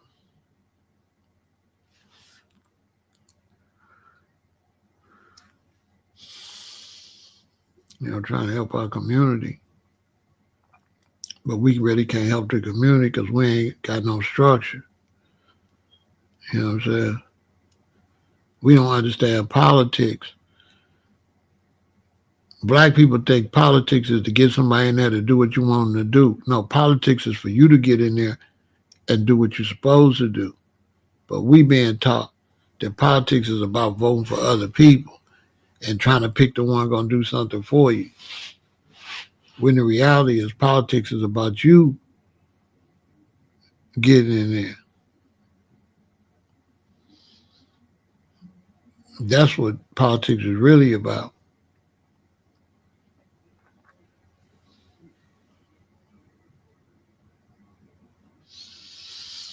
Nah, yeah, the community can't fix the hood because, Don, it's like Chicago is huge, bro. Chicago is huge. And how you gonna fix somebody you can't find them? You cannot find, like, they not just standing outside where it's 77 communities in Chicago. And so when they be talking about gangs, they be talking like it's 200 or 300 people, like it's thousands of them, like 100,000. The gangs don't even know everybody. And that's somewhere like Chicago, it's hard for people to comprehend. You know what I'm saying? Like all the GDs don't know all the GDs. Like all the Four Corner Hustlers don't know. All the Blackstones don't know no Blackstone. So that's why when they meet, they be identifying themselves. Yeah, Mo, what up, Almighty? You find out when you meet them, but it ain't like people, they don't know no big city like this. They think that the gangs know each other. Like, no. There might be one dude over here. He might be a vice lord. And he got a bunch of guys. And he running these guys. And he know this guy. And then they introduce everybody to each other. But all them guys don't know each other. Because it's a big-ass city. And our young people don't leave out their area. All they parties, all they stuff be in that area. If you're on the west side, where Vaughn 1700 live, they all party in that area. They don't even party all over the west side. So everybody's in the area doing what they're doing. And every now and then when there's a party in this area where these two in the middle where these at, and some of them come and some of them come, that's where the problems hit off at. Because the party's in an area where they coming and they coming. And that's when all hell break loose. And then the girls, because the girls drawing him and drawing him. You know what I'm saying? You try to talk to a girl, but her brother is an op and all this. You don't know her brother is an op. You hollering her and you hollering for one that she be like, my brother's Scooty. And you're like, oh, Scooty, I can't stand it. Like that. See what I'm saying? And then they don't know how to act. A lot of them is alcoholics, pill heads, already drug addicts young, can't get no jobs. They've been in and out of jail, ain't had no good parenting. Some of their daddies is gang chiefs and shit. Like Von daddy was really him, and he got killed. So it's just a whole lot. And the positive blacks don't get together. So you're not going to go nowhere when small pockets of gangs get together, but don't know decent blacks don't get together. Every time decent blacks get together, they doing one time they dancing and doing goofy shit. They had some fucking event. Other than that, you don't see black people doing nothing to better nothing. Not really. And we living in a society where everybody trying to get richer than the other person. They're not trying to get money because they want money. They're trying to get money to look better than somebody. So until we fix that, and until we start building businesses, I mean, the only key is businesses. We have to be able to hire these young brothers, to send these brothers to school, to help these brothers get an apartment, to get them out of that circle, because you can't get no apartment or nothing. So how you going to clean up somebody that catch a bullshit case, got a gun on him to protect himself? He get caught with the gun, he go to jail. Now he can't get no apartment. He ain't even shot nobody with the gun. He not in trouble for shooting nobody. He got the gun. And now you paint him like the worst criminal in the world. You won't let him get no apartment, so you basically sentencing him to a life of crime. Because they kept catching me with guns in different cases, and I couldn't get no apartment. Ain't done nothing to nobody. I couldn't get no. I lived a lot of years. Oh, my wife was on the lease. I wasn't on no lease. Because if they had put me on a lease, they would have denied us. It'd take a long time for that shit to get off your record. There'd be some bullshit cases, too. You know, it's a damn shame when you got cases and you can't even name them because they all so much bullshit, like weed and shit. You had a gun in a car, no shooting, no murder, no robbery, no extortion, no art, none of that. All like bullshit cases. Like no real criminal cases where you actually was out doing nothing. All your cases is racially profiled. They pull you over and lock you up because you got a gun in a car. In a city where if you ain't got a gun, how the fuck you gonna make it from the car to the house? Like when I lived in Harvey out there with all the moles and shit. I lived in Harvey where, man, it was crazy in Harvey in the 90s. And we lived on the alley. So every time me and my wife went out, we had to have a gun to get to the house. Because in these cities like that, guess where they catch you at? At the door trying to get in the house. That's where, yeah. You most vulnerable when you got a house and you got to park in the front and you got to get out your car and walk to the door and put the key in there. That's when you most vulnerable. Of somebody pulling up and jump out the car and force you in the house. Another reason you're vulnerable is they done broke in the house in the back and they in the house already. And then you come in the house and they already in there. You vulnerable.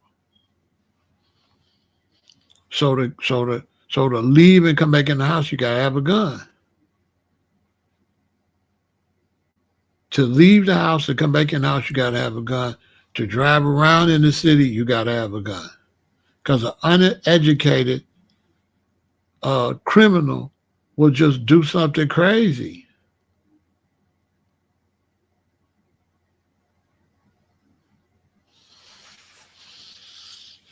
That's why all them self-washing car washes where you pull in the thing, that's why them went out of business, because you in there, you were sitting duck. I had my son washing my car and a dude come creeping around. I had to throw my son in the car real quick and drive off with the thing still spraying in the car full of soap. It was a robber. They was gonna do whatever and take the car.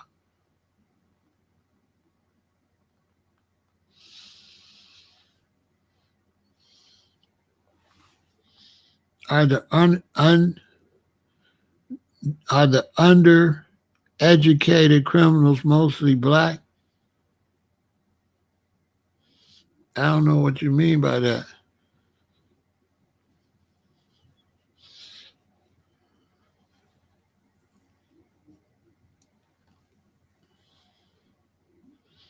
I don't know what you mean. I don't know what you mean by that.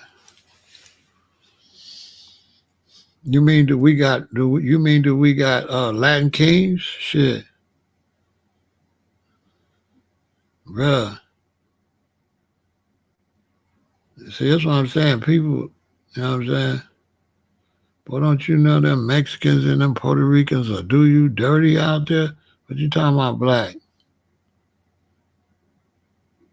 There's gangs, bro. So all kind of gangs.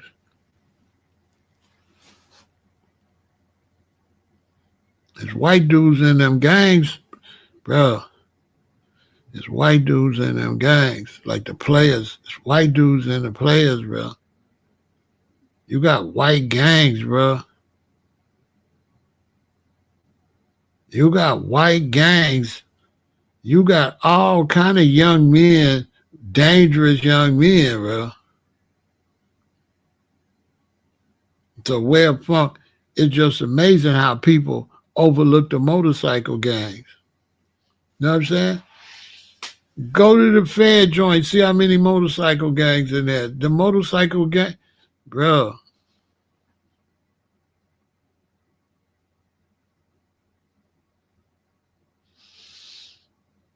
You say, what do we have to do? Who is we? Name a we you got. Name some people you got that'll do something. This is what I'm talking about. Ain't no we, bro. Ain't no we. The question, if you think about the question, who's we? Who is we? Like, explain to me we, how, who's we first? Show me the we and how that happened. Where you at, you got a we? Is there a we then? Do you have a we where you live at? And now y'all doing this. Because why you asking me how we could do it? You should have a we and be doing it. Why you don't have a we to do it?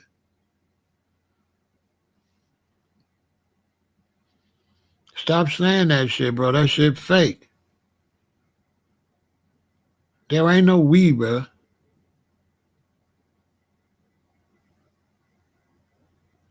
Ain't no we.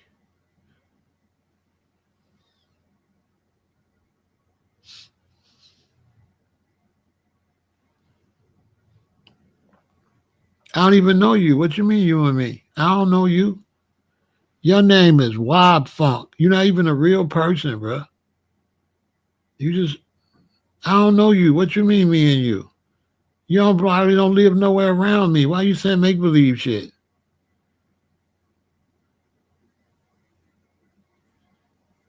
So me and you could go stop gangs with thousands of members. That's what you trying to say?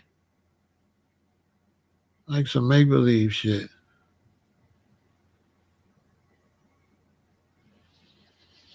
This is what everybody say. They say we should this and we, that'd be like just talk. They never have no real plan when you ask them. Everybody that say we should do this, ask them a real plan. I bet you they ain't got one. It's like a bullshit suggestion to try to sound positive. You know what I'm saying? It's just some shit to say. The people that say we should do this, ask them, are they working on that? Or are they just suggesting it to me? Like, who the fuck I'm supposed to be?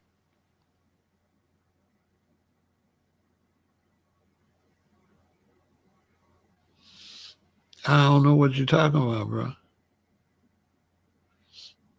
You saying me as a black man, I mean any black folk bringing up good family and doing right for our people. Ain't no such thing as that, bro. They ain't got nothing to do with gangs. Do you know how big Chicago is, bro? Chicago is 77 communities, man, with millions of people.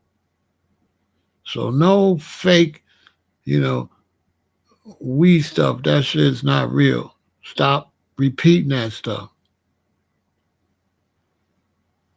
It's not real. Web Funk. Stop saying that stuff. Other people saying it, but I'm giving you knowledge. Don't never be saying we should do nothing, because that's fake, bro. Don't, you know what I'm saying? It's a fake way of saying something, trying to sound positive, Web Funk. Don't say that.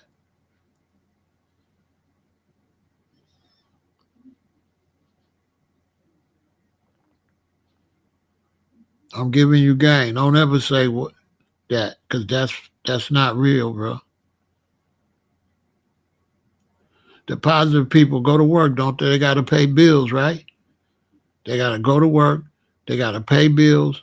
Everybody work a different time. Everybody got a relationship, got to come on, try to take care of their kids and that. And then you got families that ain't got nothing. You understand? The black folks doing right, how they going to stop the ones doing wrong? If I'm doing right over here, I'm on the south side doing right. What the fuck that got to do with the west? How's that going to stop? You know what I'm saying? So you asking me like if we doing right, going to stop stuff. That's all I'm saying. Let me read your question again. What do we need to do to take our black children and young adults out of this criminal representation? Now you saying us. Well, if I'm not in it, me taking care of my children is not going to take the ones in the criminal representation out of it. So that's the part I don't understand. Me raising my children is not going to take them out of it. So you insinuating that those of us doing right is going to take the ones in the bad stuff out of the situation. That's false. What does us doing right got anything to do with the thousands and thousands doing wrong? That's not going to change their situation, huh? That's just make-believe talk. How you going to set an example for nobody don't see you, bro? That's fake. Do you want to listen and learn? What you mean don't put your children in it? They'll shoot your children, whether they in it or not. What is you talking about, bro?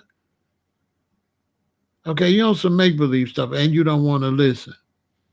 Listen, don't come over here if you don't want to listen.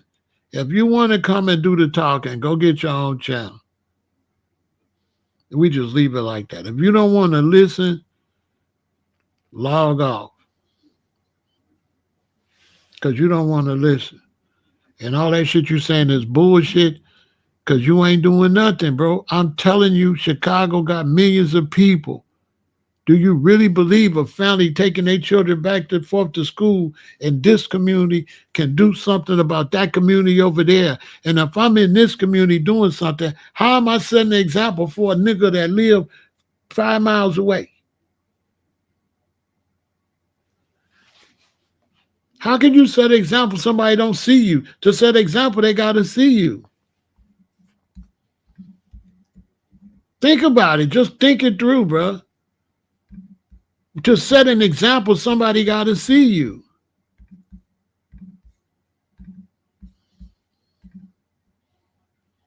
That's all I'm asking you. Think about it. Think about what you're saying. That's all I'm saying. Don't say that stuff. Those is cliches, bro. They're not really helping nothing.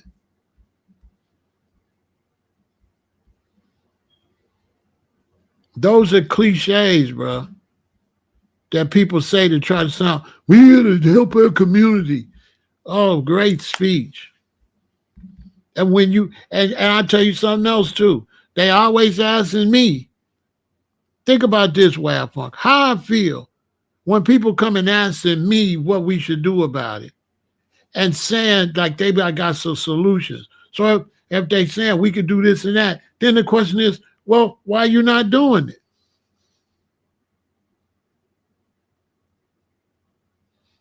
Listen, I'm not saying you're doing shit. I'm saying you working on your kids is not helping, is not doing nothing to the ones doing bad.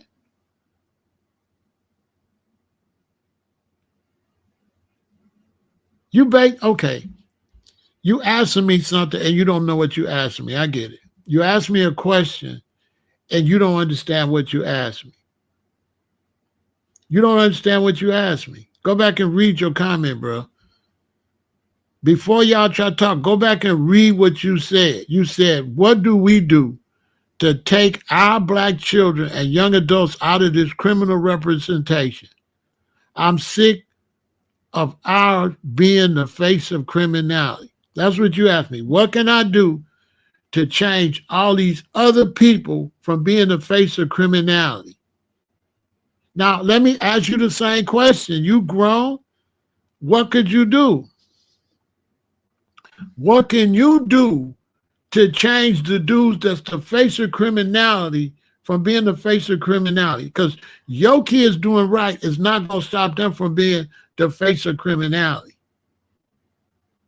None of my children is doing no crimes. I got 6 children. Why that ain't helping? Because my children don't stop criminals. And this is the problem. We be asking make-believe, like positive, like nonsense. It don't be realistic.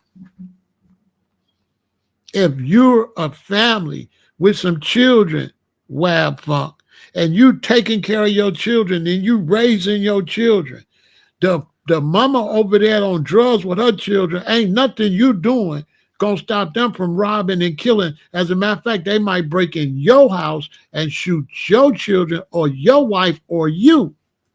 So how could you help somebody that might kill you? That might rob you? So you do understand they'll kill me out here, right? So ask me, how can I stop them from killing me? Ask me some real shit.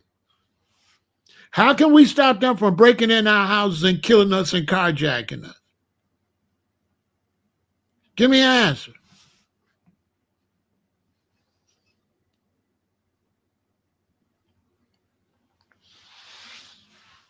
No, he just don't understand. I ain't mad at him. People don't understand, okay? People don't understand. So you can't be mad at them. They talk like it's a block or something. You know what I'm saying? They be talking like it's a block. You know what I'm saying? So I can't be mad at them. They don't have no idea what they be talking about. That be make-believe stuff. Most people don't really understand what we talking about, okay? So that's why they got that imaginary, you know what I'm saying? If they knew how big Chicago was, they wouldn't say none of that. They don't know how big the city is. So I can't be mad at a person that don't really understand what they talking about and know how big this city is. Like, we haven't even, nobody in Chicago has been in every neighborhood in Chicago. There's nobody in Chicago that have driven on every street in Chicago. My father was a CTA bus driver, and my father have not been on every street in Chicago, and he drove the city bus to Chicago for years. You understand? Hey, Wild Funk, see this picture? See this picture? That's every neighborhood in Chicago, okay? Wild Funk, I'm trying to teach you something, so pay attention, bro, right? Look at number 63 in the middle. Okay? Wild Funk, just don't get emotional. Just look, I'm going to teach you something. This is Chicago, right? 77 communities. Okay? Now, look at number 63 in the middle. Now, if you live in number 63, do you know how big that is? So if you live in 63, what could you do about number 22, that neighborhood? See what I'm trying to tell you, bro? If you live in neighborhood 63, what could you do to change neighborhood 22, neighborhood 35, neighborhood 75? Chicago's so big. What city you live in, bro? Because we could probably put 4 of your cities in Chicago. And so if you're on the west side, you don't even know everything going on the west side. So you damn sure don't know what's going on the south side, the north side, and stuff like that. So WAP, if somebody got shot right now, there's no way I know they get shot. That's how big this is. It's not like somebody gets shot and we know. Nobody knows they got shot, but them couple of blocks where they got shot at. So when they're shooting in Chicago, nobody knows, bro. Nobody knows. That's how big the city is. The city is so big that the news do not tell all the shootings because it would take too long. So the news only tell the most dramatic shootings. You got to follow me on Chirac homicide to see all the shootings. So I'm trying to tell you, when people talk about fixing something, they don't have an idea of how enormous the city is. So they trying to say some Band-Aid stuff, which is not real. How do you fix all of this?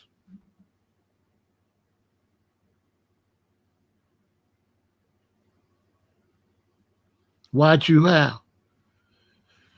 You asking me questions, but you ain't answering them, so I got to stop talking to you. I'm going to ask you one more question. You said, what if someone 22 watch you doing as a good grandfather?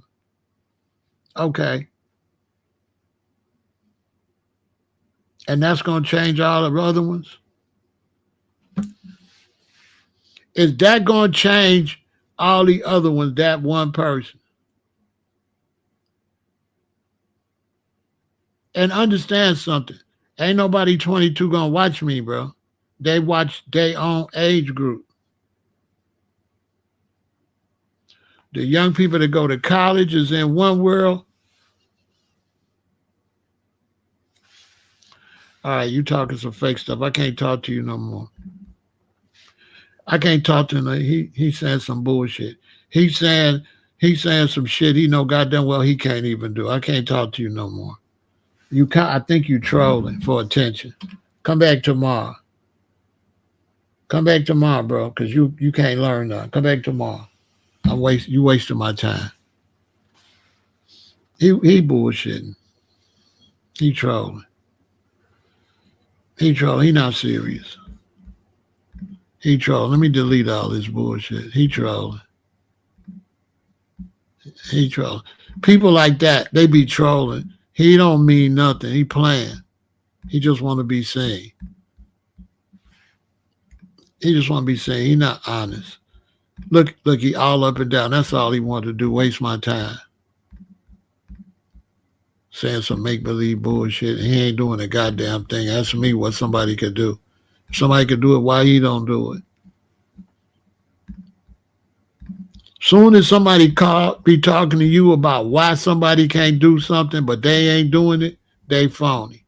Because if it could be done, nigga, then go do it. Fuck you asking me for. See what I'm saying? Asking me some bullshit. I'm trying to tell him he don't want to learn. You know, some make-believe shit. He come to Chicago and he got a car. These shorties pulling him out that car, pistol whipping him and taking his motherfucking car. He just talking bullshit. He don't give a fuck about what he talking about when these shorties out here looking to hit a stain and they catch him out here. They gonna do his ass dirty. He don't know what the fuck he talking about.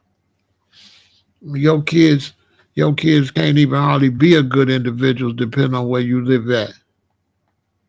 Your son can't necessarily go to school and be good at some of these schools. He got to get out like everybody. They'll beat your son up and punk your son. He talking crazy. Let me tell you something. I lived in O Block. I could not protect my children being a role model.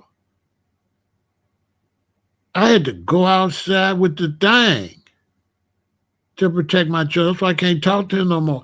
I threatened motherfuckers for my children to be.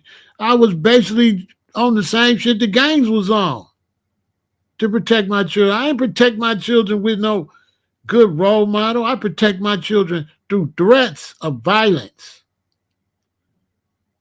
It's how I protected my children at O Block. Anybody tell you that? He just didn't want to listen. Man, this Chicago.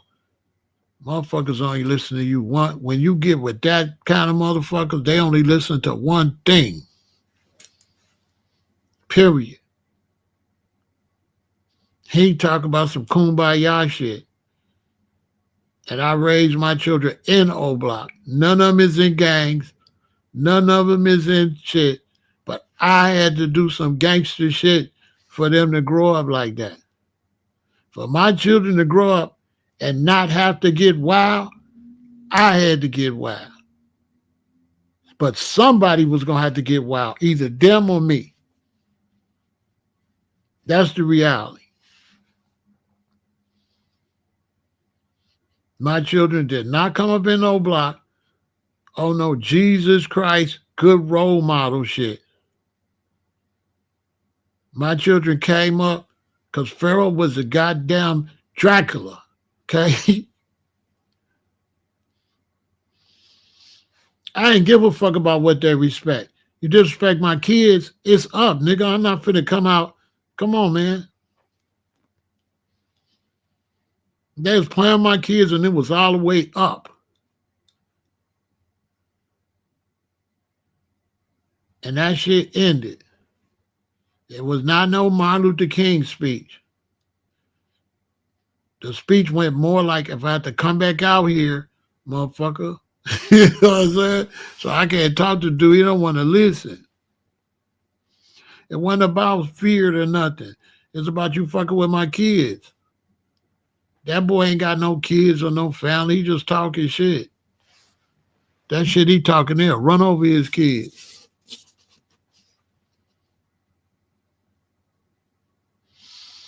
I lived in L.A. too. I lived in L.A. I lived on Barron Cross.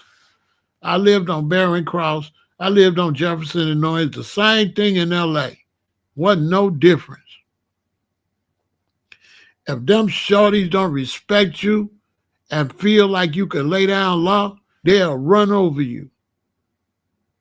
When I was in L.A., some of them elders would come out and say something, and they'll be like, shut your old ass up and get back in the house. They don't do that in Chicago because all the OGs is more dangerous. When I got to L.A., the elders was not like the elders in Chicago. The elders in L.A. was letting them shorties run over them, the older people.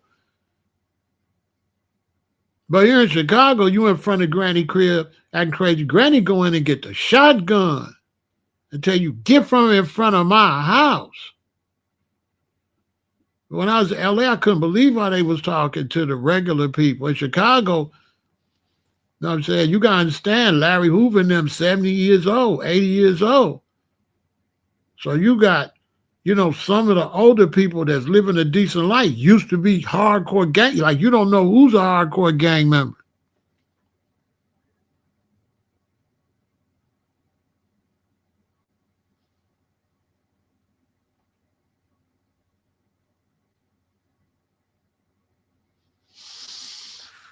No, I don't feel like we was built tougher. I don't feel like we was built tougher. In L.A., I was in L.A. in the late 80s where they was laying people down. L.A. ain't no hope. Now, I don't know about now, but I know in the 80s, it wasn't no different than dudes in L.A. than in Chicago.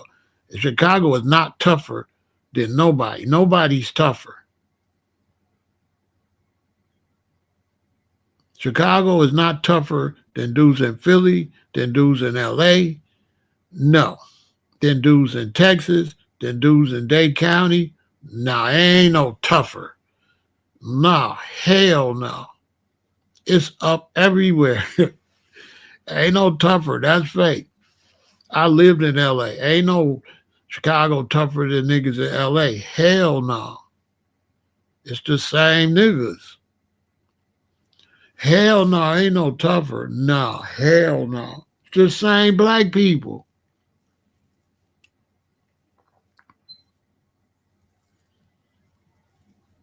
When you think about Chicago and the snow, everybody go in. They outside all year round in L.A. So you know what I'm saying? Being outside all year round don't make you no punk now. That make you wow. So no, ain't no difference between black people. New York, Philly, LA, it's the same dudes. It's the same dudes. That's a fact. There is no toughest group of blacks in America. Even like Little Rock and small Memphis, man, they not nothing to play with. Ain't nowhere you can go. Go to Birmingham playing. It's like the same. That's what, if you traveling around here, if you don't treat everybody the same, you're gonna get done dirty. Don't ever go nowhere and play them soft because they're gonna pick up on that. They ain't doing no, oh, you Chicago, no, they ain't doing that. No, I ain't never seen that. I ain't never seen Chicago. Definitely not tougher. It's the same shit. Because LA my second home. You know what I'm saying? I will say LA, I don't know about nowadays, back in the day, LA is more revolutionary though. LA was more blacker. Like Chicago was like city black, but LA was more like revolutionary black. Chicago was like black as far as black people, black politicians, like that. But LA was like black culture, like Pan-Africanism and shit like that was way stronger than anywhere. That's why Tupac said, in California, we ride. We don't rally, we ride. He ain't lying. So they was more black conscious, and you know what I'm saying? They're gonna be quick to riot. They're quicker than Chicago. They're gonna riot. Quick.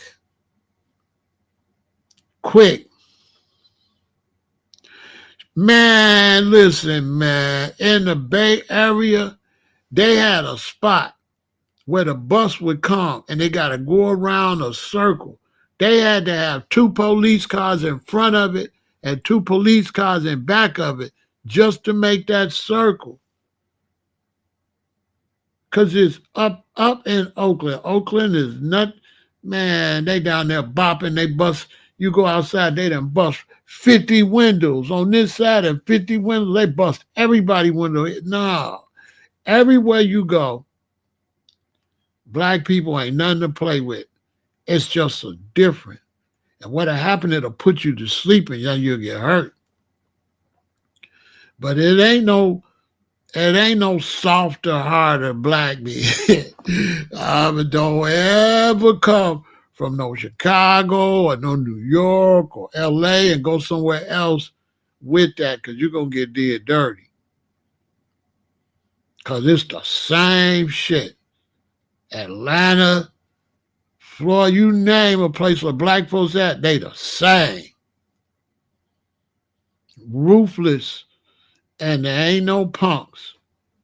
So I never buy into that. Only advantage Chicago got is more. That's it. That's all New York, Chicago, LA got. We got more people. That's it.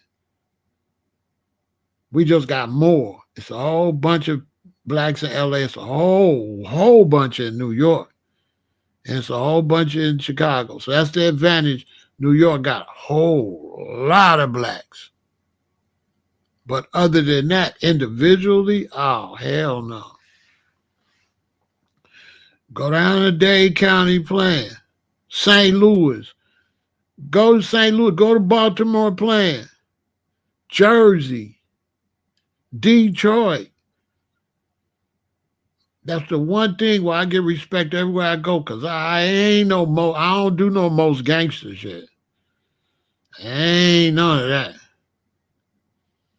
I'll say Chicago is the original gangsters for blacks, but as far as the most roughest and the most No, I don't think that exists.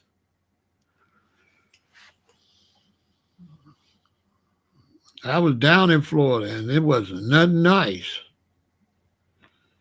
Georgia ain't nothing nice like that. In Alabama, Mississippi, man.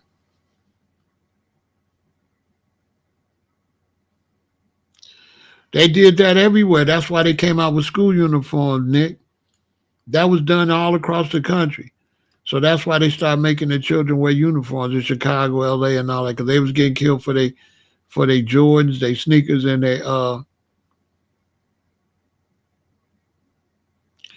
their jackets. That's why all across the country they came out with uniforms all the way up until you get out of 8th grade.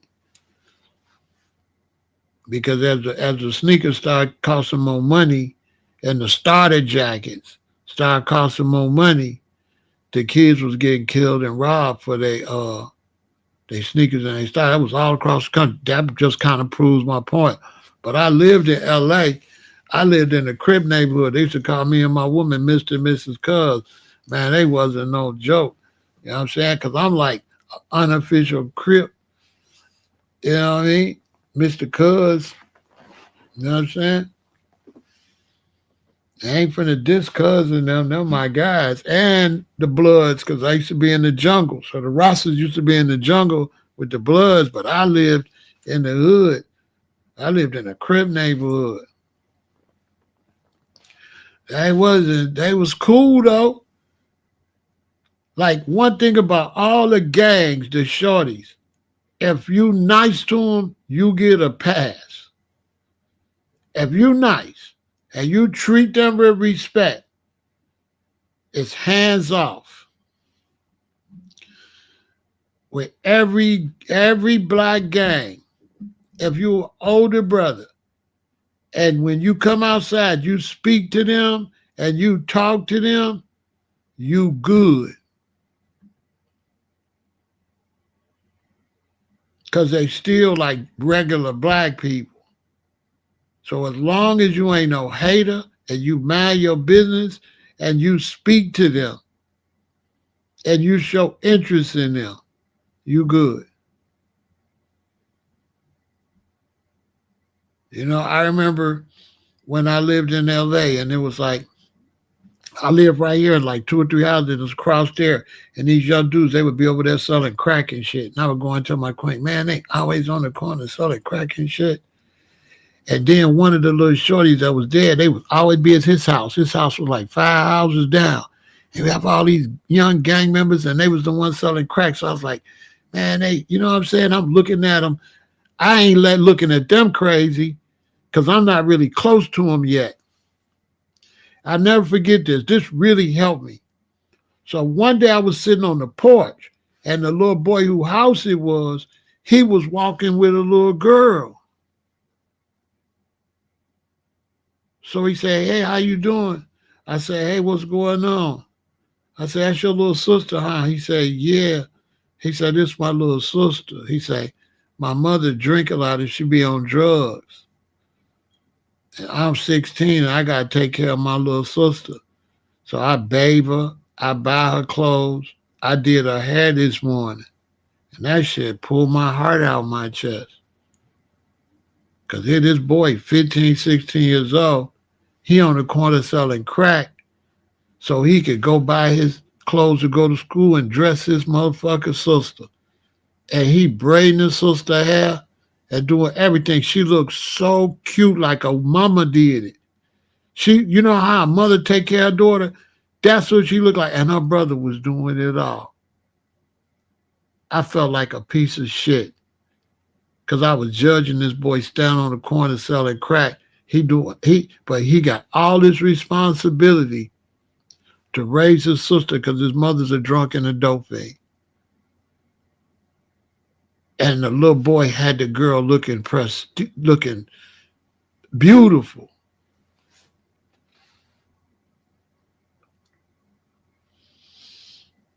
And it was just like, so after that, I said, I ain't never judging them no more.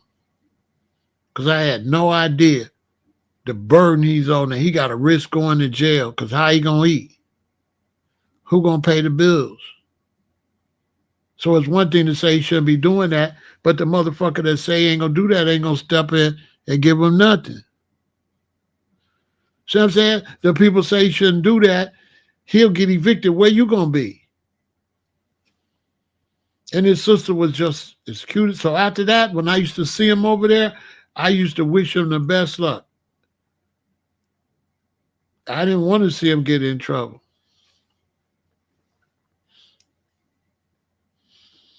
And they were spraying cars in LA at the time. So at night you had to put a car cover on. So I had a car cover on my Chevy Nova. It was brand new. And one day I hear a knock at the door. Boom, boom, boom, boom, boom. And I opened the door. They said, Mr. Cuz, this man out here was trying to steal your cover off your car. And they was beating him on the grass and kicking him on the grass and handed me my cover and kicked him in his ass and told him, don't ever come back on the block. Defending my car.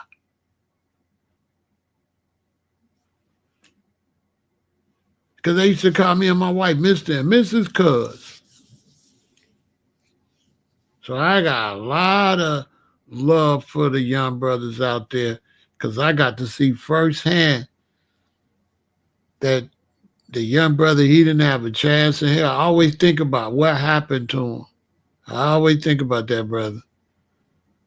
Like, what happened to him? I hope one day when I'm doing my book tour and I keep talking about that, he recognized me and come or something. So I could ask him, man, yeah. He gonna be like, I remember you, OG. You used to be on the porch. Because me and my woman, we had dreads. Ain't none of them places. Let me tell you something. As a black man, that's like a general for your people. You don't look down on your people. I'm like a pharaoh for all black people. So I don't do no look down on the troops. I don't look down on the troops. I don't look down like this, and this. I'll call it and be like, it's slower. I'll say it's slower. But I don't be saying it's slower than this. It really do be slower. Like Chicago's slower than New York. Ain't none of us fast like New York. I believe New York and Philadelphia are faster than us because I believe it go from the east and Baltimore. I believe the eastern cities is way faster than us. Jersey, New York, Baltimore, them cities, they faster than us. Philadelphia, because it's like it go from the east to the west. Chicago not as fast as them.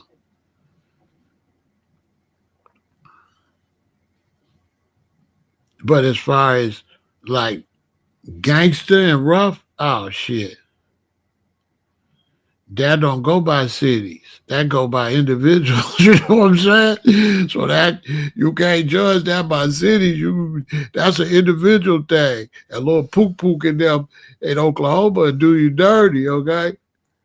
See, so that's not, there's no, that's not like, oh, Chicago and everybody in Chicago is a gangster. No, because we got bullshit niggas in Chicago. Everybody not that.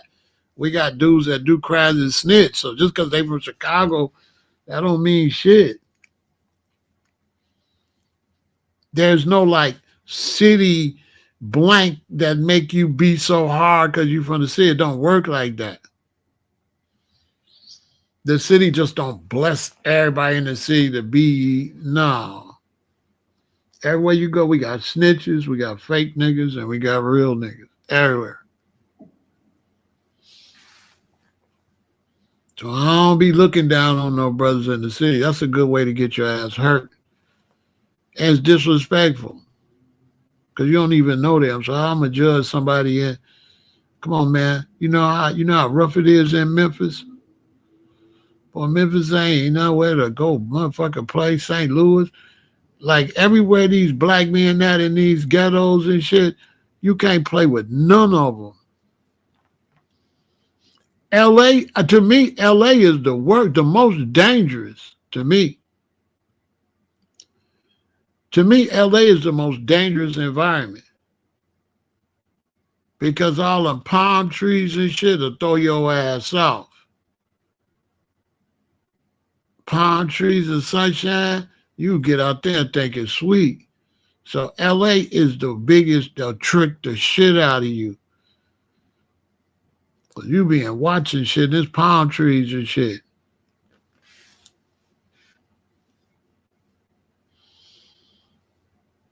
I remember one time we was driving, man, we went to Nickerson Gardens. It was nighttime. And when we drove up in Nickerson Gardens, dude said, turn here, turn there. And when we pulled in the park in front of the building, it was nobody there. And when we stopped the car and the lights went off, and then opened the door, was surrounded by niggas. Like ghosts. I said, boy, it's dangerous up in this motherfucker. Boy, it's dangerous up in Nickerson Gardens, man. It was nobody there until we turned the car off. And they poop. And back then, the only thing would save you is you was a Rasta. This is in the 80s. If you was a Rasta with dreadlocks, you got a pass because they loved weed. And one of their heroes in the 80s, you know who was the big hero in LA? Bob Marley. They loved Bob Marley. It was crazy. The hood, the young gang niggas, they loved Bob Marley. That's why Snoop was all that weed.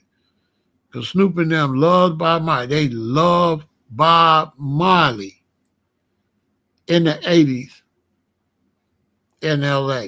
So if you had dreads, you got, you know what I'm saying? It was like you got a special pass. It was like, because when they seen dreads, they can't affiliate you with no gang shit or nothing. Oh, you Rasta. Cool. So Rasta used to be cool until some Jamaicans robbed some Crips, and then, you know, my boy got killed over that. Anyway, man, we talked about this long enough. I always want to end how I started. Black Americans, we have to go into business. We have to go into business because only going into business is the only thing going to save us. We talk about the young people. If we don't have the businesses and they go to jail and if we rehabilitate them, we got to be able to hire them. We got to be able to make sure that our people can pay their rent and pay their bills and they won't go back to crime.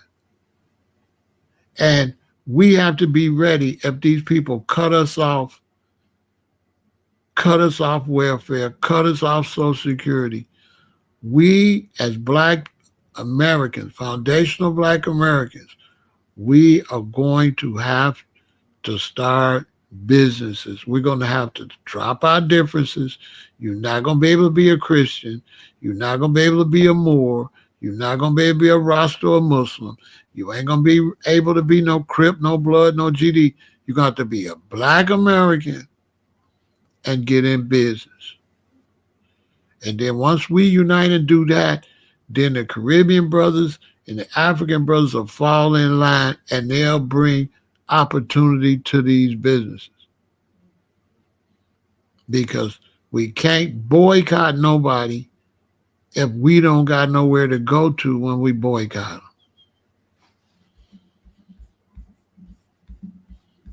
It's just that simple. And y'all stay positive. We ain't got no alternative. You know what I'm saying? And the Black man, you got to unite. Stop trying to sleep with another Black man, woman, and let's start having some Black man, you know, love and respect. You know what I'm saying? All that other stuff is time out. You know what I'm saying? And reparations. Reparations is a must. Victory. Do you want to show the world that you support reparations for Black Americans? Well, get your reparations gear at Pay Black Americans at www.payblacamericans.com.